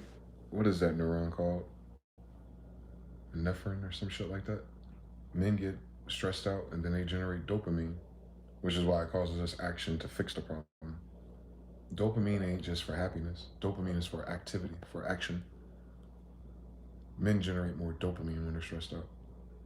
Everyone generates cortisol though, but the difference between a man and a woman are those two hormones when it comes to stress. And I think that's the genius of our design, ribs and shit, is that they're programmed to think, ruminate, and to cover all the degrees of the issue. And then the man takes that data, modulates it, lowest common denominator, and then acts on it.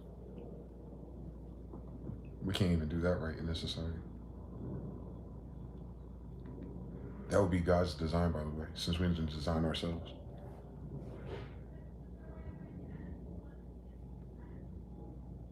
That's why we're made for each other. These bitches so gay and stupid. We don't need men for anything. They made an all-woman island recently. Where was it?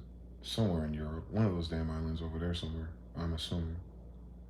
And these rich white girls all got together with their little gay asses and made a law that the girls could come, the kids could come, but none of the men, none of the husbands. Real fucking gay, if you ask me. And it was fine at first. You know, popcorn, mochas, and all this stupid shit. But the moment the boats, the electricity, and all of those things started to have technical issues, it became very miserable really fast. And all the people that they could hire to address these issues, you know, technicians, electrical engineers, mechanics, because they were men, they couldn't enter the island. So the island failed miserably. That's why DEI and LGBT and all their propaganda is fucking stupid. It doesn't work.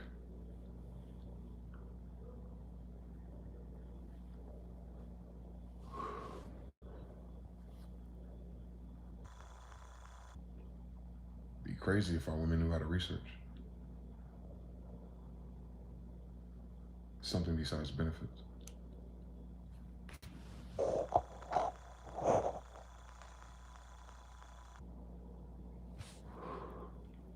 But yeah, circling back to what Brother John said earlier, like, thank God I made it. But I don't know, bro. I don't know what world I made it back into. You know what I'm saying? I don't know how many times I had to lose a life or put a chink in my plot armor to get to this point. Just to fucking put a baselining key and hit export in Fruity Loops. It's over. That's overwhelming. I did not want to do none of this shit. The fuck is going on in this bitch? It's like, damn, I didn't get a choice.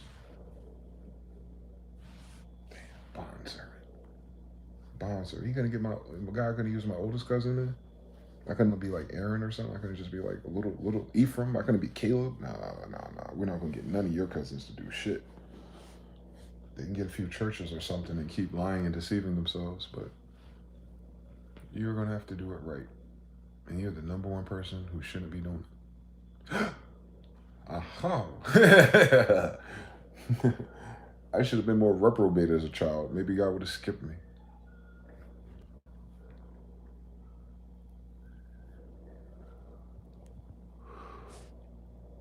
Thank God I was a good kid, though. I was. I ain't get no trouble. I ain't do nothing crazy. I tested all my boundaries, though, but I never got in trouble for nothing crazy, besides beating people the fuck up for putting their hands on me. That's the only thing I couldn't tolerate, and I had no idea why. I don't know where that spirit came from. I'm soft, especially as a little kid. My dad made me go back outside and fight, but he didn't teach me how to fight, so I don't know where it came from. I remember there was a white boy too. His name was Vinny. BMX bikes. That's crazy. That's how the subconscious mind works. I get it now. So I'm in New Brunswick or East Brunswick, and we're outside, and there's these old school apartment buildings. They're still in Jersey. Let me see if I can pull it up for you. Google Map type shit. I went to John Adams Elementary. Another Moore. You can tell by his name, Adam. Let me see. John Quincy Adams. That means he's the fifth. He's the fifth person in his family. arm starts hurting. John Adams Elementary.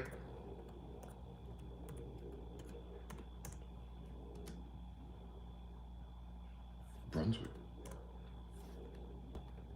Brunswick is us too. I lived in all of the King Arthur's places, actually, I think. Everything but California. Though technically this is California.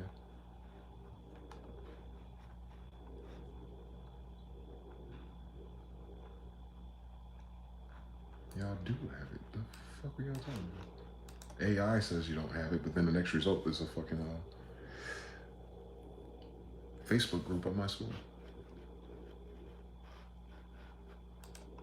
That's when they started all those CIA tests on us too. The CIA tested us. Remember? We did not give them permission, by the way. My dad just let me do anything. As a father, though, he's a strong black man.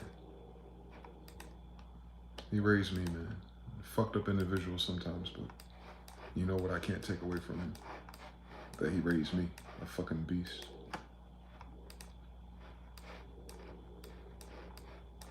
There it is. Found it. There goes my first fight. Yep. So I lived here. And I used to ride my bike around here. That's why I manifested my first skateboard. But these little, spots in between apartments, kids would play kickball, baseball, and shit like that. So Vinny would come out, and on the back side of this apartment, well, it's overgrown now. There wasn't that many bushes before, but there's a parking lot behind these too. And we go all the way down the hill. Let me see if I can find it. I'll just show you. We'll just walk around Google Maps. See if they'll let us in. There we go. So like in here. Well, it won't let you do it, but there's a road that goes all the way down. So we take our bikes, we ride all the way full speed all the way down. And on the other side of that parking lot, we'll clip the curb with a ramp and like fly and almost hit this damn wall. So we're doing this all summer and shit. And for whatever reason, white boy Vinny had an attitude problem. Because you know how fucking junior narcissists are. So like he pushes me into one of these bushes. I think it's this one actually. And my dad's home. My dad's fucking home. Actually, the bush was here. It was like one of those, but it was on this side. I remember it was closer to the caddy corner. So I walk into the goddamn apartment. It's like, yo, Dad, there's some white kid out there, put his fucking hands on me. He was like, I need you to go back out there and fight him. So I marched back up to him. He slammed me against the wall, and I'm grabbing him by the shirt, and I'm trying to scratch and punch and beat his stupid ass. And he left me alone. Matter of fact, I think that was the last time he ever came to that apartment complex. He didn't get beat up or nothing. He was bigger than me, but I guess I scared him enough or I fought back. So he went back up the street. I haven't seen him since. He lived further up. But I say that to say, that's how I know, like, if you're scared of a bully or something, even if they're stronger or badder than you, they don't expect you to actually hit them. I don't know why I hit him like that. I don't know why my dad would do that. I mean, you hear a bunch of black people and fathers in general tell their kids to go back out there and fight. But Indians in particular, condescendants, that's all they do. And you know what's crazy? Their mothers did that to them.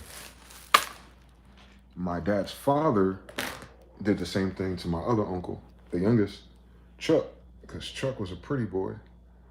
He looked more exotic than all of us. He looks more Afro-Asiatic than us, naturally. So a lot of the boys in Queens and stuff, man, during that time period, the girls liked him. So he got into a lot of trouble. So his dad, my grandfather, put him into fucking martial arts. He's been knocking out niggas ever since. So yeah, we had to fight. All my life I had to fight. No, we really had to fight. Every school I went to, I had to fight. Every last single school. I probably smacked it. And that's fighting black kids and, the islanders and Africans. But white boys, oh my God.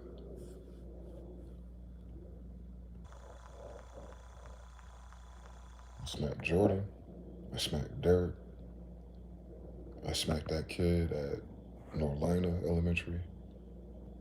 About 5 white boys I had to smack in my life, trying me with that racist bullshit. And I'm so graceful because all I do is smack them. Everybody else I beat the fuck up because they know better. Yeah. I had to smack white people my whole fucking life playing with us. Because they think everything funny. Even when they're kids. They're racist as fuck as kids, just like their daddies and their uncles. So I don't hear that shit. In the 90s, now imagine. I grew up in the 90s, so. Yeah.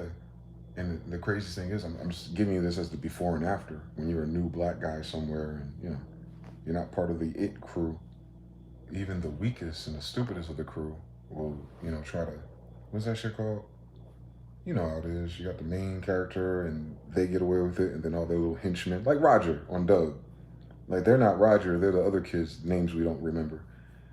Those people. Like, they're more problematic, but what they're used to, their degrees, and this speaks to their backgrounds and their families. They're used to teaming up and doubling up, and, you know, it's a social thing. It's a hierarchy thing. I get it. You're not going to outstack a King of Kings descendant, though. And whether it's 4 of you or 5 of you, I'm going to find you one by one and destroy you. And that's what I had to do. And what I'm saying to you is, no one taught me that. Like, I would wait. If they're teasing me or they think shit too funny, and, you know, I'm still speaking, like, they never shut me down or shut me up. But you know how it is when you're out of lunch, when you're out of PE, and you're back in class at your own desk. I got time to think about shit. And my brain will do my homework in 5 to 10 minutes. And for those next 35 minutes until the next segment, I'm just waiting for one of them to get up to go to the bathroom. And as soon as they go, I go. And then I face them face to face. Changes the whole story every time. I've had to do that at every school my whole life. I've always been outnumbered. But guerrilla warfare, you know how it is. You just pinch them off one by one. You ain't even got to fight all of them. You just got to hurt 1.5 of them. And that's what I end up doing. I end up hurting one of the flunkies. And then their big bully, their ringleader, gets emboldened. Like, he going to do something. He's talking. Then he talks to a person outside of his social group. I encountered this with this brother named Chauncey in the 6th grade when I moved to Henderson. And Chauncey, for whatever reason, you know how young boys are, especially black boys. A lot of times, you know how they said, like, girls tease you because they like you? I don't receive that because I'll smack a bitch too. Like the ones that put hands on you. But Chauncey was like that. It's like he was always, like, talking about me, but I wasn't in his friend group. Matter of fact, I was in AG, so I wasn't even in his classroom most of the day because he's stupid. But I really see it in hindsight because I added him on Facebook years later and he was, like, very happy to talk to me. It's like, it's sad to me now in hindsight. But he wanted my attention. He wanted to be my friend. He thought I was cool because he saw Brianna, his friend group, was probably talking about me or whatever the fuck. And, you know, he didn't want me to have the attention. Because you know how it is from New Jersey. Our clothes is different, our sneakers are different, all that type of shit. This is 1996 fucking Summer Olympics. I had the fucking Summer Olympics jerseys, you know, the Allen Iversons, all that shit. Just once, like, as soon as we come back. Like, my dad wasn't buying it all the time, but I would have it and they would never have it because, you know, no one was shopping online. So when you look different, you stand out, and you talk different, and I talk faster than all of them, like, I'm a fucking target. That's why I talk like that. I don't talk shit like that because I can't fight. I talk shit like that and call bitch, nigga, a faggot. I'll chop you in your fucking neck because I've had to do that at least 50 times. Like, down to the day I almost died. I almost died because I had to smack the shit out of another nigga again. Just this time last year, right? So, like, that's not my pride. That's a side effect of motherfuckers not understanding their assignment here. Because everyone's cute and glamorous and playing games and shit. Like, I'm not like that at all. I'm goofy, I'm funny, I like all those things. But as soon as you start talking about me and put your hands on me, I'm gonna have to fucking destroy you. And I don't know where that comes from. No idea. My dad's not like that. My dad talks like that. My dad seemed like he was tough when he was younger and stuff, but, you know, I met him when he's older. I didn't meet him as a young kid. I didn't meet him as a fighter. I met him after he was fighting. No, I don't think my dad got into a fight when he was in his 40s. Until he went to prison. Yeah, I had to go to jail. And I had to tell a man who was drunk, I think he was Cherokee, he was kind of tall and light-skinned, and he was, like, trying to intimidate everybody. And he was sitting right next to me. It was like 15 of us locked up in a holding cell like fucking sardines for like 16 hours until they put us into the main units. And he was just talking and riffing, getting frustrated, making people feel uncomfortable. And I had to look at him. I said, I guess we fucking twins today. He's like, what do you say? I said, we must be twins. I said, nobody want to be here. None of us are having a good fucking day. Then he took his stupid ass to sleep next to the toilet. So I'm saying that to you as a person who talks like that to grown-ass men. It's not for the internet. I don't like disrespect. I don't like people making other people uncomfortable. And I sure as hell don't like bullies. I'm not a bully. I don't go after the innocent. I go after the demons. So, just a sidebar about me. But I got that because white people don't know how to keep their fucking hands to themselves. Same story. Same story. So I can't imagine if that degree is burned into my operating system as the 13th of something, and John Smith is a knight. I know damn well you didn't beat us in a fight. That ain't your damn story. So, if y'all want that war with us, I welcome it.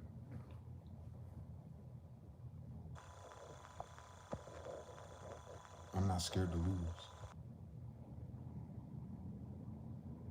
At all. I just know how hard I hit. And I know I don't miss. Yeah.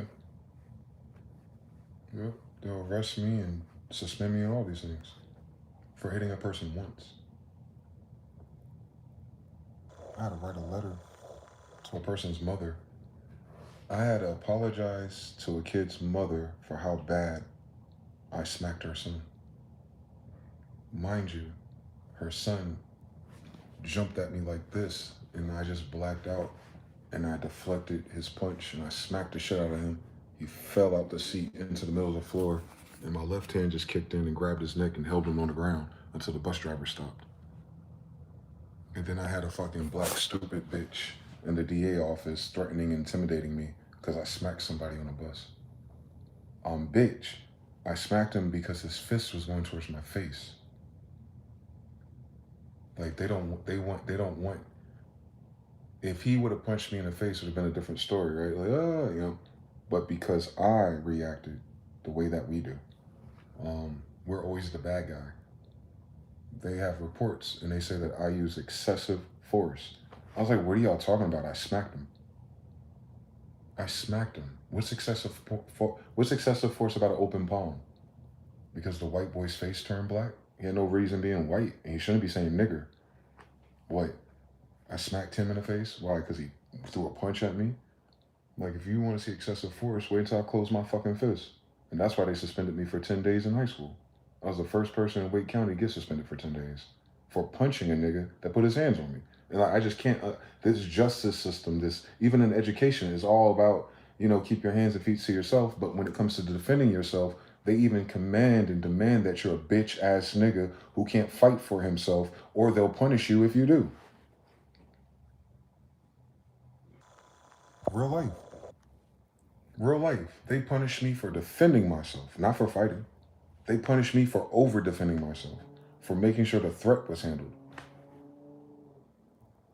It's the illest thing. It's the most evil thing I've been through. Fuck all the bullshit in school and all the fair politics and all the fucking racist white kids who think they're smart and they send a nigga from across town to be in their classroom. Remember, I'm one of those black kids. I'm in the hood nigga section. They sent me to the decent school, the magnet school. And then they got forced me into a fucking white program with Asians and whites and racist whites. North Carolina, by the way. KKK kids. And then I'm like, the fuck are y'all looking at in this bitch? In King James English, say, what the fuck? Why do y'all look at me like I'm an anomaly? I'm not an anomaly. I thought we went to school to learn and study, and if you get good grades, you end up here. Like, you're surprised. Oh, white people are so racist, even when they're children, that it behooves them that a nigga can get good grades. I'm telling you something. I was outside. I'm a millennial. Don't let these millennial white boys fool you. They're racist as shit as kids. They thought that shit was funny. They thought that the pain and the suffering that our parents and grandparents just went through with their parents and grandparents is a fucking joke. They think shit's South Park for real. So I had to fucking punch them in their fucking throat. I'm Southpaw for real. Like, what are they talking about? But they'll call us angry, violent black men because we react and we're intolerant to racism and prodding and poking. And then when you zoom out of the whole picture, it's happening on my own territory because they colonize us. And then I'm King James and King John's grandson directly. How would they chastise me if they follow rule of law and jurisprudence and authority? So I know y'all fucking liars. Y'all be making up shit. And you don't honor nothing that's real, including Israel and Jerusalem. The God that doesn't exist, yet the places of our Bible do. Like, make your mind up, faggots. So Jerusalem's a real place, Israel's a real place, and the Israelites are real people. But God and the Bible didn't happen. Y'all sound like some fucking idiots for all your taxes to be going to them. You feel me? Like, I can stack this and stack this and stack this and stack this to fucking Tartaria again. Like I'm tired as a grown-ass Indian. Like, I had to fight my whole life for real just to be around white people. I had to fight for my whole life for real just to be educated. The teachers won't do shit about it. You know that. Look at your kids in school now. I just solve my own problems, bro. With an open fist. Damned if I close it. Damned if I close it. They'll put me in fucking jail and I'm not even 18 years old. They threatened me. They threatened me 3 times to put me in jail. For defending myself. But keep that in mind. Now, I'm not in a gang. I'm not jumping people. I'm getting jumped. And I'm destroying people. It made me feel like as a kid, like motherfuckers wanted me to lose or something. Like, because the opposite of their because I remember what the adults were saying, the black ones and the white ones, always a stupid black bitch. But I remember what they were saying to me. And I was like, so effectively, the only alternative to any of these things is if I took the hits and I lost. Yeah, because you're the black guy. Yeah, fuck you. Eat a dick. Yeah, hell yeah. And that's just how my spirit is. Like I said, the motherfucker's pointing a gun at me, ran away. Imagine running away from me and you have the gun. What do you think I was going to do? Smack his face off too? I can see it as clear as day. I could see him just waving his hand and trying to click and his little faggot ass heart he just couldn't do it. I was like, God, I'm surrounded by bitch ass niggas getting me out of this city. Here I am. Then they tried me out here too. The little drug, the little meth crystal people. And I'm like, God, why do you keep putting me in a situation and get my ass locked up? You know I'm gonna fucking hit them. But then I speak up and I do the whole righteous thing and I, try to be a decent person. And then it still intimidates them. I'm like, bro, fuck wrong with this world and these people, these men? Who's raising them? Where are the men at? There's no men. Not ever, but I'm just saying per capita. Like, I run into everyone that's not a man out here. Or wherever, I'm talking about my physical, actual reality. There's never men. It's weird. It's fucking strange. You know what I'm saying? It's a weird fucking phenomenon. And so I can't understand it, bro. I really don't. And they want to convince me that these motherfuckers are going to be tough enough for a war. They can't take a fucking smack.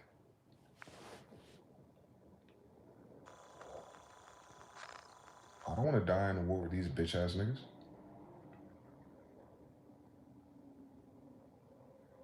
These little niggas and they stupid ass mothers can't even raise them boys how to fight. That's why they're always killing each other. They killing each other on accident because they're scared. They shoot like that because they're scared. They carry around switches because they know they can't shoot. So they will make sure they shoot all the bullets at once because they're scared. They're pussy. It's nothing to go up to a fucking person and kill them with an inanimate object. I'd be more impressed if you choked him to death with one hand on some Undertaker shit. Because Lord knows I can. I'll tear your fucking throat out. You know what I'm talking about? Like, and that's just because we're cons. Like, I can say that as a fact. Like, it's in us. But, drone war, ew, faggots. Advanced weaponry, ew, faggot. Put me in the fucking sandbox with them fucking people. Man, bitch, nigga, please. Bitch, nigga, please. Why the fuck would I need to shoot a kid? Right? All your war heroes out there shooting kids for practice. White people. Like, nah. Faggots. Scared of children. Walking backwards. Bitch ass nigga. Could never be me. In no timeline, in no bloodline, in no degree.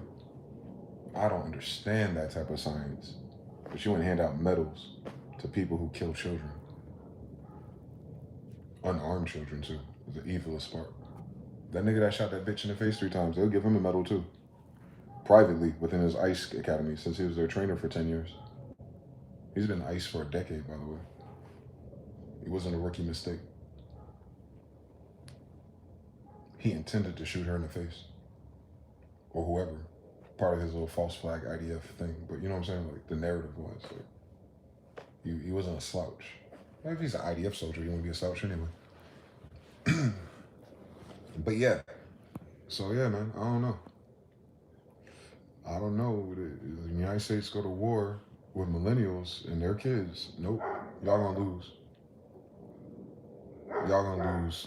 Y'all gonna lose pathetically, too. The sight of blood causes them to panic. Y'all gonna lose. Don't make irrational decisions. Y'all gonna lose. And we know that you're using fucking EMPs to do dumb shit. Well, don't let Russia and China do an EMP on you. Then half your damn technology fails. So, back to hand-to-hand combat, or CQC, back to close quarter combat. Ain't no fucking close quarter combat with me. I want to chop you in your fucking neck. That's the end of the combat scenario. You feel me? You feel me? You teach your child how to chop someone in their fucking neck. Ain't no going back and forth. They ain't gotta hurt their wrist, they ain't gotta hurt their knuckles. Just chop on their fucking neck, and it stops all the talking. I was in 6th grade with a dude, a popular dude, because his dad was a barber. I didn't know that. I didn't know his dad cut everyone's hair in school, so it made him popular. Hakeem, tall as shit, just like Hakeem Olajuwon. Hakeem was like 6'3" and 7 for 8th grade, and I was just like 5'8", 5'10". And for whatever reason, they had us transferring classes, and I transferred to Hakeem class for like this assignment or something. And you know how it is. You know, there's the bad bitches in class, and I know, I see the bad bitches, they see me. That's what I do. And Hakeem didn't like that. None of these niggas do. These jealous, little envious bitch-ass niggas. The girls don't want you, boy. You little soft bitch-ass niggas. Stop fucking hating on niggas. As if I would talk to these girls. As shy and introverted as I am. And that's the dummiest mission about all this shit. Like, the girls secretly like me. I never publicly dealt with them. But the boys notice everything. We all do. And he got in my face. And he got his little fucking instigator, Antoine, saying something. Because, you know, I talk shit. Like, if you talking shit, I'm talking shit. Antoine's like, ooh, you know how they are. And this tall nigga walk up to me, and every time they're like this, I'm like, nigga, you do not want to do that. Lord, why do they trigger the devil every time? So as soon as he did that, I kicked him right in his fucking balls. He said, oh! And his face lowered straight to my face, and I looked him in the face, and I said, then fucked around and went to his barbershop and got a haircut from his dad right in front of his bitch ass. You know? Like, who taught me how to do all that? That type of psychological warfare, if you will. Nobody. So imagine if I was allowed to be the Sir Knight military general that my grandfather was for our country. You're gonna have these fucking faggot ass problems. Certainly.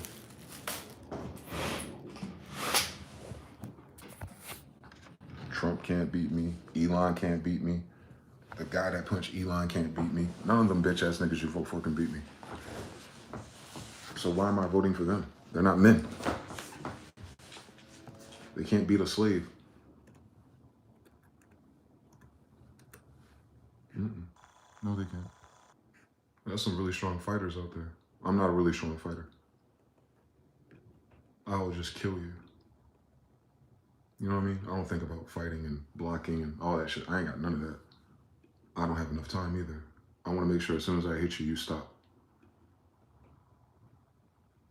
I'll stop you from talking. I'll stop you from moving. You want to jump at me to intimidate me? I'm not jumping back. I'm jumping down your damn throat with my fist.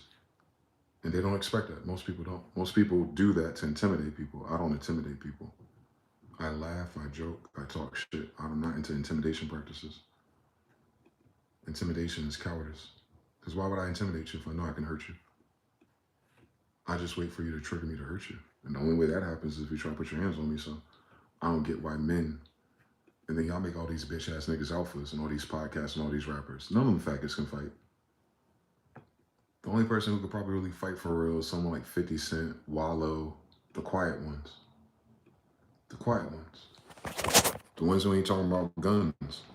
That's one thing. That's how you know if a nigga can fight for real. The niggas that always talk about guns and switches and shit like that versus niggas who don't talk about weapons. You get weapons because you a bitch. Life ain't that damn dangerous. Trust me. I've been out here without guns and switches. I solved all my problems, including those that were armed with my fucking fists. So just say you a bitch already. We got a land full of black bitch ass niggas, don't we? That's the problem. We do. That's why we can't defend our own neighborhoods and our family and our women. Because women get pregnant by bitch ass niggas because they have motion and money. They don't reproduce with niggas who know how to fight.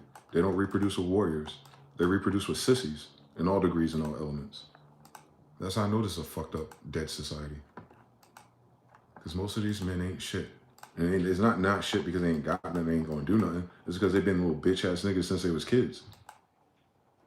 Nurture or nature, I don't know, maybe it's their mother's fault. My mother wasn't around to raise me. What's my fucking excuse? Right? So that's how I know, like, these values, like the value system, like what we went through, like the value of what we went through that produced like that type of visceral action to injustice and that visceral action to weakness and that visceral reaction to demons and motherfuckers who talk too goddamn much but don't know anything.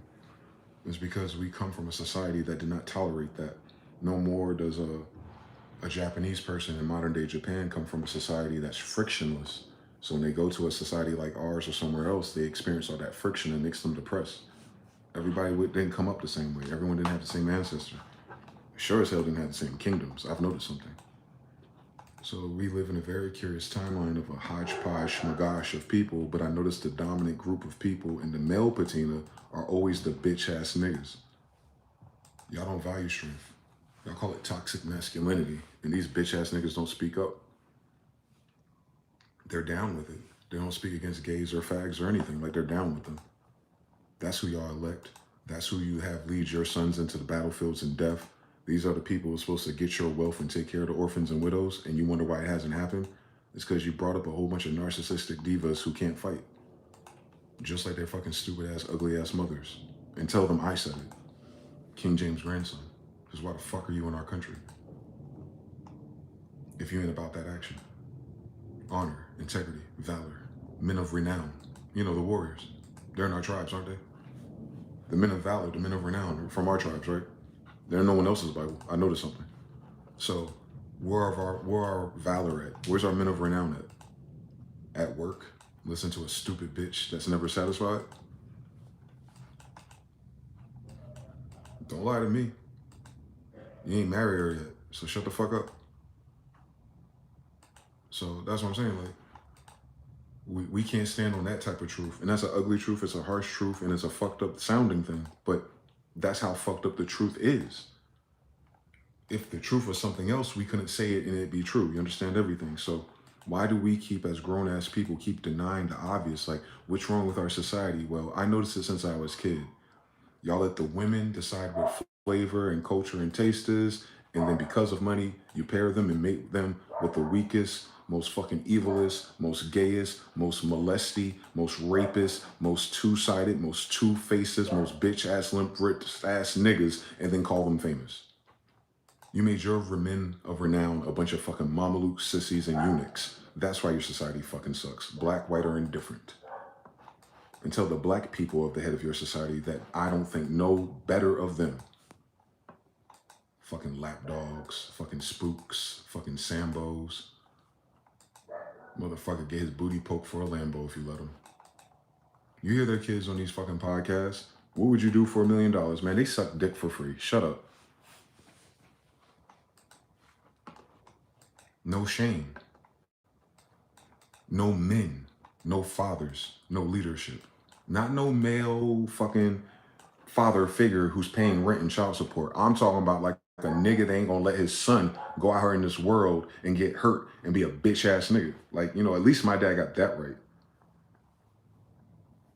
You feel me?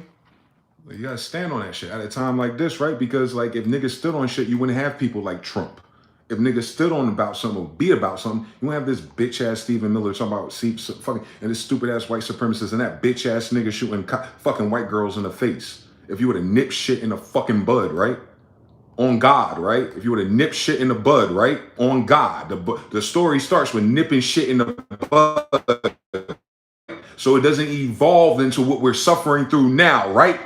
De-dollarization. Shit ain't got no value. Niggas is trying to figure out the outcome. The outcome of what? Being raised in a millennial society of bitch ass niggas scared of white people. Fuck you all. As if they can fucking fight. As if they can fucking fight. You see what happens when Jake Paul gotta fight a nigga his size that hit him back, right? Yeah, ain't nothing changed in my whole fucking life. I guarantee it. And if they too damn tall, break they fucking kneecap.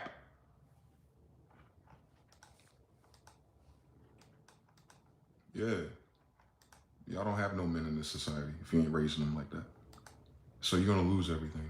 Because bitch ass niggas don't fight. They'll run away. They'll switch sides on you. They'll defect. They'll AWOL. They'll fight for the other side. You should research wars. That's what they do. The bitch ass niggas become your biggest liability if you're talking about a civil war or a revolution, all the stupid shit that white people are talking about on Reels right now. Go ahead and invoke that energy and watch how all these bitch ass niggas that you think mean something, when that intercom goes down, when that fucking sky go black and that flashbang go off and that smoke grenade go off, they're gonna be fucking cowards acting like they're fucking dead. Fuck you. You know what I'm talking about? They act like we don't know. Like I ain't been to war my whole fucking life. Like I ain't seen niggas die my whole fucking life. Like I ain't had to fight my whole fucking life. I ain't proud of that shit. But I understand I'm in captivity with these dickhead bitch ass niggas. And I watch every election voting for another bitch ass nigga who don't take care of women, who always have some gay rumor about them. And you're like, yeah, that'll be our president and we'll be prosperous. Why do you think faggots gonna make your nation prosperous? Because they dress nice? Y'all fucking idiots, bro. Whoever's voting for these niggas. What the fuck wrong with y'all? It's so crazy that you wouldn't even know how to vote for a fucking man. You wouldn't even recognize a man if you seen one. Even the girls, our sisters, y'all so fucking disgusting. Y'all love all those NFL players. Oh, he's cute, he's something. Then you find out he fucking sassy. Why y'all bitches quantum entangled to faggots? But men ain't shit. No shit, nigga. You keep fucking marrying and having kids with bisexuals. Did you read your Bible yet, stupid bitch? Tell me I'm lying. I don't see none but little faggot ass kids out here. And the rest of our boys are dead. Or locked up. Isn't that the agenda? Yeah. Arrest all the toxic ones. I know. You better. You better had arrested all the toxic ones. You better had. Because this shit would have been done a long time ago. Don't let me talk to them. That's all I'm saying. If that's what they want, I'm ready for it. I literally come from the knights of King James, King Arthur's knights. Like, that's my grandfather. They're fighters, not they're not diplomats. They're not talking about shit. There's nothing to talk about. He's the king of kings, you dumb bitch. There's nothing to talk about. If you don't like it, then fighting. There's no democracy. We didn't create a democracy. What did we create? a republic. Yeah, there's no voting in our shit. So you understand, like, our whole society is a side effect of democracy, but democracy only serves bitch ass niggas. Because bitch ass niggas couldn't win no other way. In fact, it sounds like voting is pretty fucking gay in a land full of kings and chiefs.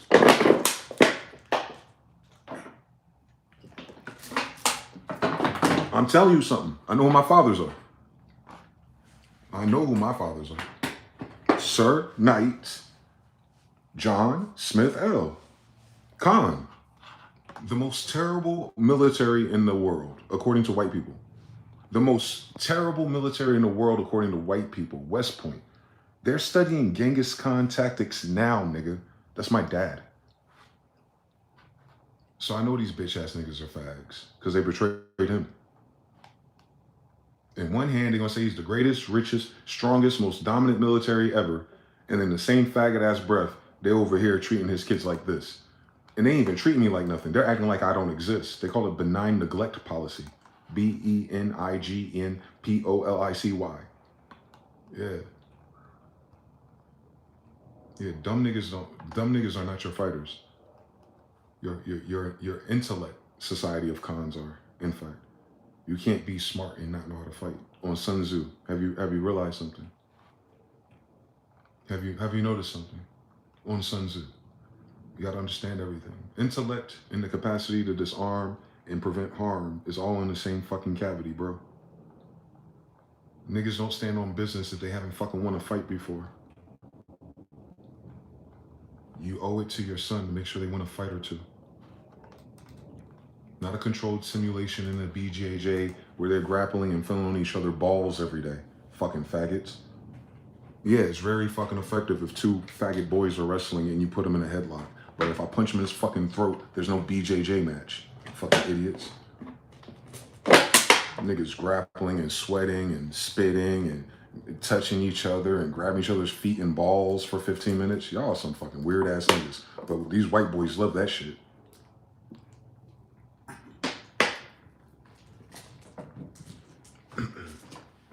Put your fucking hands on me and my elbow's gonna go through your fucking skull. BJJ that shit. I'll put my fucking elbow through your fucking cranium, bro. Don't fucking grapple shit around here. You understand? Like, I don't understand why they act like that's fighting. I thought the objective of the fight is to disarm or to, disarm the nervous system of your adversary, at the very least. Then why the fuck I need to learn all these extra moves and blocks and dodges when all I gotta do is chop this nigga in his fucking throat and he stops breathing? I collapse his fucking larynx and everything in just one fucking force of a go. Like, I don't need extra moves. There's no combo for that. There's no reason why I need to chop him twice. Because if I chop him once, I know I'm gonna have to call the fucking ambulance. If I don't collapse his whole fucking neck and accidentally crack his fucking spinal column, you know what I'm saying? I don't need an extra combo after that. But then they bar all those moves. So they're just simulating homosexuality.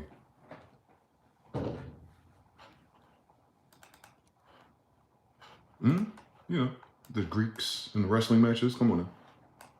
Mamelukes and eunuch armies. I have their pictures, please. I'm never talking hyperbolic. I wish I was, though. I really do. Because the truth is ugly. Ugly as a damn mother. I'm looking for that picture of these sissy fights. They call it a fledgling match. The Caribbean islands, the plantations of the Africans. And they got the boys fighting the girls. Women king shit, the homies. Got the boys fighting the girls. And the girls are winning. That's the whole women king concept. The boys can beat the girls. So you know they ain't related to us. What 5'0" girl is gonna beat a 6'3" giant in a fledgling match? Shut the fuck up. God, these people are terrible, man. Not all of them. Not y'all. I'm just saying I'm going through the history and the events and the culture. It's like, it's glorified closet gay bullshit. Like, system-wide. Down to their warfare. That sassy, behind the scenes, classified secret shit. Only bitches keep secrets, bitch. What's a king? What's a man? What's a chief keeping a secret from? What's the worst that's going to happen to a king if his secret comes out? They're going to replace him with someone else that can fight? All their secrets is about how gay they are. Hi, Trump. Hi, Bubba. Hi, Bill Clinton. Right? Right? Your strongest men. And I'm talking about strength in terms of how women rate it. He's so strong because he has things. And he goes to the gym and has muscles. I don't go to the gym. And I'll still break your fucking neck. So what is strength for? It just looks good. Yeah, y'all faggots. The fuck you need muscles for? Muscles is not where your strength comes from, you stupid bitch. Your strength comes from your chi. You know, the system we created. Qigong, your force, your kai, your spirit. That's where your strength comes from. I'm breaking their aura with my aura way before my hand gets to their neck. Do they know that? You think they know that, Jonathan? I bet you they don't know that, Jonathan. They probably have no idea what the fuck I'm talking about. And that's why the bullets are made out of what they're made out of. Because of your aura. Would block, if the bullet was made out of any other ingredient, it probably wouldn't do shit to you. See, they don't know that. On hollow point, they don't know what I'm talking about. Because they still can't see with their eyes closed. So when we say we can feel everything in the room, it's because our aura is taking up all the fucking space. So if there's a disturbance in the force, Luke, that means someone walked into my torus field. That's all. You can expand your torus field. You can expand your chi from your heart. You can expand it outwards. And it's crazy that the same thing that makes you laugh is the same thing that makes you cry. That same beat from your heart that makes everyone feel warm and safe and protected inside, my sisters. And every woman does this. And if you want to know if you're a good man or not, like I'm talking about your energy, like to get your energy right, to know how women are around you. If you want to know if you're a good man or not, or if you're around a good man or not, if women, because their hormones are different, if women are around a good man, they fall asleep.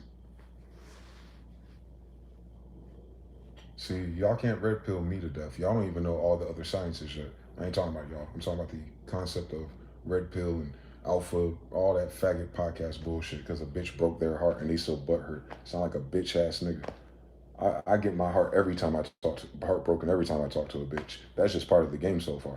But all them bitches, if you ask them, if they come around my aura, whether I'm driving or they're just sitting on the couch, they start to yawn and fall asleep. That's how I know I was different. Because that's without being, that's without them knowing, that's without them seeing me in action. They can just sit right next to me and feel safe enough and protected enough for their fucking overworking, neurotic ass to calm down. I'm gonna fall asleep right here. Bitch, you said you wanted to watch this shit. Driving in the car, hey, you drive, blah, blah, blah. Bitch, now you sleeping. Like, I can't be around a bitch while her falling asleep. Because they're in my torus field. My torus field brings peace and calm and tranquility to them. Boys too. Kids. But that same torus field that brings them peace is the same fucking torus field that'll break their fucking neck. And that's what Jordan Peterson and them are trying to talk about. A good man isn't a man who's never done nothing wrong. A good man is a good man because he can do everything wrong and achieve it, but chooses not to. Meaning, I'm not good and safe to be around because I'm nonviolent. I'm not Martin Luther King. I'm King James' grandson. No, I can be extra violent. Matter of fact, I can get past violence. They're passive aggressive. I can get past aggression. Like, I don't mind breaking your fucking neck for the culture.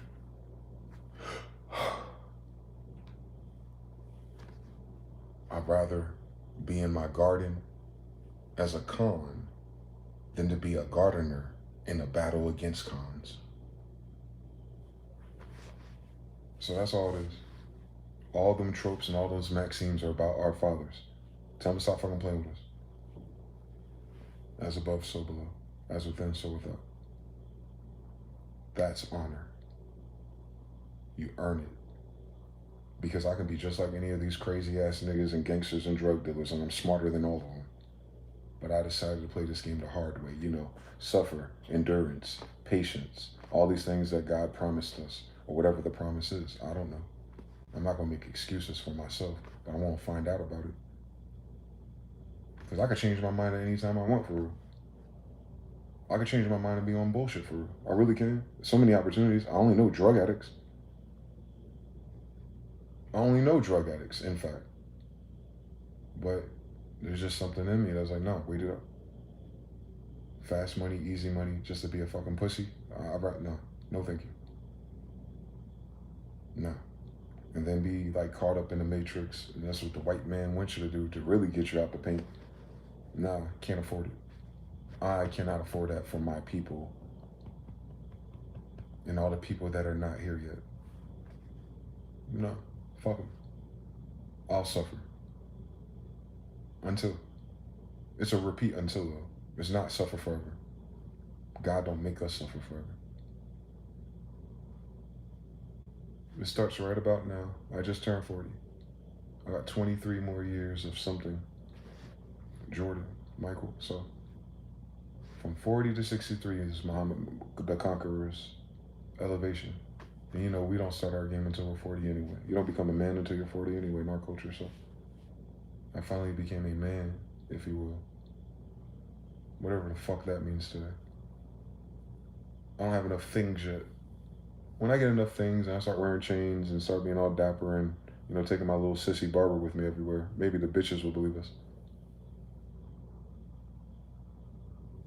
Yeah. I need a better presentation. I need to get out of this 5-bedroom house in Las Vegas and get something bigger and drive a Lamborghini and shit like that. And then bitches will take us serious. The irony of all of it, actually. Because then you really realize what it is that women have a dispensation towards sissies because they're so easy to give them all their money and not because they feel like they're good men, which is why they're always cheating on them and half their damn kids ain't theirs. Shout to Tom Brady. Then you start to unspin all these things about how demonic these women really are in this society. And then we have a whole nother fucking live stream about it. I'm gonna get there eventually. Listen, I'll land it. Whatever you're thinking, whatever you're feeling, I'll channel it. I'm gonna chop a nigga in the neck. I'm gonna figure out the mysteries. I'm gonna do the math. And I'm a goddamn channeler. What do white people got? Cotton gin dollars? Fuck, our sisters are evil. You wanna have kids with faggots. And we got all the ingredients.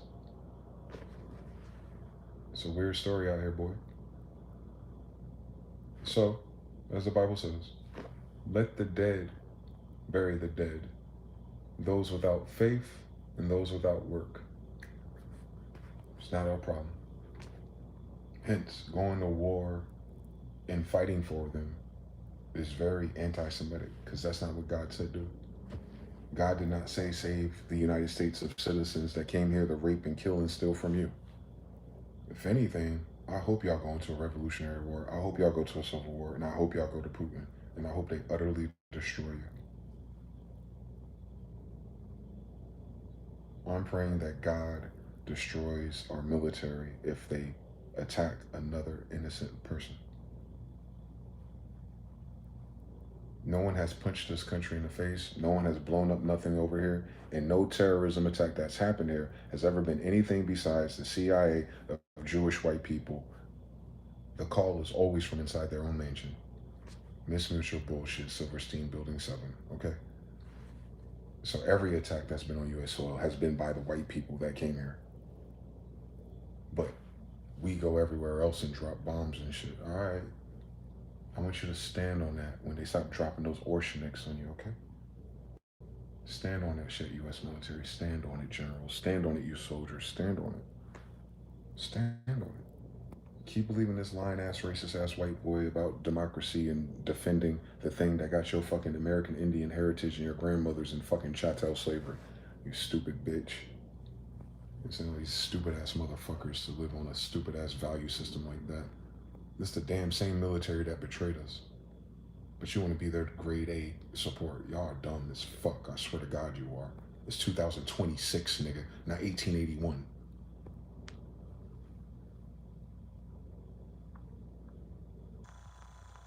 I don't know. What else is a dummy to fucking do?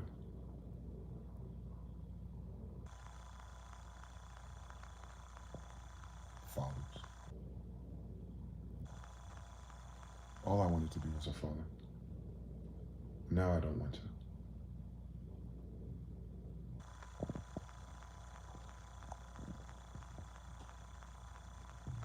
I'm too volatile to raise a child in this generation, I think.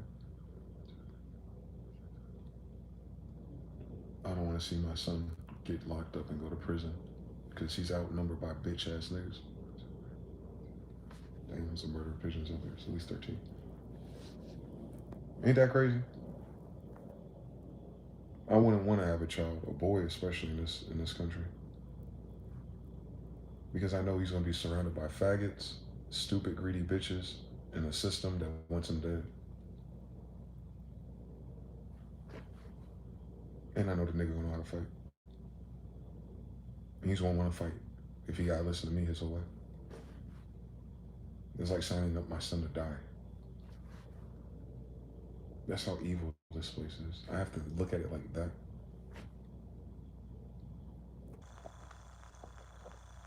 If I have 50 fights or more, I know he's having at least 10.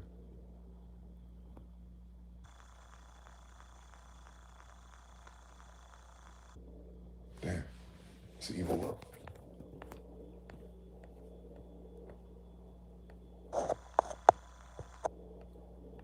Accountability and accounting.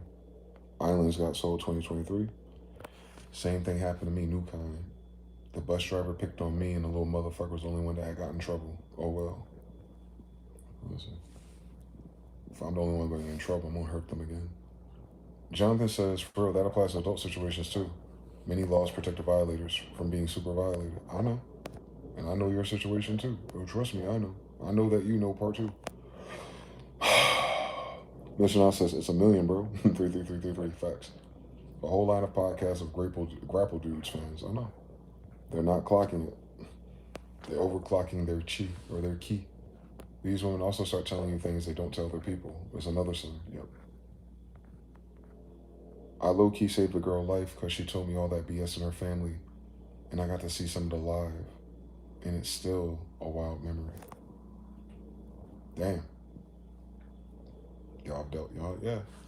I only attract traumatized females. And that makes sense. If you're safe. So that's why when people's like, well, why don't you just pick a better person? Because you're a fucking idiot. And you don't know how magnetism and law of attraction works. Safe people attract broken people.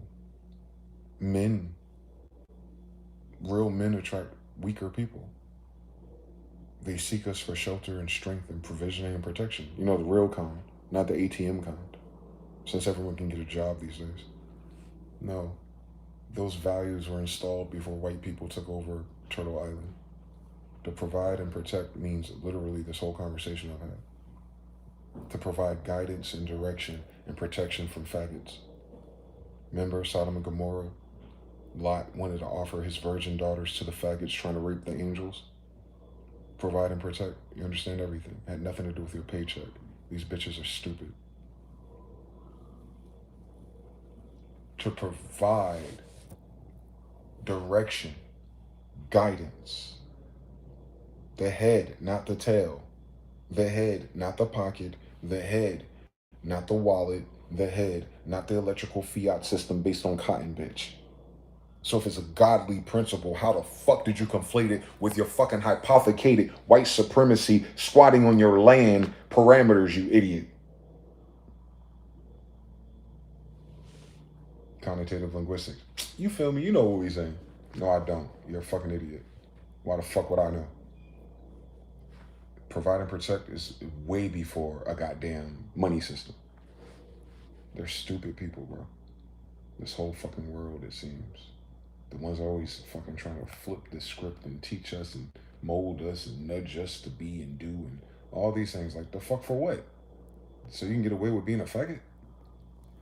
There's only the faggots who don't want to be accountable. I've noticed something.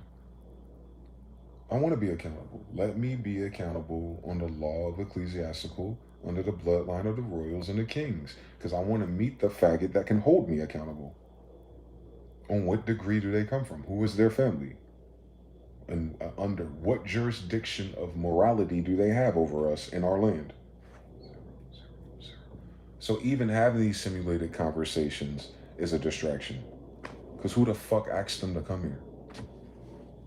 You understand what I'm saying? Like we filtered our whole lifestyle with these stupid bitches and this stupid system and this stupid school and these stupid businesses off the premise that motherfuckers we never wanted here stayed. So how the fuck are we supposed to get straight today? We can't until they're fucking dead. Your life won't change until they're dead. Your life won't change for your kids or nothing until the adversary's kids are dead, bro. I'm not telling nobody to be hostile or hurt or kill innocent people. I'm talking about like literally the way these stories go. Nothing changes because you pussy, faggot ass, bitch ass niggas don't ever do nothing for yourself. Don't ever build nothing else. Don't ever go nowhere else. So we're sitting still, suffering as your time and money is running out until they're dead. And then we spend all that energy we didn't do shit with starting from the dark ages again. I could have fucking sworn my grandfather saved us from the dark ages again just as of 1611. So we're going to have to do the dark ages again fucking with these niggas pretending like they're going to heaven. That's what my problem is. But that ain't everybody's problem. Everybody ain't fucking John Smith's grandson. So, you know, my frustrations, I can only look through my family and my bloodline, and wherever they dropped the ball, and wherever this got disconnected at, or whatever rape or whatever betrayal that happened, that's uniquely in line with my family, and I'm gonna figure the fuck out eventually. I'm gonna break that generational curse. I am.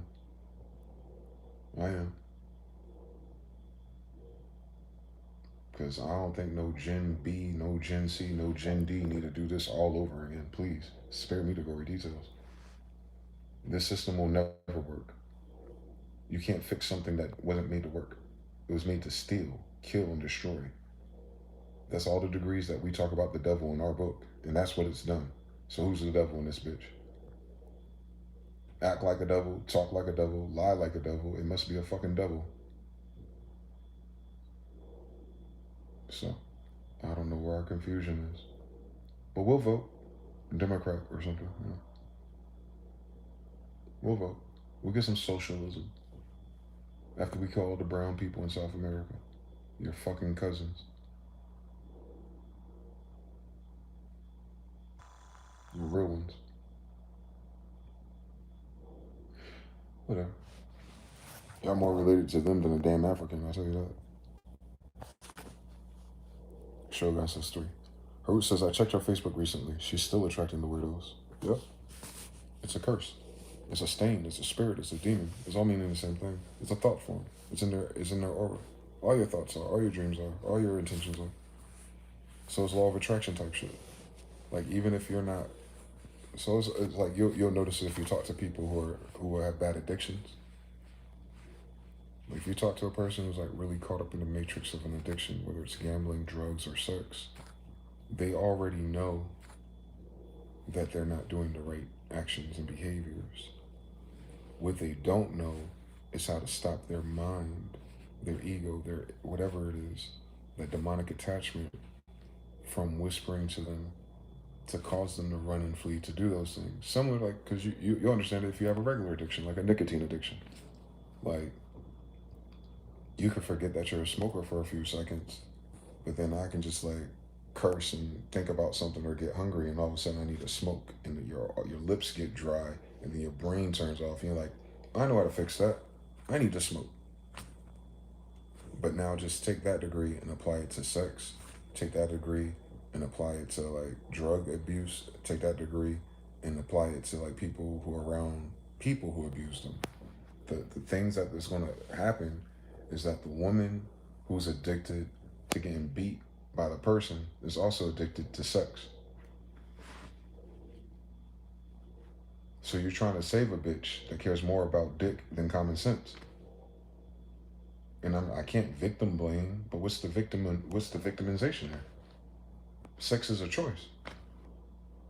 If you stop fucking the devil, he stops punching in your fucking face. How about that? Our sisters are full of shit. We know that. Because of shame and words and hoe and stuff. They don't want to be seen like that. So they rather just be stuck with the guy that's going to beat their ass. As long as he's still fucking her. You know this story. How else do they get pregnant by the guy that's beating the shit out of them? Because they're fucking. It's a sex addiction. And they're addicted to having sex to the same type of people who sexually, you know, the same type of sexual deviant or spirit or attachment that got to them as younger girls. And they go out into the world and find out that most normal guys don't have that type of correspondence to them. So then they seek out the type of guys that cross lines or cross the things. And they don't seek it with their eyes, they seek it within their feelings.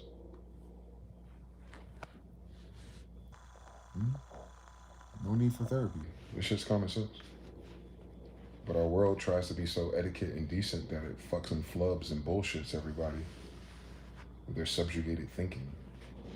Yeah, it's a society full of idiots. That's why everyone has a fucking mental health condition, because they never get to the root issue of it. All of your addictions is tied into sex. Not some of them.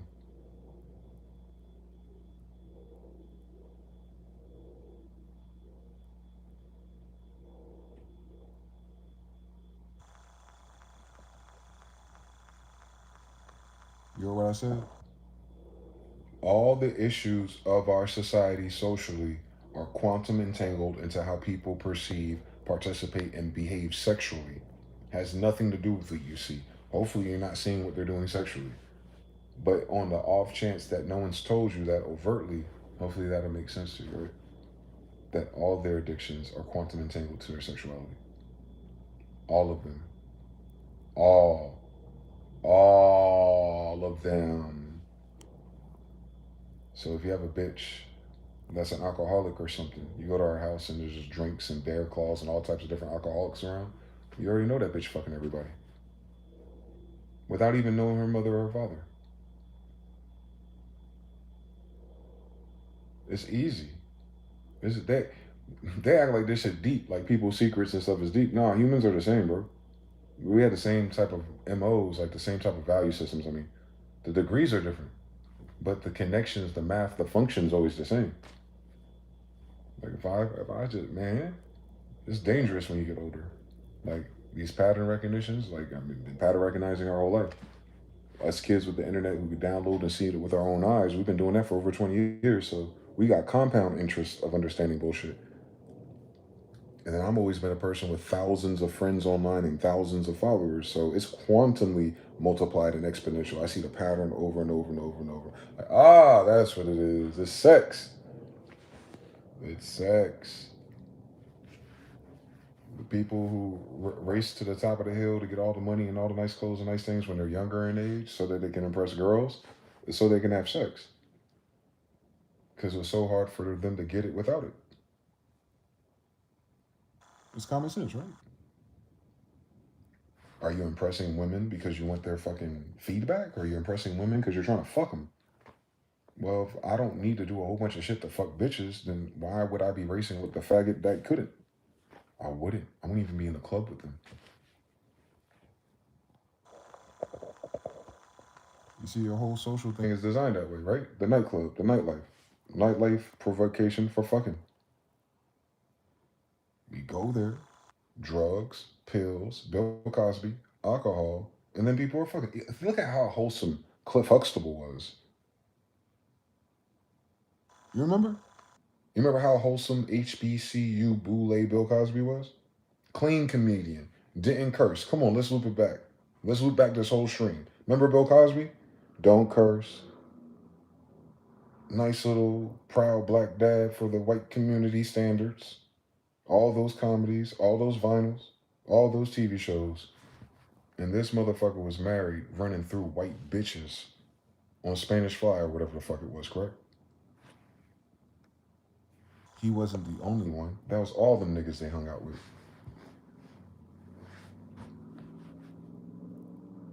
And then the white girls weren't accountable. Because why the fuck were you sneaking out of your house to meet a damn nigger at a hotel after midnight that you know is married with no panties on, bitch? But yeah, men are animals. But man, you go over there with no panties on after midnight knowing the nigga married. Fuck you, bitch. What the fuck you think was going to happen? So, but we hold the man accountable because women are powerless. But we have a system that says the women should be equal. Make your fucking mind up then. Are women powerless to men when it comes to sex, but equal when it comes to money? And then wonder why they're unhappy with their fucking stupid ass variables that they adjusted. Fucking idiots. I'm not justifying Bill Cosby's bullshit. I'm just saying call a spade a spade. It is what the fuck it is. Them bitches wanted to get fucked for opportunity. They're whores. Why is he in jail for that? They didn't give a fuck about his wife when they were fucking him. Don't tell me it was the pills and the drugs. That whole generation was using those pills and those drugs. Why the fuck they go to a hotel and start drinking alcohol after midnight if they trying to get a fucking role on a TV show anyway? Like their fathers didn't teach them like, hey, you shouldn't be with married men by yourself in a hotel drinking alcohol. No. They wanted what they wanted more than their damn anything. And they knew they were going there to fucking, because I know how the fucking manifestation works. Y'all full of shit in this country. He was trying to buy NBC, remember? All them ugly ass lesbians talking about Bill. Bill had a type. You bitches are full of shit. He didn't fuck them bitches they put on that damn TV show. And then they had the bitch Janice from America's Next Top Model do the whole memoir just for you to find out it wasn't true. So he ain't even fucking bitches that look like her. Bill Cosby had a type. We all do. So, this is science. But yeah, man. Harvey Weinstein, he likes black strong men. He got a type. Donald Trump, well, I guess all the bitches that look like Bill Clinton in the face. He got a type. Like, they got types. They're not fucking everybody. When they're rich, they're filtering like an Amazon wish list. That's the point of them getting rich. The men who want money more than anything want to pick a very specific type of bitch that won't give them no attention without those things. Thank you for coming to my TED Talk. And then the same bitch on the other side of that equation is like, I'm a queen, I'm a princess. I'm so used to these things. Yeah, you're used to niggas buying gifts to put their dick in your throat, but you want to kiss me and be my wife and husband. Shut the fuck up. You've been sucking dick since middle school, and you wondering why you ain't got a husband.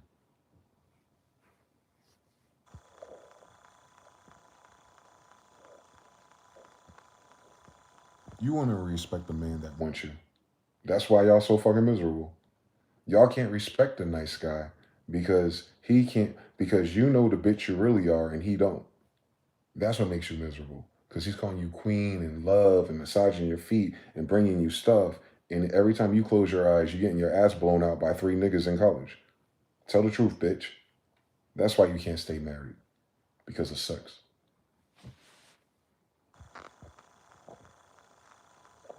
Money for you to talk to them and date them and get married to them, but sex for you to keep them. And not sex with you. Their sexual history. But bitches didn't want to hear that. All of a sudden they became scientists. Nah, you fuck too many men, you will never be good for marriage. And I'm not talking about like the paper marriage. I'm talking about like good for marriage, like in your own brain. Y'all haven't perfected therapy yet, so I know you ain't healed this shit yet. Y'all don't even know it fucking exists. I haven't heard a bitch say it on the podcast yet. And I'm only talking about bitches. The bitch has been sucking dick since middle school. Hopefully that's not all of our women. Lord forbid. But that's all the bitches that are left that are millennials. That's all I'm saying. That's all. That's all. It's the man's fault. What the fuck you talking about? We literally have to like prove ourselves and basically bid on a bitch. We don't choose. We're bidding. It's like eBay. Maybe the girl I want and I win the bid, but if I don't win this bid, I got to bid on something else. Like that's not what women do. Y'all don't even date the same. Y'all premise of this game ain't the same. This ain't chess and checkers. It ain't red versus blue, black versus white. It's not smoke versus fire. It's 2 different play styles. It's Princess Peach and Mario. And the whole time this bitch can float in her dress. So all she ever had to fucking do was jump out the damn castle window. Tell me I'm lying, Mario Brothers 2. Go ahead and tell me I'm lying, Mario Brothers 2. Can Princess Peach float with her dress the fuck out the castle if she wanted to? But meanwhile, this nigga gotta be a plumber. He gotta work through 8 different shifts. He gotta go underground. He gotta fight dragons, ninja turtles. He gotta jump over poisonous plants, over pitfalls and fires just to get to that bitch. And I'm like, hey, thank you, bestie.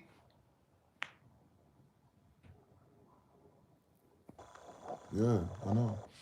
That is modern civilization dating dynamics. And none of that shit has to do with fucking. This is why it's simulation war combat, but it's a eunuch Mameluke faggot style of things. That's why no one's happy with it.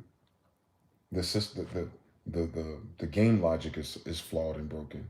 And then they'll talk about the Bible and go back to it. It's like, why do we keep referring to the Bible? Y'all fucking stupid. Y'all don't believe in it one day. It ain't this the other day. But then when we talk about men and women dynamics and what women are entitled to and what a man is a provider, the first thing this whore ass bitch does is open a Bible. I'm talking about all the podcasts. Please mismute the bullshit.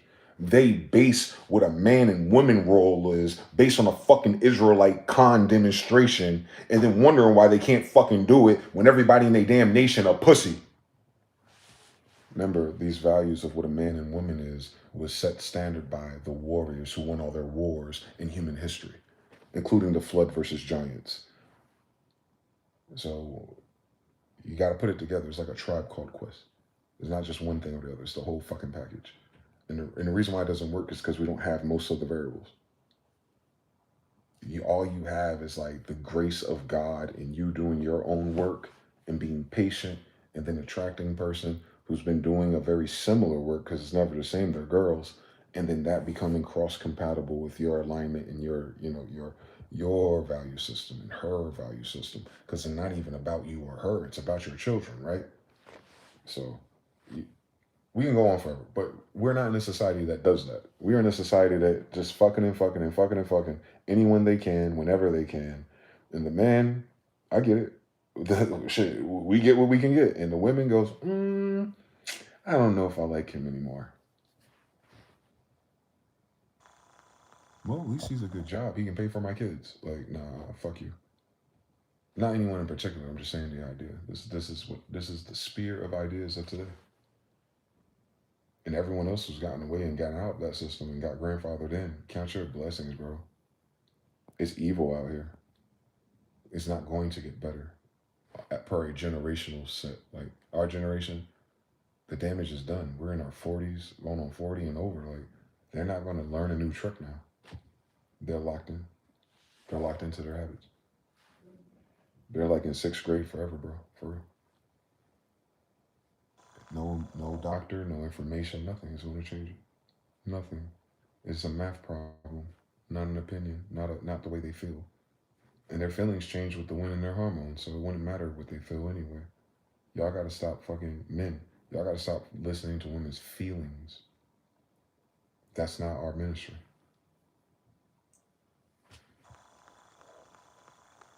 Especially single men.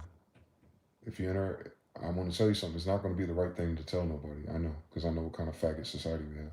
But I want to tell you something to save your life and time at least. If you meet a woman out here today of these generations, bred and raised in the same society you grew up in,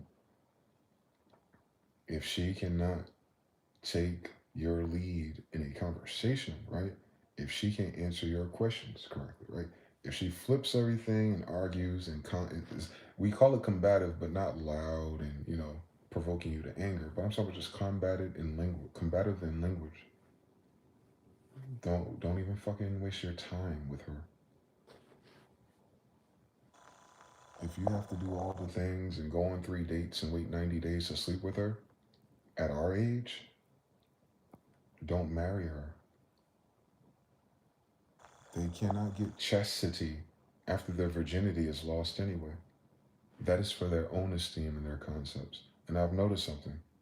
It's never worked. It's a cool idea that they read in a magazine or Oprah. It's not real life though. Hormones and genetics and DNA is real life. No amount of chastity, scriptures, or none of that stuff is going to take all of that other man's sperm and DNA out of their brainstem. DNA is information. That's why the more a woman fucks at our age group, the more masculine they look in their face by the time they're 40. They're spirit swapping with that many men. So you think they're like combative or they're argumentative? Mm-mm. That's the men that they're sleeping with. That's not how she was at 6 or 8. That's the way she is now because she's promiscuous, sexual liberation, lesbian feminism movement. And that's crazy that lesbians and flower girls push that. They fucked through middle school and high school, went to college, fucked a whole lot more, drink, a little drug. And by the time they get to 30, 33, 39, you see it manifest. And they're super masculine and combative and all these things. And you think it's because men ain't shit. No, that's because of how much dick is stored in her goddamn brainstem.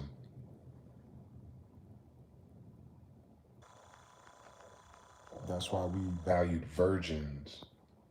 So our kid is actually our kid. Like all the DNA, not some of it. But women don't care because no matter what, it's their kid. It's the collection of all the dicks they sucked at very least, right? Based on a true story. Don't lie to me. Don't tell me to go to school and study science and get degrees, and those are the science degrees of everything, biology and women.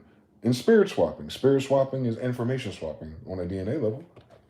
How are you sleeping with all these men, unprotected or whatever it is, and all that DNA is stored inside of you? And then they be like, I don't understand. Men get to sleep with, yeah, we're not storing DNA of your rivals. So, you know, if you have a kid with me, 100% of me is in your child. If I have a kid with you, it's 50% me and 100% whoever you lying about sleeping with. That's the difference. We're not the same, bitch.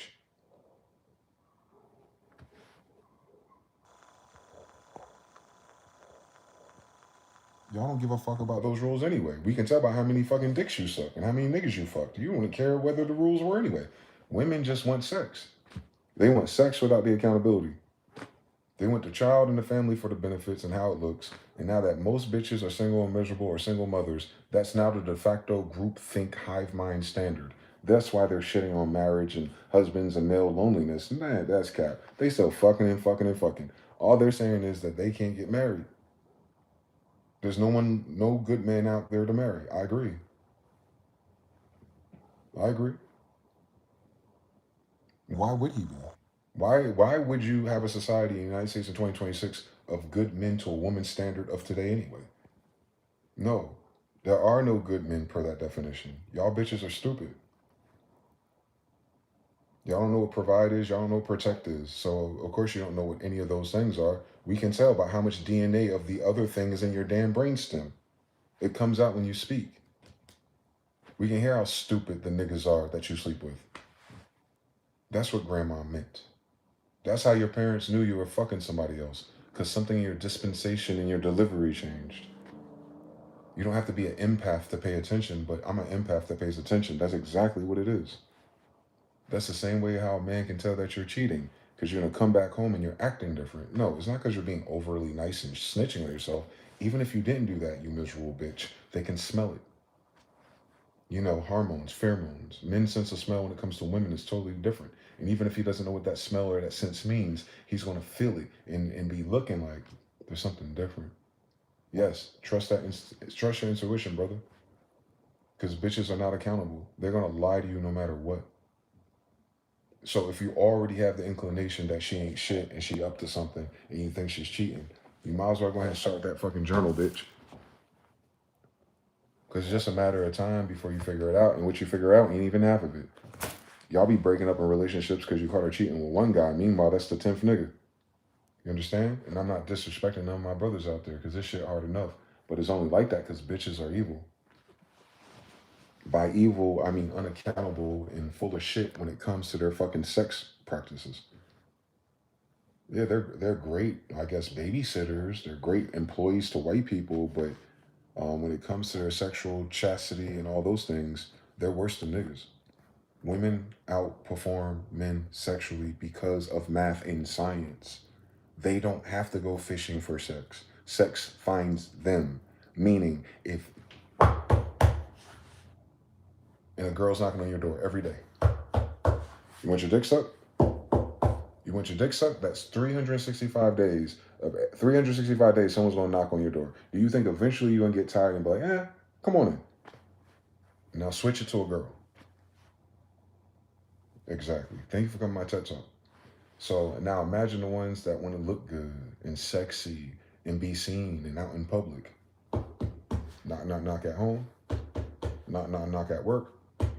Knock, knock, knock when they hang out with just the girls. Don't forget half of them lesbians. Knock, knock, knock out the club. Knock, knock, knock when they go back home to their own neighborhood. Knock, knock, knock when they go in their DMs.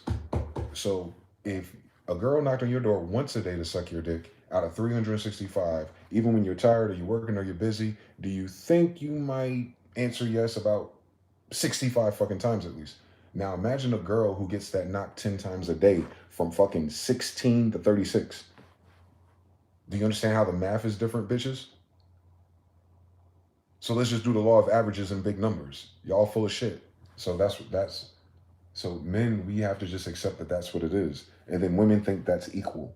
It's not equal. Bitches, y'all suck at math and numbers. We could tell by the reason that this damn country on a citizen level is in debt.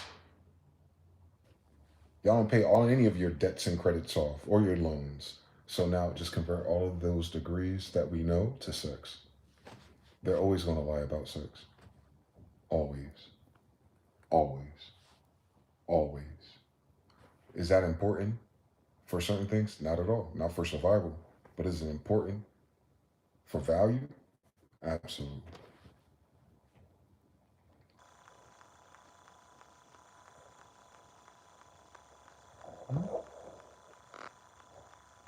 Why do you call them bitches? Because bitches fuck everybody and get pregnant by everybody. Like a dog. Men are dogs, right? And what's a female dog? A bitch. So if women are matching the energy of men, well, if men are dogs because they like to sleep with women, then women are bitches because they're the ones being fucked by those men. Like, they divorce themselves from every equation in which they are actually equal. Nah, they don't want to be equal. Women are full of shit. They want to be above you. Meaning they want to do all the foul shit and keep it secret, and then they still want you to hold worship to them. Men don't require that, nor would we use those systems to do so. We're not faggots.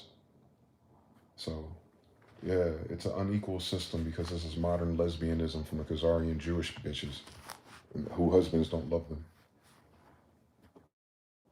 So you have an unloved race of stupid bitches influencing our sisters, and that's why they mirror the language model of the reality of their damn stepmothers. Yeah, you're right. Men don't love those Khazarian bitches, or they wouldn't be busy raping everyone else's kids.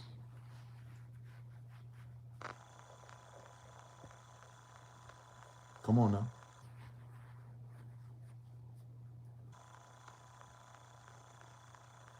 You saw that little Israeli Jewish Hawk Tua girl. That bitch can't suck dick for real. Cut it the fuck out. But they gave her a podcast, a talk show, and all that reprobate shit to make it seem like it'd be hot to get your dick sucked by a Jewish girl. Fuck you.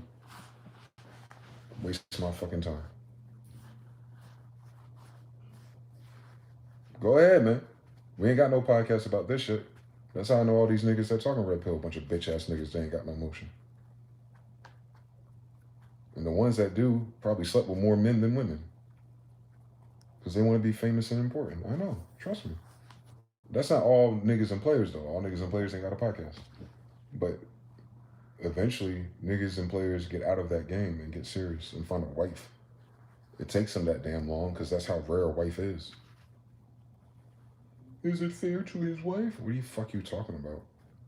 He wasn't thinking about his wife until he found her. You understand how this game works? Is it fair to my new employer that my previous employer had me working overtime? Like, y'all stupid as shit. Just in logic, though. Your logic is stupid. But they're not the logical species, so. We're arguing about their feelings, which is just me concluding that loop. That's why you can't argue with a woman, because they're talking about how they feel about variables. They don't acknowledge the math or the actual value of the variable. They find no valuable in masculine variables based on our own natural, and mind you, all men naturally, for the most part, feel the same way. And then women go, I don't understand why men do a thing. But men never understand women. No, men do understand women.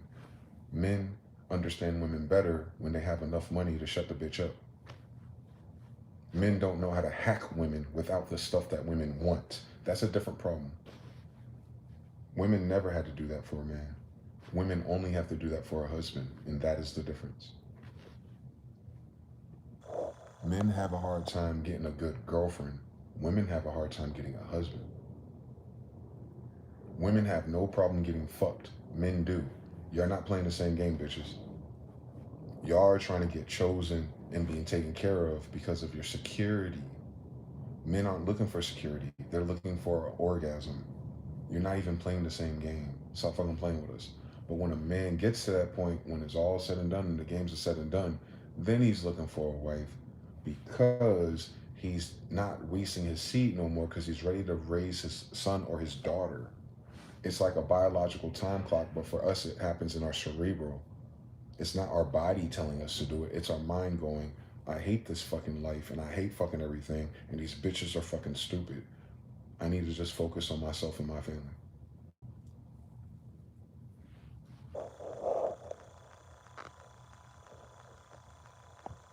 Go ahead and tell me I'm a liar. I actually grew up around niggas who can get bitches without money. So anyway, that's a whole different playthrough, by the way. You learn something different. The same girl that makes this nigga wait 90 days, 3 dates, and Michael Kors bags and all this shit was fucking my friend Thomas Bradley, who don't even have shit to this day. I don't want to hear shit from these bitches. They're full of shit. They conflate sex, benefits in the Bible. Men don't make that shit. Men just be like, we take what we can get. And then we adjust our variables, they call it frame status, to get better. Women don't have to do that. Women only have to adjust their fucking mouth to get a husband. So, ladies, we will never be equals. I need y'all to stop believing that lesbian dogma. That's for white girls. Just cut it out, bitch. Please. You're ruining your fucking kids. We see these hoes on Twitter and OnlyFans. Those are your kids, not mine.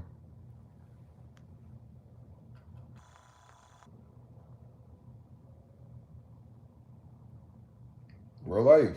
They starting to cry now that no one's subscribing to their ugly ass OnlyFans. Real life. Real life. OnlyFans girls are falling off rapidly. It's not because men are gay. It's because no one's trying to marry a stupid hoe anyway. What did y'all not get? Y'all wanted to be stupid hoes anyway, and that's what y'all get. What's more hoe than an OnlyFans girl? Like, y'all need to stop fucking genderqueering our language, man. Once again, the gays strike with the lesbians. Yeah, they're hoes too. Even if they're not fucking men, they're fucking more girls than boys can fuck. Do the science on this one, King. Look at how many dildos and strap-ons are sold on Amazon. They're fucking. Them little girl trips and those little girl parties, at least 2 of them bitches gay as fuck, if they want to be. Why do you think they drink so much? So your girl wants to hang out with a bunch of girls and get drunk. Yeah, someone's getting fucked by a fucking strap-on. Y'all need to stop fucking playing stupid to these evil-ass bitches, okay? There's no real woman with a husband that she enjoys and a family to raise is trying to hang out with her single hoe-ass homegirls and get drunk. Life ain't that damn stressful.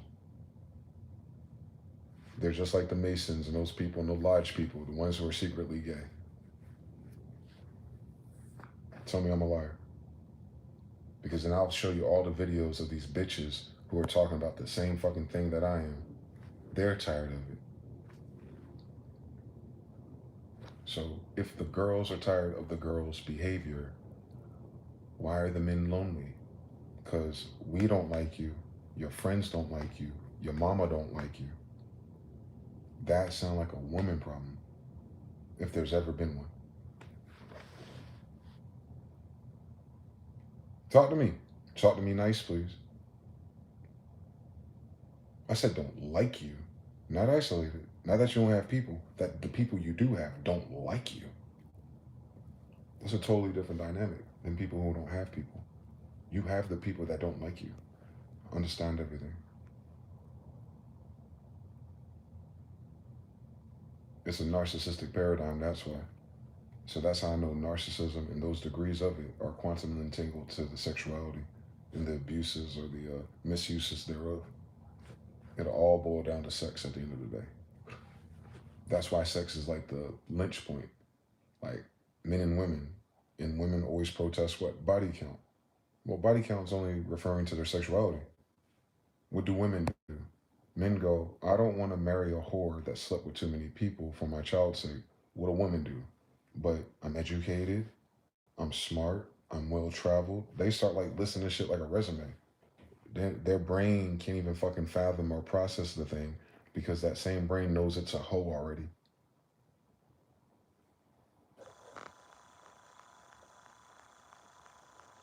Hopefully I'm helping my younger brothers out there to understand some of these degrees and dynamics so you don't waste your time arguing with women who are hoes already. Not every woman is a hoe though. That's why you're looking for your wife. Your wife is the one that's not the hoe.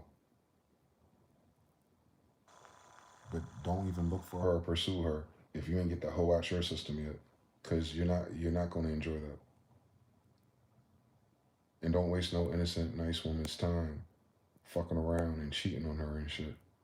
If you want to be a boss player, then go ahead and tell the girl that you want to marry that at some point in 5 to 10 years you don't want a girlfriend. And if she can get on board with that, then nothing's wrong or defiled in your gained agreement upon bedroom. No one said you had to have one girl, bro. If I could, I'd have 4. Just like my father. What am I gonna do with one woman? They don't love us that much. Nor can they keep up with our libido. And I'm talking about Smiths. I can't speak for all men. I don't know a woman that can outfuck me, actually. So, you know what I'm saying? I don't want to share too much, but I would need more than one woman if that's the game we're playing. So, all I'm saying is, if you know those variables about yourself and you know these variables about them, don't you play the stupid game of hedging your bets in the rest of your life since you got to be the provider and protector on the fucking casting of lots that's going to make you unhappy because you're going to have to die by yourself. Whereas if you just set in stone exactly what you're about and what you're willing to exchange for it and then pursue that, that's what you're going to get anyway. So don't waste your time with good women being a dickhead, and don't waste your time with hoes trying to make them your wife. Make sure you quantumly understand that those two things are separate. And no, the hoes don't graduate into wives in nobody's story per generation, which is why when we get to a certain age, 40, when we actually become a man, we meet our financial stride when white people aren't being racist. And so from 40 to 60, you start getting your shit together and you're no longer hanging out with the homies and life is treating you different and you're out the way and you got more rapport and you got people to help you get connected to get the shit you want, whether it's your place, your car, and all these things. And now you can go out there and pick a woman. What's going to happen? The younger women gravitate towards you. So you know that already. So if you haven't been lucky for your 20s, boo fucking who, bitch? That's cool. By the time you're 40 and above, they're all after you. If you got your shit together. So what's important is keep your mind, your frame, and your shit together. And not to be a bitch-ass nigga lying to these bitches. And tricking and all this extra shit. Just to get a crumb of, leftover pussy from somebody. It's not that serious. I promise you. I don't care how fine the bitch is. It's all the same. It's all the same. Fundamentally. Nah. Them fine bitches are lazy. They're pillow princesses on top of that. You ain't gonna want to be stuck with that bitch for 50 years. I promise you. I promise you, you're gonna step out on her. Just as a man, your libido is gonna step out on her. Not your mind, not your heart. Your libido is gonna step out on her. So stop setting yourself up for failure, okay? You're the man. You're in control of those variables. You have to propose to your wife. Just stop selling this dream to these bitches when you date them and you're whatever it is. You know how it is, survival mode. You know how niggas are. Girlfriends, you live with each other. You know how the 90s work, but it don't seem like that no more. So that's why I'm telling you out loud now. Most brothers don't teach this out loud. They're too afraid because they pussy. They feel like if they tell the truth about pussy, they'll stop getting it. Never in human history has that ever landed, man. Nah, not when Venus is in Sagittarius, my nigga. Don't get me started, God. Cause I can tell you something scientifically. I understand everything. So I just to whatever brother or brothers out there who need that, just that confirmation, or for your algorithm to change so you can filter the content more likely. You're gonna see these women talk, you're gonna swipe. You're like, oh, it's one of those. You're gonna see the women start to talk, you're gonna swipe. You're like, oh, it's one of those. Trust me. Yeah, they call it Zen mode. No, it's not. This is called common sense mode. Once you unmask the narcissistic etiquette of hiding the fact that they a whole ass bitch. And there's nothing wrong with that. By the way, I use those words because that's what those words mean. I don't know what other words to use, but the whole ass bitch degree. What I'm saying is, I don't have a problem with whole ass bitches. I have a problem with a whole ass bitch that act like she ain't a hoe that's trying to trick a nigga to marry her, and just to be temporary married so she can have a retirement fund or a child that's quantum entangled to child support and alimony so she can keep getting dick when she's tired. And I've noticed that's been the ending of everything. So on Tom Brady it is. On all of our black celebrities who just got out of their marriages it is. They've been together for 20 years and she's entitled to half of everything. Now keep that in mind. They want more because they put time in with these guys. Tell me what then? How did another guy's dick end up in her mouth 2 weeks later with all those kids? So men, when a man says love, that's a totally different definition than when a woman says love. And that's why we get our hearts broken. Because we love from our heart. When they're younger, they love from their emotions, meaning that chemical I was talking about, they love from the idea of love. We're quantum tangled in love. We fall in love with hoes. You understand? Like we can fall in love with hoes because it's a real love. It's a real connection from the heart. With a woman, it's like on paper he's cool. He buys me gifts. Like that's all thought stuff. Provisions and all that. So that's all thought stuff. We can love a bitch for no reason. She can be the worst thing that's happened to us, and we'll still love her. That's love that men talk about. Women have no idea what the fuck we're talking about. I don't think they have that chemical for real. The science of real niggas says that women only experience that type of love with their kids. So that unadulterated love that you have for the bitch that you actually wanted to love and she broke your heart, that's because she didn't love you, not like she lied to you about love. No, her definition and chemistry of love is not the same as you, especially not under 40. Like women don't stop becoming neurotic until like their mid to late 50s, by the way, fellas. And by that time, granddad's usually dead, so he don't even get a chance to experience that bitch. But she in his house, sneaking in Uncle Fred. So don't be the nigga that builds the house for your best friend Uncle Fred to be piping down your wife. And these days it's not as common, but that's kind of what it is. But it ain't you or Uncle Fred's problem. That's your wife. 1 out of 3 men are raising children that are not theirs. 1 out of 3 men in the world are cucks. I'm talking to my brothers out there who don't want to be a cuck. Ain't got nothing to do with wedding rings and vows and motherfuckers putting shit on a Hebrew Israelite Bible. Fucking faggots. These motherfuckers bastards in these churches and these fucking Ponzi schemes for marriage certificates to put your ass back into bondage. Like, you understand everything. I'll stack up to the top of the world and Mars if you want me to. Because it's connected to a marriage certificate, the Cusick number that gives them millions of dollars. They did all that romantic Jewish Ben Stiller bullshit rom-com shit. And the most romantic movie of these bitches is about how the woman had a good man that loved her, but she fell in love with the nigga that she cheated on him with. I'll stack it up to the ceiling if you want to. So these degrees, might be more unique to black people, but more unique to black people who actually have bitches. So I just want you to know, like, don't let them fool you, bro. Please. You just want to break your own fucking heart.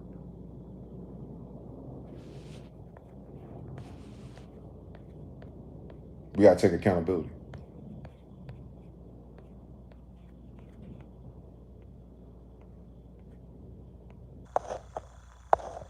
333. Messing with creativity and blind imaginary. Misery loves company, new kind. Women are allowed to lie, and it's okay. Yep, they're not held accountable for lying, and that's okay. Just stop believing their lies, and then move forward with whatever your agenda is. Shogun 3, Terran Art 3, projection and double standards, eBay dating. Newcon says, my homie was fucking this married chick and she was gaslighting her husband so bad he had to get his wife on the phone because she wouldn't admit it. I believe it. That's the formula. You can put any variable inside a subtraction, you always end up with less no matter what. Mr. Now. Newcon says, no accountability at all. No. I think women experience the chemicals of shame way more severe than men do. That might be the actual answer. Women might actually have feelings, and their feelings are their loudest when it comes to shame. Men don't give a fuck, usually. Like, I experience shame, but then I was like, well, shame of who? Like, if a nigga's gonna shame me, I'll punch him in his fucking throat. Women be like, well, I feel shamed, and they, society judges them, aka their mother, their friend, their neighborhood, Like, men is like, who's gonna shame us for fucking bad bitches? Knowing how difficult that really is. Women can't do that type of math, and don't make them. You ain't gotta argue this with them. I don't know why men do that, arguing with women about that. Like, women don't know how men think. So, we can tell them as many times as we want, but their ears are dyslexic to this message. They're gonna hear it backwards, and they're gonna defer that we meant something else, or they're gonna take it personal. But the whole time we're talking about mathematics. Just code word for high mileage. You got it. Jonathan Lee 1000 message. Feathers 333. Accountability versus accounting again. Which is interesting because narcissist feminine males feel extreme shame. Yes. And it's healthy to feel shame. It's what makes you not do certain things. Even if you make the mistake and you've done it before, you did it as a kid, like, no one's gonna hold you accountable for all the weird gay shit that you did a long time ago. They're gonna hold you accountable acting like you're not doing it now. So accountability isn't about being perfect. It's about knowing, like, well, I'm feeling shameful because it's wrong. Fix it. Do the right version of it. Most people don't want to do that. So that's why that shame loop of narcissism is so confusing. They know it's shameful, but they want to do it. They want to do the shameful thing more than they don't. That's the difference. Some people do shameful things they don't want to do. Insert Hollywood casting couches. They know they're not supposed to do it. They don't really want to do it, but what they want on the other side of that shriveled dick in 3 minutes is what they really want. And then that's where the narcissism is born, because they gotta keep that quiet and keep it secret. Especially all them girls who had trains ran on them. They're not gonna tell nobody that shit. But you gotta think about it. This bitch talking about her husband and her man gotta be this, this, and this, and this, and this. But them 4, 3, 5 kids that gangbanged her ass didn't even have jobs. But she's changed now. She deserves to be a wife. No, she doesn't. She's a whore. She's a harlot.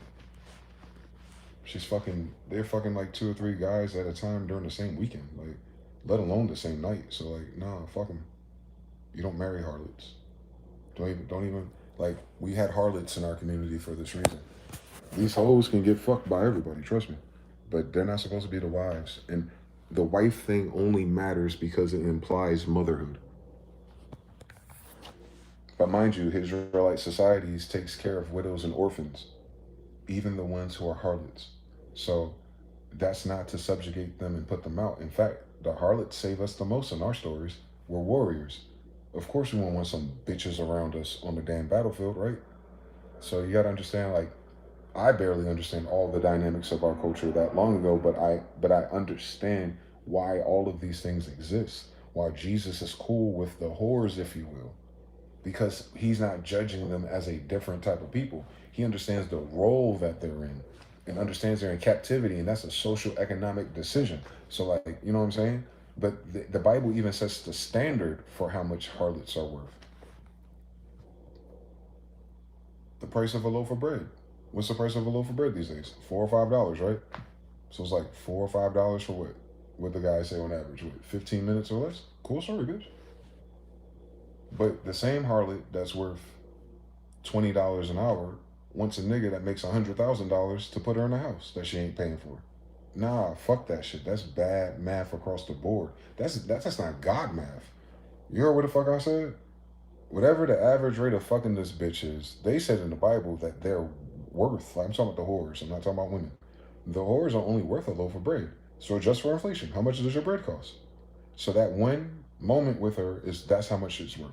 And I adjusted it to per hour just to be fair because I want people to be able to save money and be able to get what they want, including the harlot. So about $20 an hour. Most niggas who solicit vagina outright for cash ain't trying to spend all night with her anyway. So yeah, I don't know why Cashapp was ever $40. That's why we have inflation. Cashapp should always been about $5.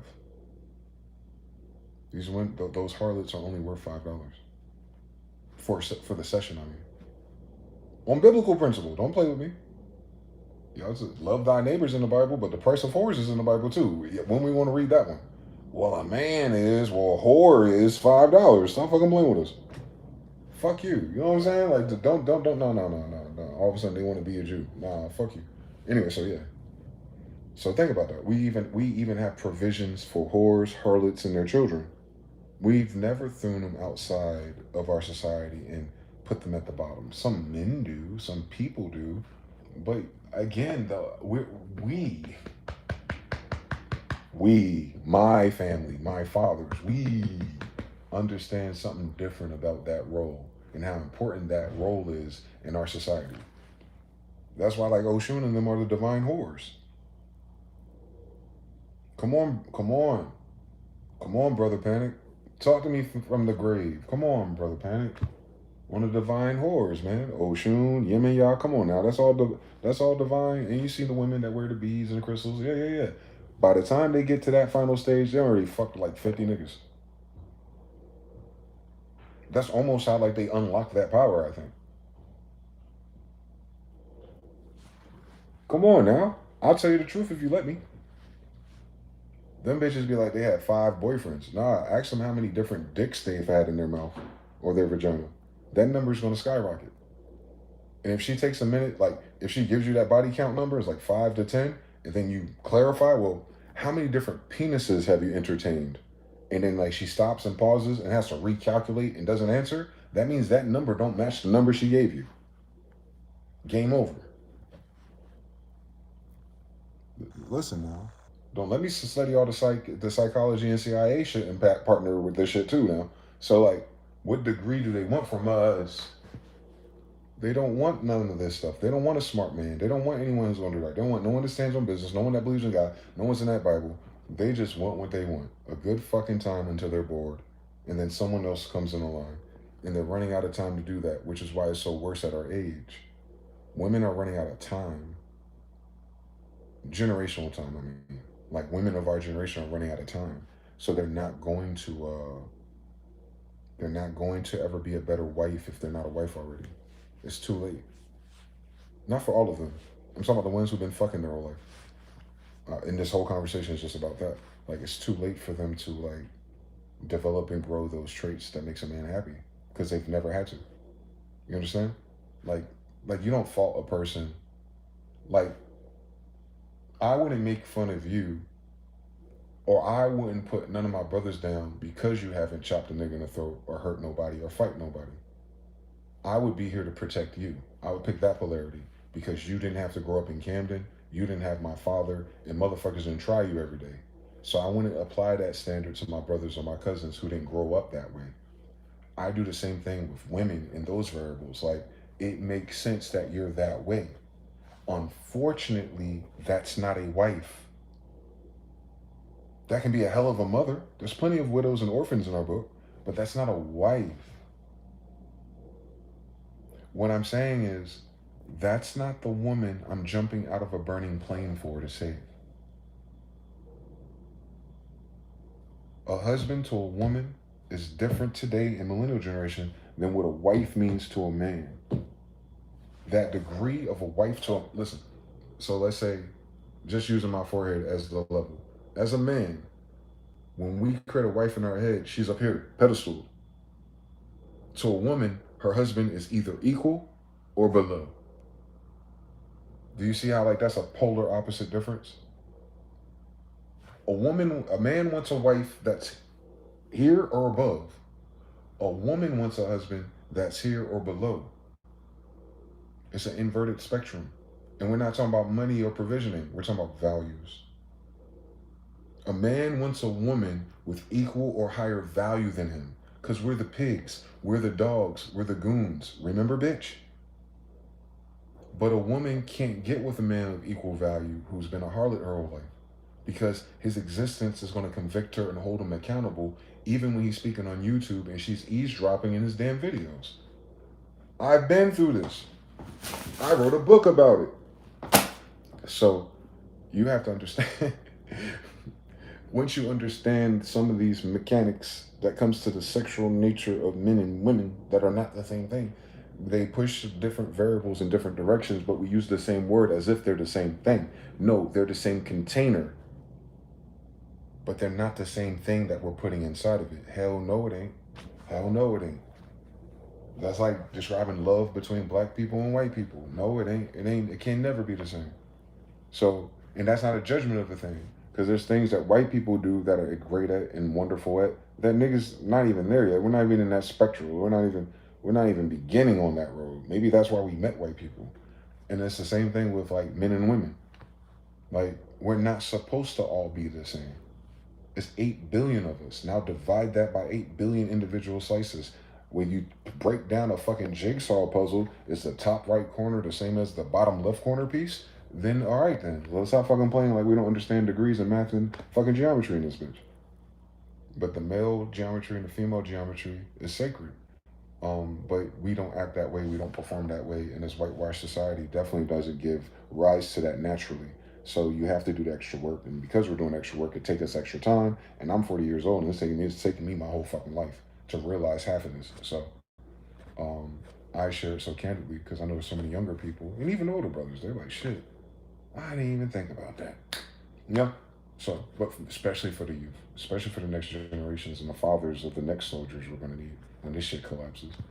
Make sure your son ain't wasting time, not with the hoes, but with trying to marry him. Cut it out. Cut it the fuck out. Because the pursuit of marriage is the problem, not marriage. It's like, because the bitch is gonna make him do all these extra things and all these extra headaches and all these extra degrees because marriage. And then she's gonna leave when she gets uncomfortable because she's never taken accountability. So the moment she's not happy in those fucking 3 days of hormones, she's gonna ruin her fucking family. And then he's gonna be heartbroken, devastated, in debt, in the rears. And it's gonna take him 5 to 10 years. He ain't gonna have his hairline back. He might have to go back out here and get crumbs and snatches of pussy and act like he's happy because the girl he found now rubs his back. Nah, fuck that, gentlemen. Stop raising your fucking kids to be cucks and fucking simps. They ain't gotta be fight and kill everybody, but at least don't have these fucking demonic ass harlot Jezebel ass degrees as a social program of a Khazarian Jewish lesbian rule their goddamn journey. Please. Please, please, please. It's the only program out here, by the way. You notice that's why all the women are stuck on the same fucking page. They haven't read a new book.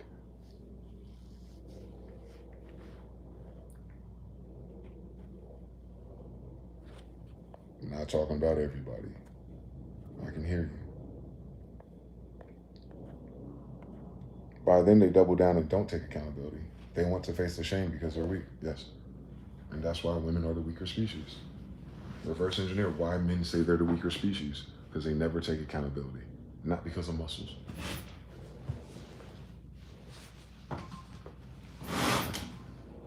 Women cannot take the punishment that's associated with their lack of discipline.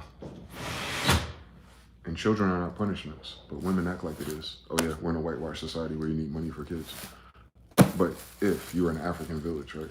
So, miss me with the bullshit. You fucking African slave descendant ass niggas. Lie about anything, just to escape the obvious. You want to be a hoe. This is a hoe ass society.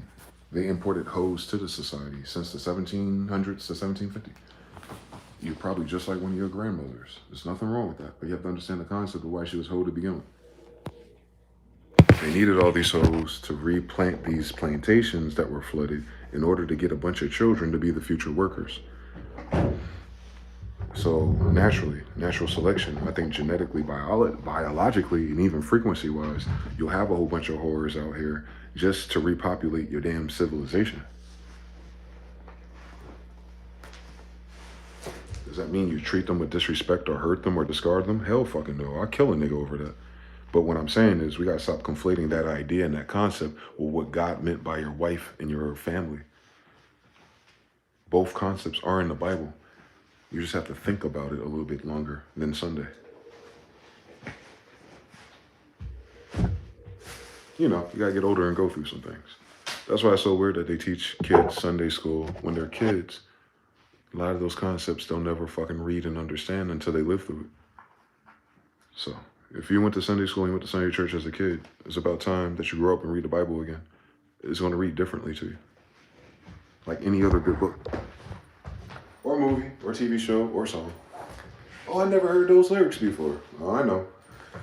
These are the people who never noticed that all those songs in the 70s and 80s was about cocaine and vagina. I never even noticed that. Tastes like candy. Ow. Thinking about you. You know what I'm saying? Talking about cocaine, right? Or heroin, or both. It sounds like you're talking about bitches. And that's the same thing with the Bible, right? Double and triple entendres, part 2. Stop fucking playing with us, Jews. Back in the day, we used to call that strategy couth.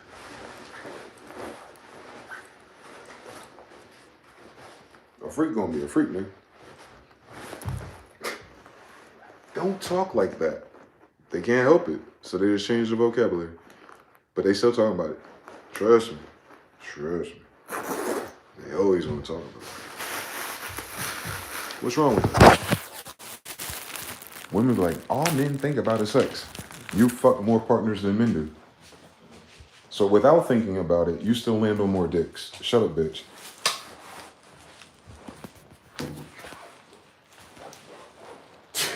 I know I sound wild, bro. I know. I'm from a wild place, though. I don't come from a good place.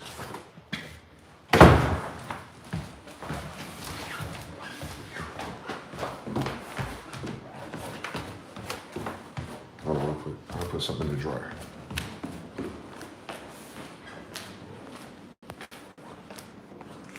They don't want to face the shame because they're weak. What else going on in these streets?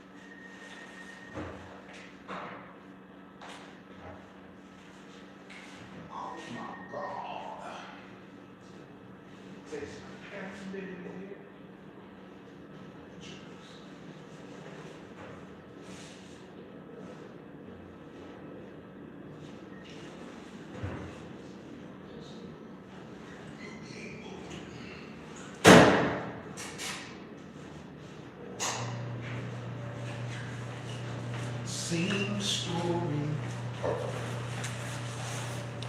My damn arm, bro. Who's still here?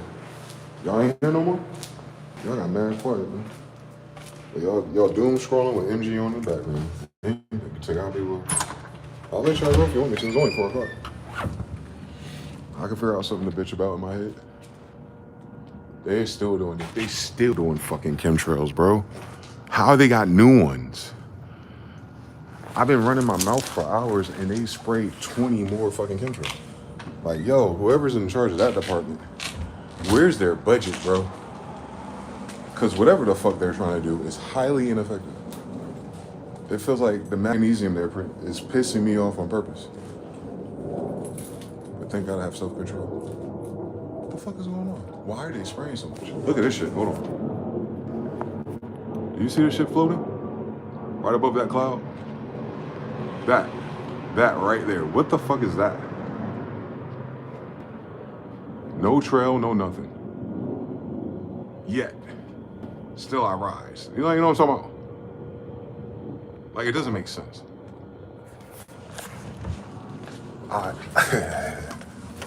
Polluting my environment type shit, you know what I'm saying? No one fucking asked them. They deny that shit exists. Like, the same fucking white people. Like, a nigga ain't been outside every day of his life for 40 years. Think we won't notice when something changed? All we do is look at the sky. Moors are navigators by stars. Since we're star seeds, understand everything. Jib. What the fuck is going on? Still beautiful though. When they're not pissing me off. But you see, like, you don't see how they fuck it up though when they do that. It gets so fucking misty, you can barely see the damn sun because they fuck spray so much. Like, even like, I don't know if you can see it with the camera, but the fucking... Let me make sure it's clear. Yeah, it's clear. All right, so remove. Like, there's like this gray phase off the mountains. That's what they're spraying. So that shit's touching down, getting into your water supply, in through your skin pores. Like, and that's why it's alarming. Because you have that, the colds, and you be like wondering why people have these weird flus and stuff. I'm telling you, they're spraying it. That shit fucks with your immune system. So they're making sure they double down and you get sick because of it. There, I can see. They're making sure that, what he said, those wave clouds here earlier. Yeah, and that's the electromagnetic HARP thing, the 5G thing. That's why it's rippled like a Wi-Fi signal. Because it is. It's a spherical release. So it's not just across, it's north and south as well. So it fucks with the ground, the ants, the birds, the bees, everything. And whatever's above it. All the shit that we can't see. Because you know the sky is full of organisms too. I don't know if you've seen them fly before, but they're out there. I don't know what they are, because white people don't categorize them. But we're not, like, you know what I'm saying, there's a whole nother, you know how like under the water there's a whole nother type of thing, and underground there's a whole nother type of thing? There's a whole nother type of things above the airplanes. I just don't know what they are. They look like the deep sea creatures. They look like the same deep sea creatures they dig up when they want to fuck around the Arctic. Those are the same things that are flying. The same geometry. Different nature, of course, because they're flying. But the same type of mechanics. Because this is water. Ozone is water or vapor. I know, it's nerdy shit. But it's absolutely true. Yeah, those are chemtrails. Those are not contrails. They are spraying us. Wonder why everyone's fucking sick or retarded.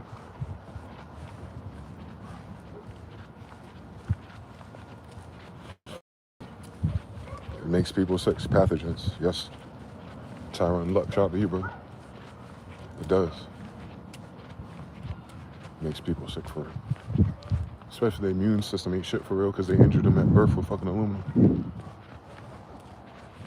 It doesn't leave your body until you detox it. Or God be the glory. But it would help if they didn't add it to us to begin with. That's where I'm getting at. Nah, old blood type, we never needed your help, Fauci. How about you stop making diseases in your laboratories that your tax dollars are paying for? Who says, let's take all these animal diseases and reverse engineer them to be compatible with people blood? Like, think how stupid and evil these people are. And they act like the scientists and the doctors are the smartest and best people in our society. They're the most evil, stupid, unaccountable pieces of shit that have ever existed in the United States, actually. Because they haven't cured shit. So what are they smart about? Murder? Slow murder is their fucking claim to fame? Fucking idiots.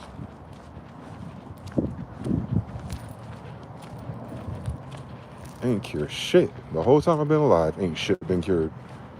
Like, goddamn, AI and quantum computers and we going to Mars. But motherfuckers still got herpes. What the fuck? For real. HSV1 and HSV2 is 50% of the population, bro. Because these pig fucking motherfuckers thought it appropriate. You know what I'm saying? Like, that shit evil, bro. And then that's like chickenpox, shingles, all that other shit that go with it. And then when you get older, it manifests in such a strange way. It's very painful and, you know, all the shit that come with it. And that's just because white people want to fucking play science and doctors. Don't tell me niggas created that. So, it's uniquely white people. I'm sorry, German, Nazi, Polish white people. Wherever else the other white people come from, because they always act like they're from a different origin point. But that, whatever that is, whatever that corruption of man is, they want to corrupt everybody else. It's like a narcissistic projection. Well, if we're injured and short stroking, you got to be injured and short stroke. That's how we make things equal. All right, nigga. If you say so, you little evil scientist. The only niggas that become those type of people are the ones who can't get bitches. Back to sex again. Why do you think motherfuckers like niggas don't care about education and being doctor and famous and stuff like that? Because we know those faggots only want those things for attention. They don't cure or help nobody. They do it just to say they're a doctor for the paycheck. Doctors don't actually fix anything. Fucking nurses do half the damn battle, and you get a degree to be a nurse in 2 years. How deep of an education do I need to give niggas fucking medicine? Nigga, you got a headache? Here's some Tylenol. Oh, thank you, doctor. You're so smart. Meanwhile, all of that shit is the wrong shit too. Like, yeah, I'm really smart at giving you all the wrong things. They give you comorbidities too. You'll be back. Big Pharma and my daddy will love you. Tell me I'm lying, part 2. Why everybody died during the pandemic if that wasn't true? Your best doctors and scientists, 8 years plus researching, don't know that it's a stupid fucking idea to put a nigga with pneumonia on a ventilator? It's either that, gross neglect, or very intentional administrative level murder. And I'm leaning towards that action. So fuck them all, fuck them all, fuck them all. In their insurance, in their savings, in their US dollar values. How about that? Oh shit, look at this shit. Hey yo, I get one of those in a heartbeat, boy. That's that motherfucker on Twisted Metal too. Can I get some? Can I get some LTE? Can I get some Wi-Fi free?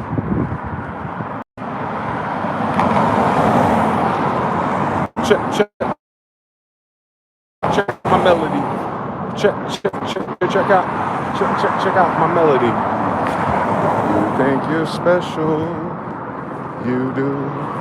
I can see it in your eyes. I can see it when you laugh like me. Talk down on me. Ah, shit. It's like 30 more chemtrails. Bro, this is the most chemtrails I've seen out here in a day, bro. What are they preparing for? Like, it's an ignorant ghetto amount of chemtrails.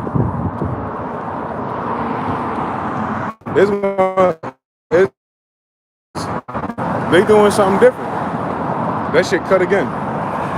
So that's their cell phone towers. So they're extra chemtrailing in there. Because remember I went to the store earlier, the fucking Wi-Fi wasn't working there. So they're doing something with the fucking data transfers.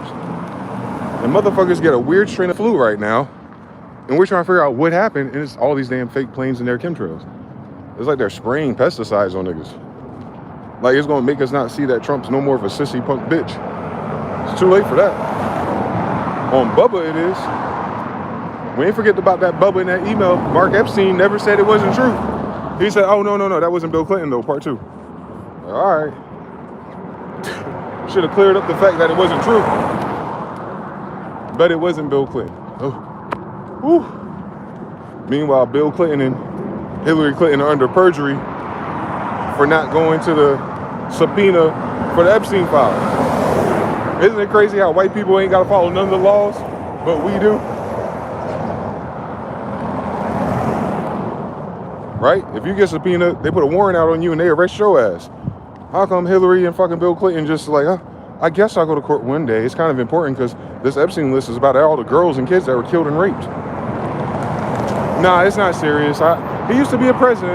Gosh, fuck you. Like, nah. How come they get to dodge the subpoena about the human trafficking shit, bro? You understand? Y'all want justice or not, Democrats? Then how come Bill Clinton, Bubba, and motherfucking Hillary Clinton don't have to answer to any of their crimes and associations with Epstein? And they are very well acquainted, from Haiti until Epstein Island and everything in between us, by the way. How come they get to dodge being locked the fuck up at a time like this? It don't rhyme with nothing else but white privilege.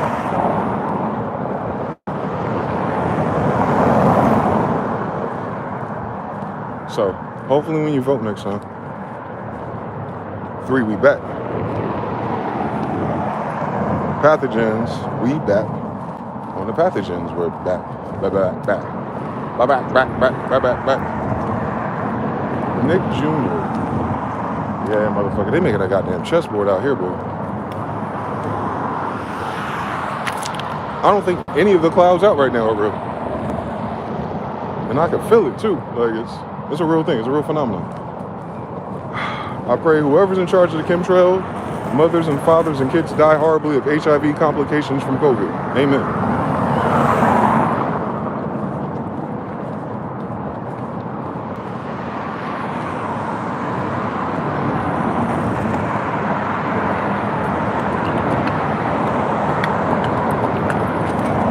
Sounds crazy until you start seeing it happen. I noticed something. So what were we talking about? TBFB says, yo, it ain't no clouds in Arizona. Squad, that's good. Because this shit is irritating me. I can feel it. I can feel like what it's doing. It's hashtag empathy, I guess. That's probably why I'm so pissed off about it. Because once you know they're evil, it sounds you out. Their sigils. It's a beautiful place though out here, bro. If I was just a little bit richer,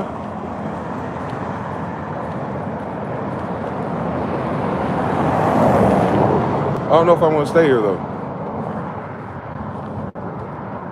I don't know what's going to happen actually. If I had it my way though, full moon in Sagittarius or something, I gotta see what happens. And I don't know, man. It's a safe place. That's the most sociopaths per capita, but not a whole bunch of gang violence or no goofy shit like that at least. I will say, it's the number one place I've heard millennials complain about moving to because they're unable to make friends here. It's the biggest city in terms of like, well, next to New York and Los Angeles, of course, but it's one of the biggest tourist destinations. So there's a lot of chances to meet people and be social. But if you live here, work here, and be here, not a lot to say in terms of friendship. Like you're not building the community that you would want to get old with, you know what I'm saying? And then even on a job site, like the good opportunities, most people here don't hire strangers. Like it's this because it's mafia related, you know, illegal, illicit money. So the culture and traditions come from that paradigm where it's like not what you know, but who you know. Even just to fucking clean the hotel at a casino, like you got to be plugged in a place where you can't make friends. So it's very unique in that way, which is probably why the most prosperous people here are in sex or human trafficking and drugs.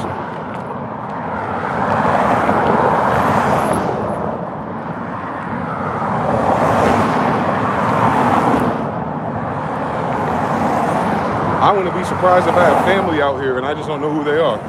Rest in peace to my grandfather Clyde, because he would know. I can feel like my people are in this city. I just don't know who they are. Very Houstonish. Hey, Macarena. Last 993. It's dark over here. Where are you at? What state are you? Or what county, what country, what state are you? Yeah, the sun sets towards the end of 4 o'clock. Around 5. Well, it's setting now technically, but it'll be down. And I guess by February or March, it'll start slowly staying out longer. Oh, no. They did that goofy ass, bitch ass daylight saving shit. It's technically 5 o'clock already, so the sun is already out longer. But they'll change the clock and align it, and you'll see, like, they play too much. I didn't want to fuck with niggas' circadian rhythm. They're evil every chance they can be evil, bro. Why they let those people run shit, bro? I done went to that Rothschild Island. I would have murdered everybody for y'all, bro. Next time, call me. Because why are we living through this? I would have put that shit on royalty. I would put that on the blood of the land of my ancestors. I got rid of them. Like, I ain't gonna boo-hoo cry about it. I know what they did to my grandmothers.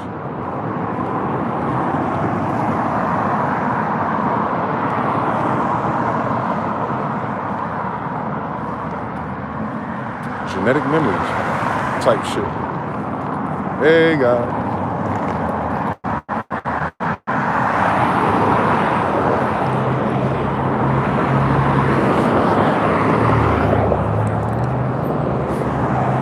But yeah. Perfect place to go, though, if you want to be left alone. Like, if you don't mind being, if you're, what do they call that? Sigma or lone wolf? Vegas. Ain't nobody give a fuck. You know what I'm saying? No one's gonna be in your business.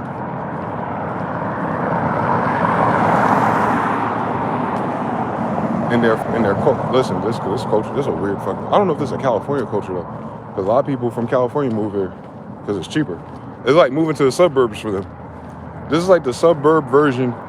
This is the Cary, North Carolina version of Los Angeles and Raleigh, right? That's all it is. Vegas is just a suburb of Los Angeles.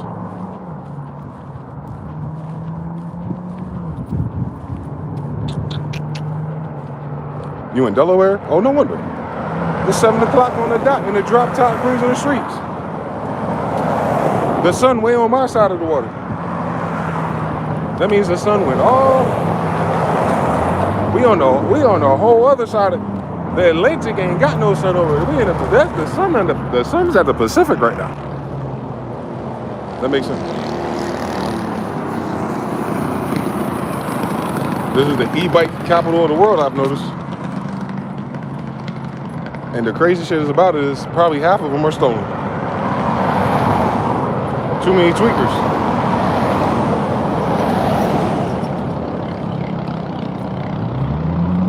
I'm in Las Vegas. Sun just set here in Texas, so you're about an hour off. Yeah, 5 o'clock now. Hold on 1 second. Put Snoop Pussycat. Whoa, whoa, whoa, whoa, whoa. One way to somewhere.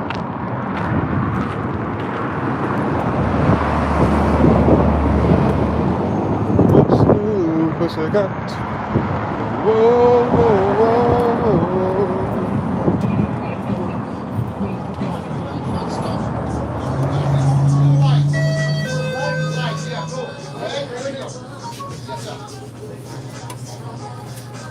No 100% juice, do they? Where's the Jumex when you leave? I'll take it from concentrate. Oh, they might have one. Nigga. Oh, it's just a different science out here. Y'all don't have the Jumex. Right next to Mexico. That's weird. They have currents.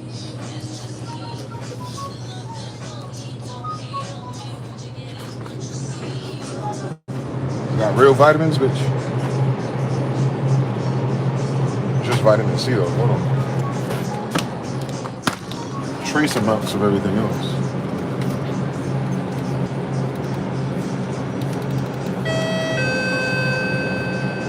I'd mix them on some gangster shit.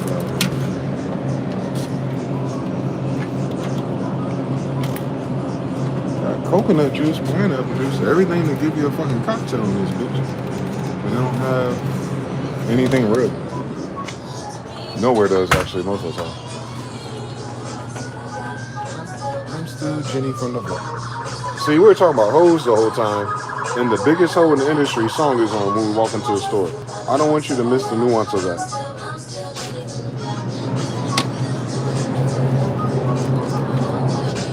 Look at the lesson of Jennifer Lopez and all her engagements and marriages and failed things. That's why it doesn't work. J-Lo's proof. You can't go from the Diddy party to a wife, Cassie.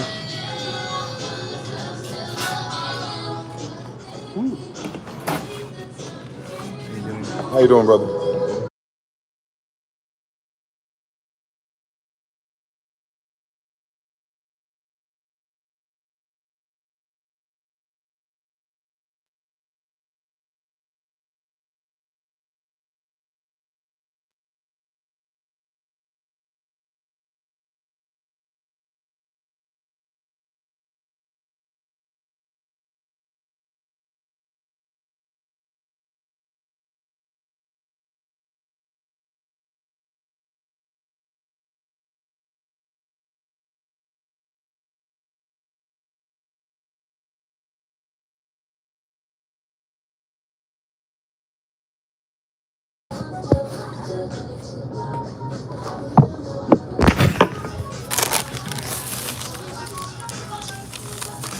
So there's J-Lo's, but no Jumex. All right, man. You have a good day.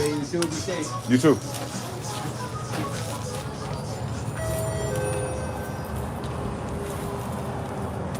Gotta go to Dollar General for Jukes out here? Okay.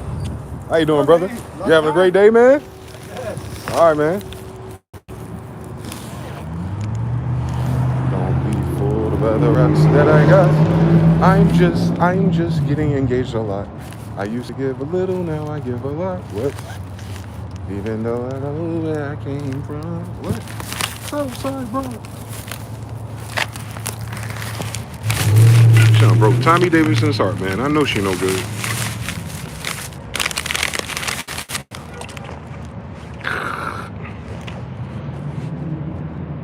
Never been to Vegas before. Need to get out more. You know what, brother?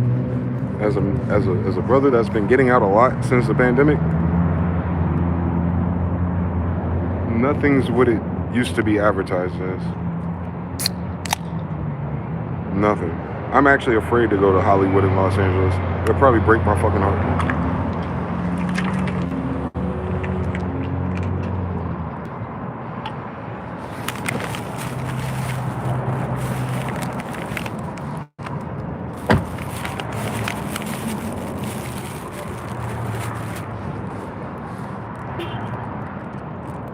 But you'd like the views, though. If you like mountains, pine trees, bikini bottom trees, and steak at 11 o'clock at night at a random place, this is the place for you. But if you're looking for bad bitches and things like that, they're not here no more, man. They'll make you cry. Superhead out here somewhere, but she retired. I think Dee and Lacey Duvall and all of them out here too. I'll run into them eventually if I ever go to a mall. But it's just everybody washed up out here. Time is the essence.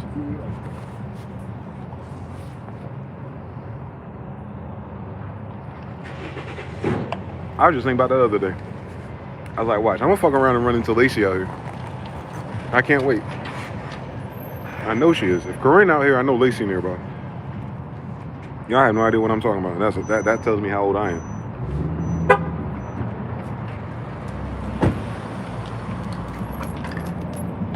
Ray J and Ospo out here right now. Floyd Mayweather and his daughter out here somewhere. I mean, NBA YoungBoy be out here somewhere. Everybody out here. Memphis Bleak got a restaurant out here. Like everybody out here. Beyonce be out. Everybody out here. But they don't be out here, so it's weird. Like I said, they treat it like the suburbs.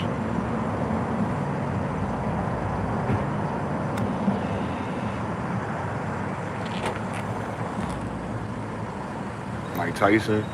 Who else out here? Bruno Mars, because he owed $50 million to the mob at that hotel, MGM Grand. Who else out here?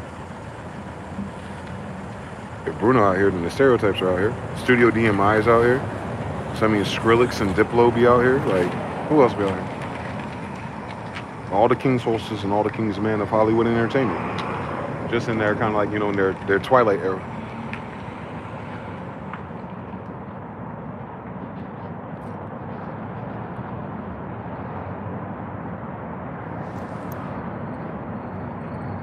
LOL.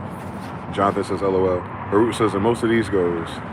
Niles Pache, how you doing, man? Showing love, peace to the gods, man. Appreciate you, brother. Last 993 says, most of the MMA world is in Vegas. All of the Dagestani fighters. Don't get me started, bro. Please don't get me started on that shit. There's a lot of boxers out here. A lot of boxers out here. But yeah. The MMA guys that'll cripple my arms and my legs, they're out here too. What we ain't gonna do is be body to body sweating, grabbing on each other's buttocks and balls. I tell you that. I want to do that too. If my arm and my shoulder wasn't trying to be weird all of a sudden at 40, I would have joined a boxing gym out here, like Mike Tyson or Floyd Mayweather's. Not even to be a boxer though, like to what do they call it, conditioning? I would want to do their trainers' conditioning routines. Because I'm tired of motherfuckers hitting me. I want to learn how to box a certain or fight a certain way. One-hand guard. The one-hand guard. I want to learn how to do that.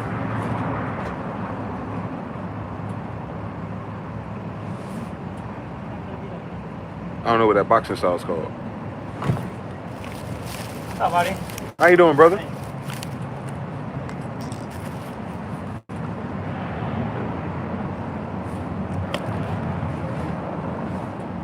What else going on? Ask a question, any question. Let me channel something. I don't want to talk about that shit no more.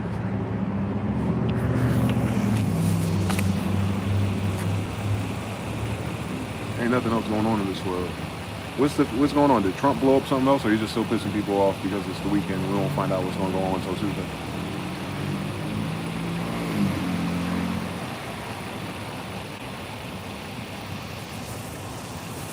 Shout out to all my brothers out there in the struggle, bro. Doing your best. No, I ain't mad at you. I know you ain't do none of this. Even if you ever had something against me, I forgive you already. None of us knew any better. When we were a child, we did childlike things.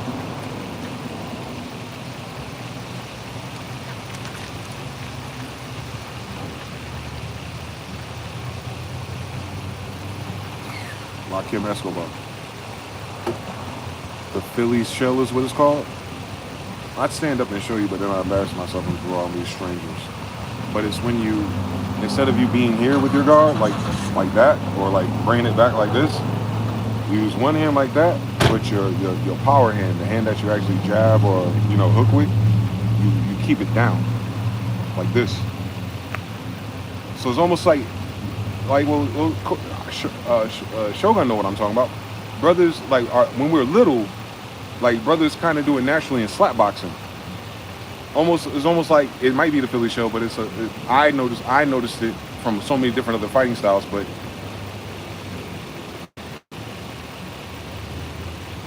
I guess it's the Philly show of slap boxing too. It's the thing where your striking hand is free range. You're not stuck here. I can't fight like that, back and forth. I can't tactically fight back and forth, punch, come back here. My power don't come from up here, from extending my elbow. No, I'm going to smack you from Hades, from back here, and then by the time it reaches you, I got a whole fucking 180 degrees of, but even with the jab, coming from lower, you got way more time to pull the prana or pull the chi up before you deliver the blow. And I'm a bigger, longer armed person, so I need that. I need that to really hurt somebody, you know what I'm saying? But then also I gotta learn how to block, protect my pretty face. So I think I want to learn that. I don't think that was my last fight.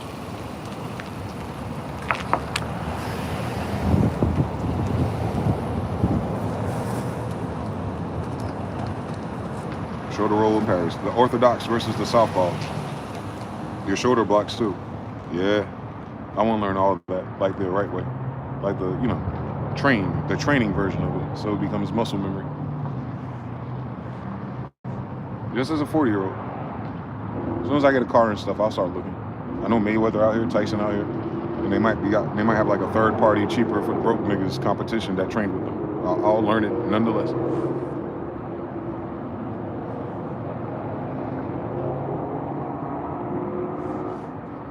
That fighting style from Karate Kid, their dojo right there. One of them. What is that called? Shadokan or whatever? Whatever the fuck it's called. You know what I'm talking about. Mr. Miyagi shit. I was waiting for someone to walk in or out that looked like, a fucking problem so I can talk to them. Like, hey, sir, I would like to learn something or two.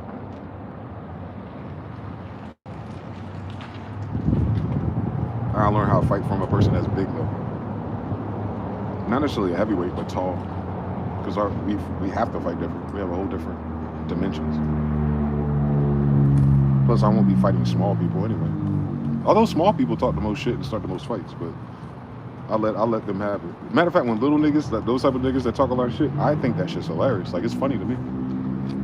They don't bother me. But it's these people that feel like they're intimidating.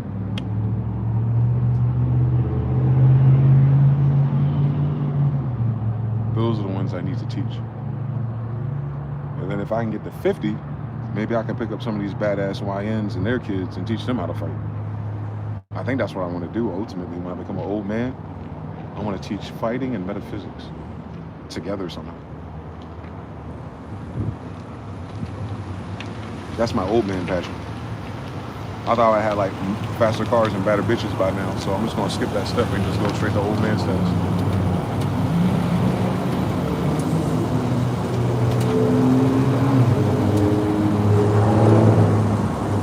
Don't sleep on Muay Thai, you said? All right. I'm gonna keep that in mind. Muay Thai and Philly block and roll, or the mummy style from that boxing game. Whoa. Did you drop that, bro? Hey, over. Oh shit. Thought it was them. Appreciate it.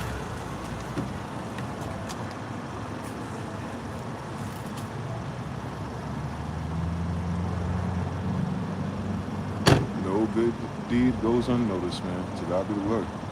I've been sick. That was me.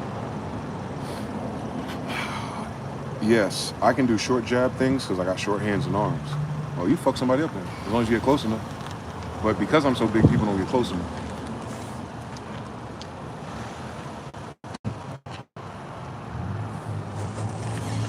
Shorter people, y'all have the advantage of speed.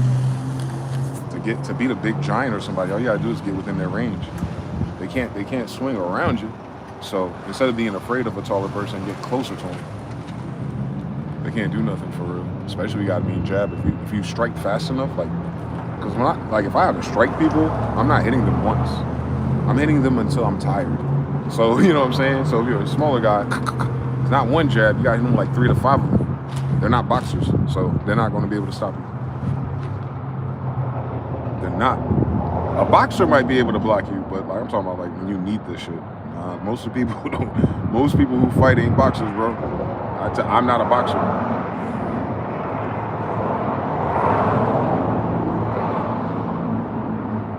Or am I? Which boxer is the question? Gotta explain a lot of shit, actually. Noble Drew Ali and all them at the pyramid, it would. I'm trying to figure out. I'm figuring it out. I need to go, though. I need to go to those places and see it for myself. Hopefully China doesn't ban the Negroes from visiting in the next decade. Because of don't. Have y'all been hearing about that yet?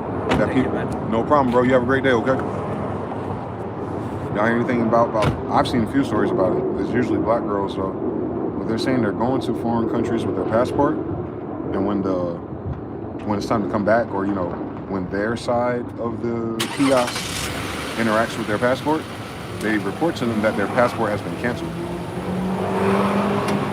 That's not everybody, but that is happening more and more. So it's but it's happening without them being notified, It's happening with them being stuck in a compromising position because they traveled without thinking it was canceled because they boarded the plane, but they get there and now they're flying back or somewhere else and they're saying, no, your passport's canceled. So people are like, oh, don't worry about it. Just, take your birth certificate with you. What the fuck are you talking about? Why is my passport canceled?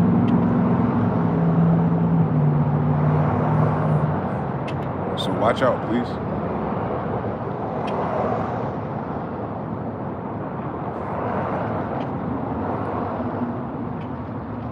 Probably another ploy to force digital ID.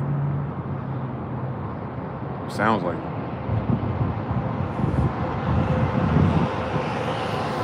BRB. Works when playing ball. The same tactic? Yeah.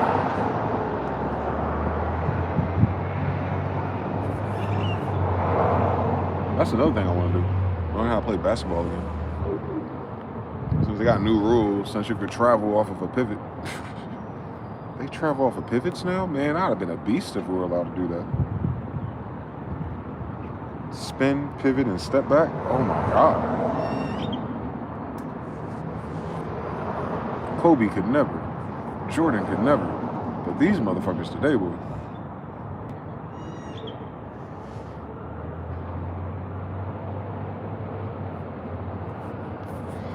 And 43. You said find a YMCA out here? You know they got it out here now. You know they got it out here. The brother just need a car, that's all. I need a hoop ride. I need a hoopie.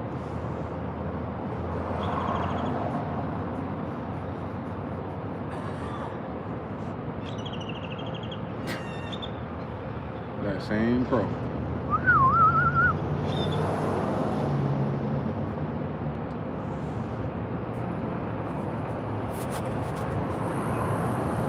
YMCA.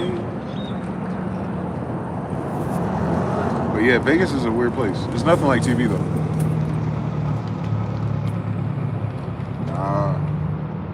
Even when you go on a strip, it's like, what? Somebody lied. I went. Is that shit loud? Hold on.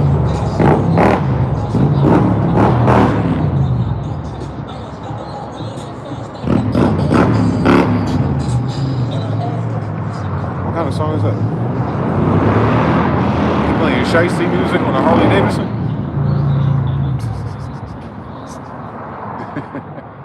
Listen to shiesty music on a Harley Davidson is a crazy mix for a Hispanic, bro. I have no idea. I don't know what world this is no more, boy. Social media is the devil.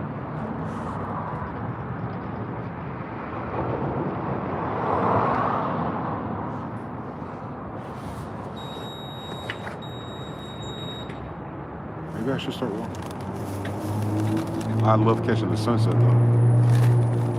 I'll sit out here a little bit longer. I got a little bit better than playing. So.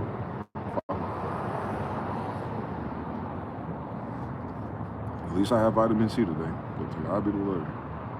100%.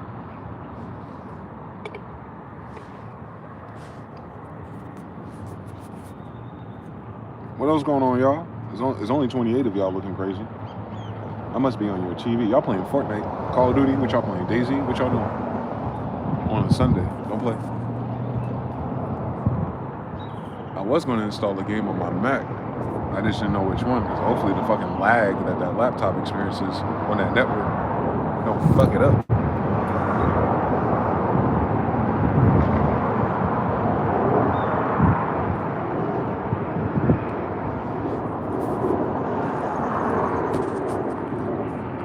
Nope. Well, the energy's faded out.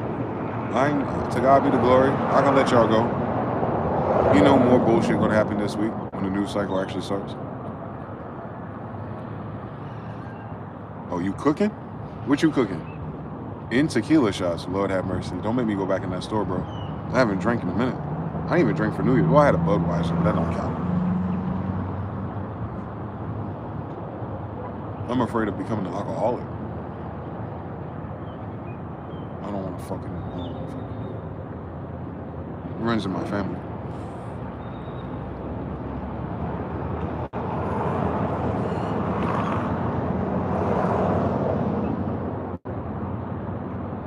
Charlie was alright. He died in his sleep, but we don't know why. I think he was murdered, so he didn't have alcoholism. But my grandmother, my dad's mother, she had really bad kidney issues because she used to drink a lot. Like by a lot, I mean regular. And I could see myself drinking regularly, easily. I just, I don't know. I don't know. It's my last bastion of sanity, I guess. But I like tequila a lot. They fucked around and gave me free tequila here one time. That was the last time I had alcohol, when they gave me that tequila by accident. That shit that The Rock, Dwayne Johnson created. I had just saw it on Instagram. I was like, I wonder what that tastes like. Because I normally get the agave, what's that shit called? I've had Casamigos, but the other one. Something Luna, whatever the fuck. So far, I like all of them.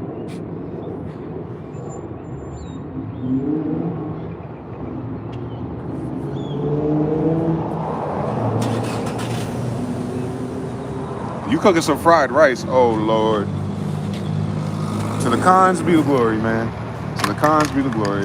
You would be cooking fried rice. I ain't played COD in a while. They got some cheap CODs for Mac, like the arcade and the phone and stuff. I was thinking about playing. As a matter of fact, I have Call of Duty on my phone, and I'm always winning, so I don't play it. It feels like you're playing bots.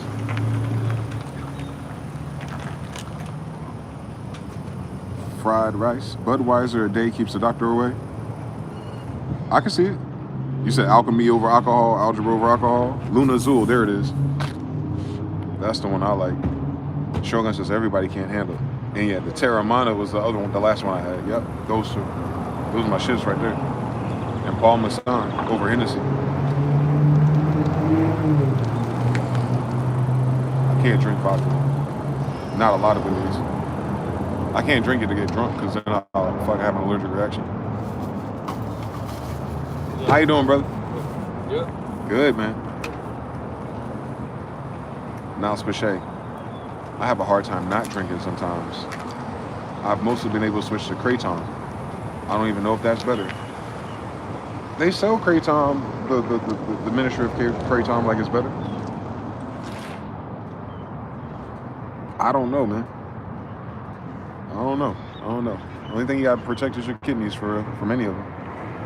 Water and detoxes. But the addiction is mental. The health is one thing. It's the addiction I'm worried about.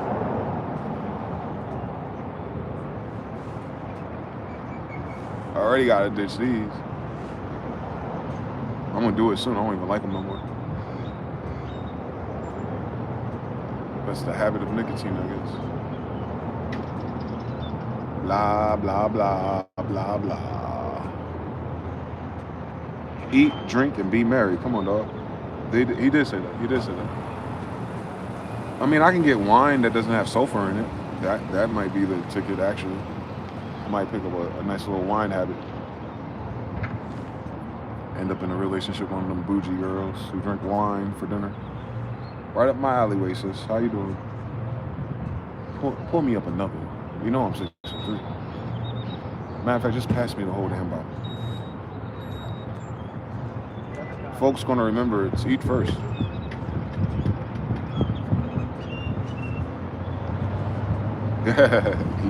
Eat, drink, and smoke some marijuana, man. King David and Solomon, they kept it so simple for us.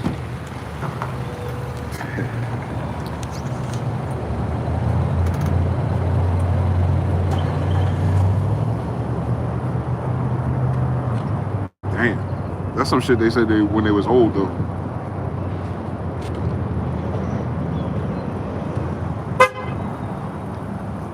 They just telling us how to ride out, that's all. They're telling us how to ride out to midnight, that's all. When you did everything else, eat, drink, and be merry. I get it. To only go so far in the kingdom. Ain't nothing bigger than a palace.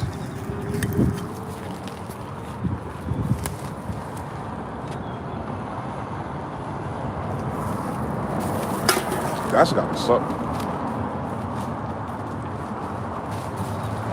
Do everything right and get all the rewards and be like, It's the same thing as playing Call of Duty on the phone. It's kind of Call of Duty. I like it enough.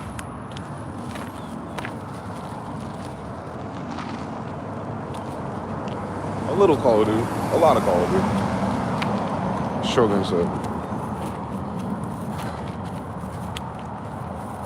TBFB says, I can drink if I make it. I don't trust these bars around here. Everything tastes like wild Irish rose. That's nasty work. Honey mead is a pretty solid one.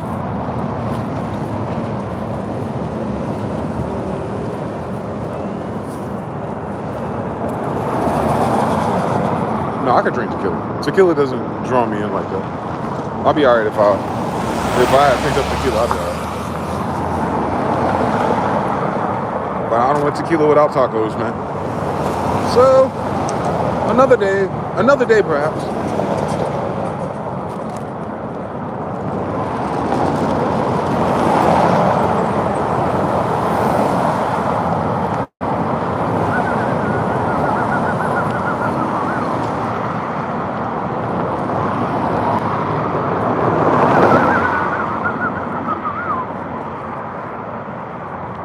One more time, bro.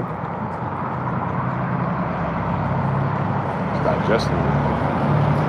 Then those are laughing at you.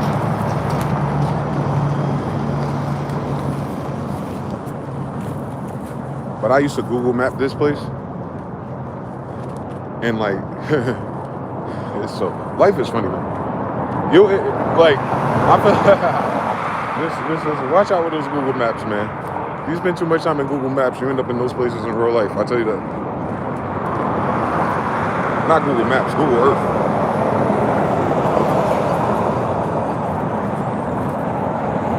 Street view type shit. Shout out to my OGs, Rocket Master Honey Mead, the Roshi arc. I'm not sure what the Roshi arc is. What's that? What's the reference? Give me more details. Give me more context, Darren. Which Roshi? Master Roshi or somebody else? I don't know who Roshi is. Or I do, or I don't. This shit crazy. I want to show y'all this mountain. These fucking weird ass skies, boy. I guess those are the helicopters that fly every day. I'm not sure if those are the people that pick up Area 51 people, but they fly at the same time every day. Because you know, Area 51, they gotta fly you there.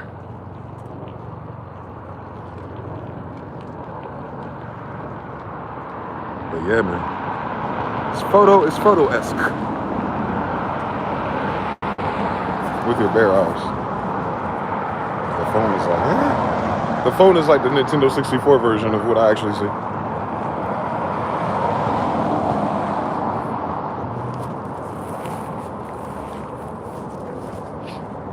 Damn, bro. But I assume it's just boring everywhere right now. I think people forgot how to have fun because we spend so much time watching other people's have fun on our phone. Like that's kind of like the mirror neuron simulation type of thing, where we settle for the synthetic versus the real thing. Then when you try to get off the synthetic craton, it's hard for you to find the real thing again because there's no one else to find it with. Yeah, hate it here.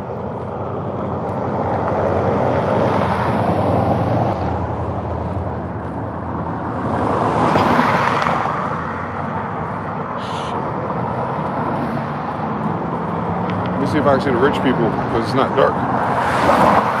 Let's see if we can zoom in on the rich people.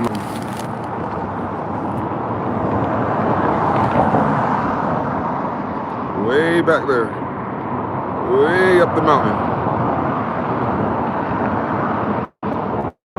All of those up there, yeah, the phone don't make them clear, but those are houses up this mountain. That whole neighborhood up there, Lord have mercy. Lord have mercy. Look, God, if you want to give me some money, you ain't rich until you can buy one of those, boy. I don't even know, bro. I don't even know who those, like, it ain't no job, ain't no college degree that'll ever bring you there in the short 68 years that we're projected to have. Yet, they're right there. And I think about that shit every time I walk by them. I was like, it's just not one nigga up there. It's a whole society. It's not just one nigga that figured it out. It's a whole society. Like, I need to hurry up, Trump, and fuck up this economy, man, because I got some ideas. You know what I'm saying? Go ahead and reset this bitch, man. Ready, set, go. I gotta get me one of those, bro. Turn that shit into a museum when I'm dead, bro, because that shit right there, boy, they make you not want to live in no other house for real. Like, if you like had to dream of a house, why would I dream of a house? I see them bitches right there. One nigga over there, he wanted a pool.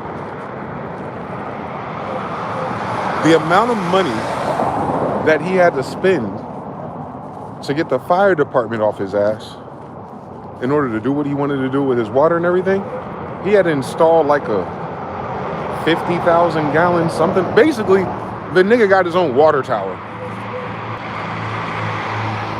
And I'm like, what? Fuck how much the house costs. Just needing water up there, because you know it's a fucking desert. Just needing water up there is fucking a ridiculous price. How the fuck? What are they doing? What am I doing with my life? I need to go to college. Do I still need to go to college? I think I need to go to college because I don't know how they afford that. Because they got it, bro. They got it out here. I don't know if these are Native Americans or the mafia people that own the casinos. I don't know what it is. They gotta be. Because ain't no fucking way you can work 40 to 80 hours a week and get one of those bitches. I don't care what the interest rate is on the mortgage. You are not getting one of those. Them shits is fucking crazy, bro. And it's so, it like, you know, some people see that shit and they get motivated. I see that shit, not like a tear just come out my eye silently. I'm like, damn, we definitely living in a simulation because them motherfuckers live in a totally different reality.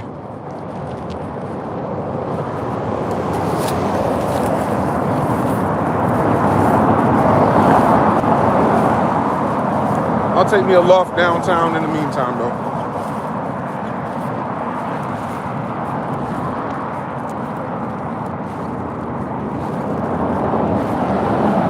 Hey, Rakim Escobar says a crib on a giant rock is kind of tough.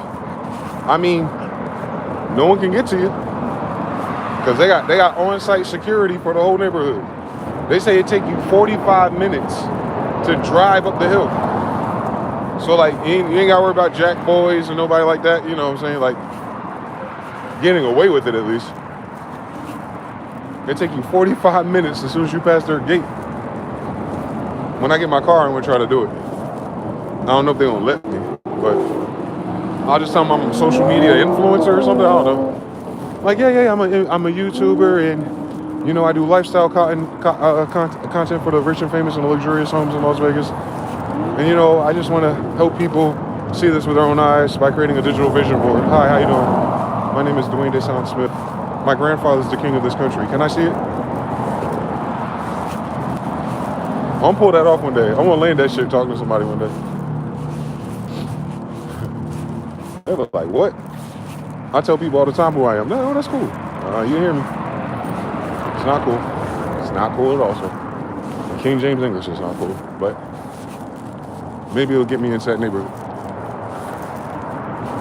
Because you know, them motherfuckers actually read history. That's the evilest thing about this world. The people with all the resources probably know exactly what the fuck I'm talking about. Personal libraries. And then they're from the, you know, the white society, so they gotta know who their granddaddy betrayed, so I understand everything.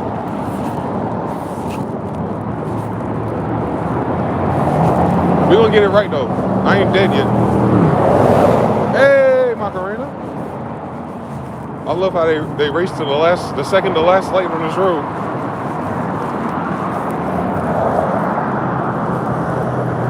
Like, where y'all going, bro? There's one more light left. Cut it out. They say this place has the worst drivers in human history, and I'm telling you they do. Second to Raleigh. They ain't got no deer out here, so they ain't got no excuses to be crashed every fucking day. Every fucking day someone is fucking in a fucking, like not even a regular car accident either, not even fender benders. Like if you're out here and you're walking around, you notice how many cars have dents in them. I've never seen that in any other city. Like 1 out of 5 cars are damaged and not fixed because, you know, price and all that shit. But that's how often they crash into something. But when that shit hit the news, the car like went off the exit and flew across the highway. I'm like, my nigga, Why y'all going that fast? For your car to turn upside down and fly across the road, like, that's crazy. Every week. Every week. Every week, bro. You want to walk by and be like, hey, you can't park here. Hey, yo, you can't park here.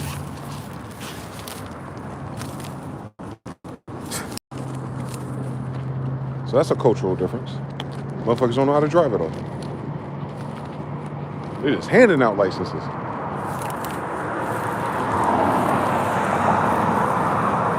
Those are starting at the 4.5. Yes. Chipotle don't pay that well. Nothing pays that well. I worked at Apple, Lockheed Martin, Leidos. They don't pay that well either. Nothing pays that well. That is the mystery of it all. Are these all the beneficiaries of the trust in the stock market? It has to be. There's no other reason for them to be able to afford that. No other reason.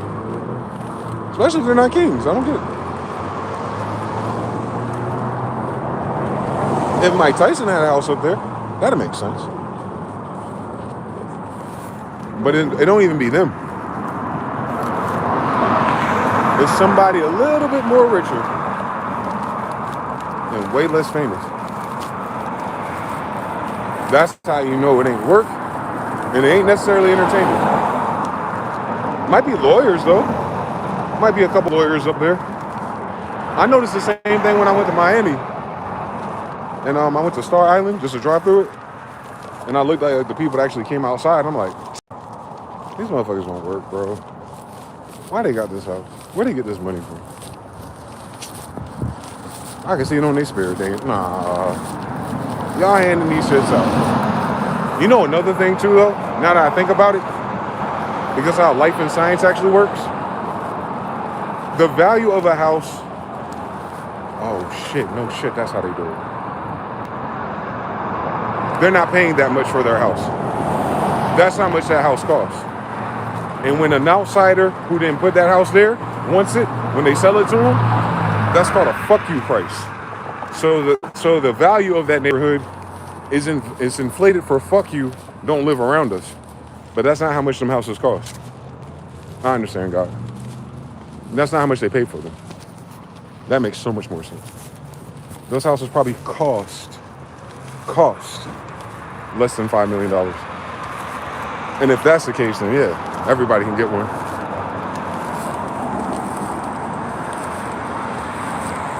That's right. That makes sense. They weren't always evaluated that high. But that motherfucker with the water tower, he got it on him. Got an Olympian-sized pool in the desert. Fucking asshole money, boy.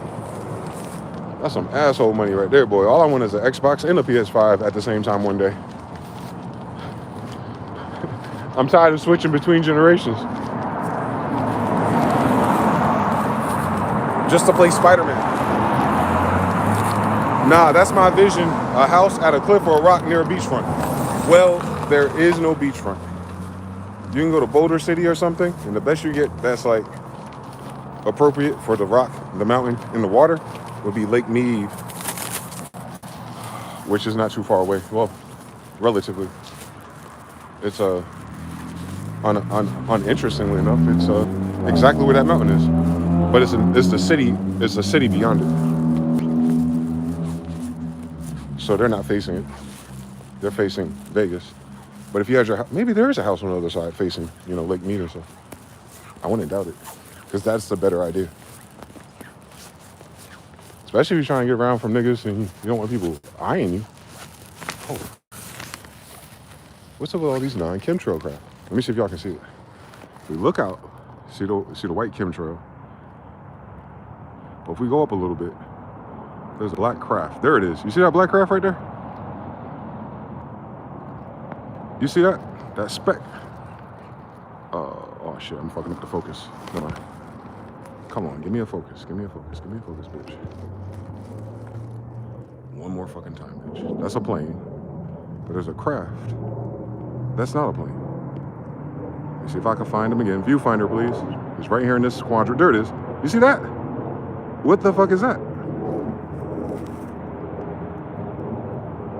That is not like the other girls. It's nothing like the other girls.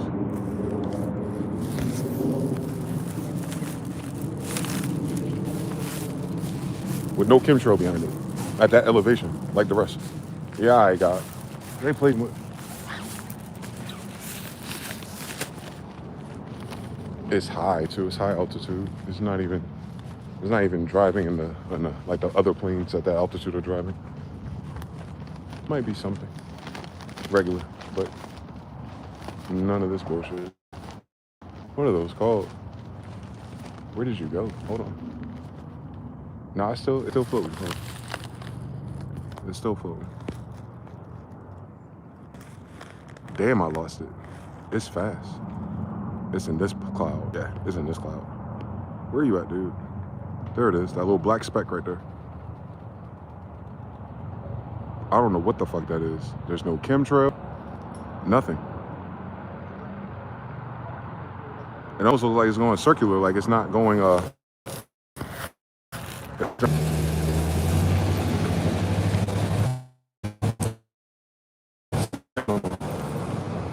it's not there no more. It's gone. It's completely, that was a UFO. Look how this motherfucker's arcing. You see how he arcs his fucking chemtrail? That's how you know it's not a plane, with the things that are doing that. This one right here too.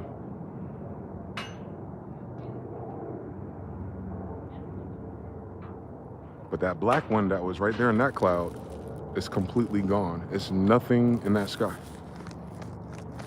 And for that reason, my God, I'm out. For that reason, I'm out. I don't know what Nellis Air Force Base got going on.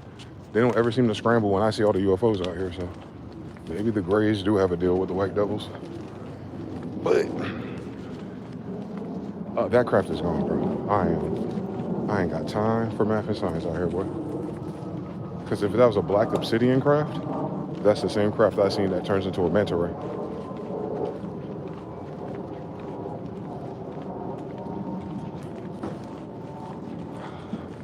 The boys are back in town. It's only been 11 years. No. Cap? Yes. 11. Yeah. It's only been 11 years since I seen a cigar shape. That one was far away though. I don't know why it was on at all if it could just turn off. I wonder why they do that. Why do they blip into our reality and unsheath or decloak? And then I guess they have a type of technology that knows you're tracking them. And they'll let you track them. And then when your brain's trying to like, you know, because you don't question an airplane that much. But once your brain is trying to like, you know, what is that called? Uncanny valley? Once you're trying to shake yourself and like go through, is it a satellite, is it Elon, is it this, is that, is it NASA? By the time you like don't get the answer, it's gone. Like not gone because it's out of the horizon. I can see the sky all the way to the other side of the mountain.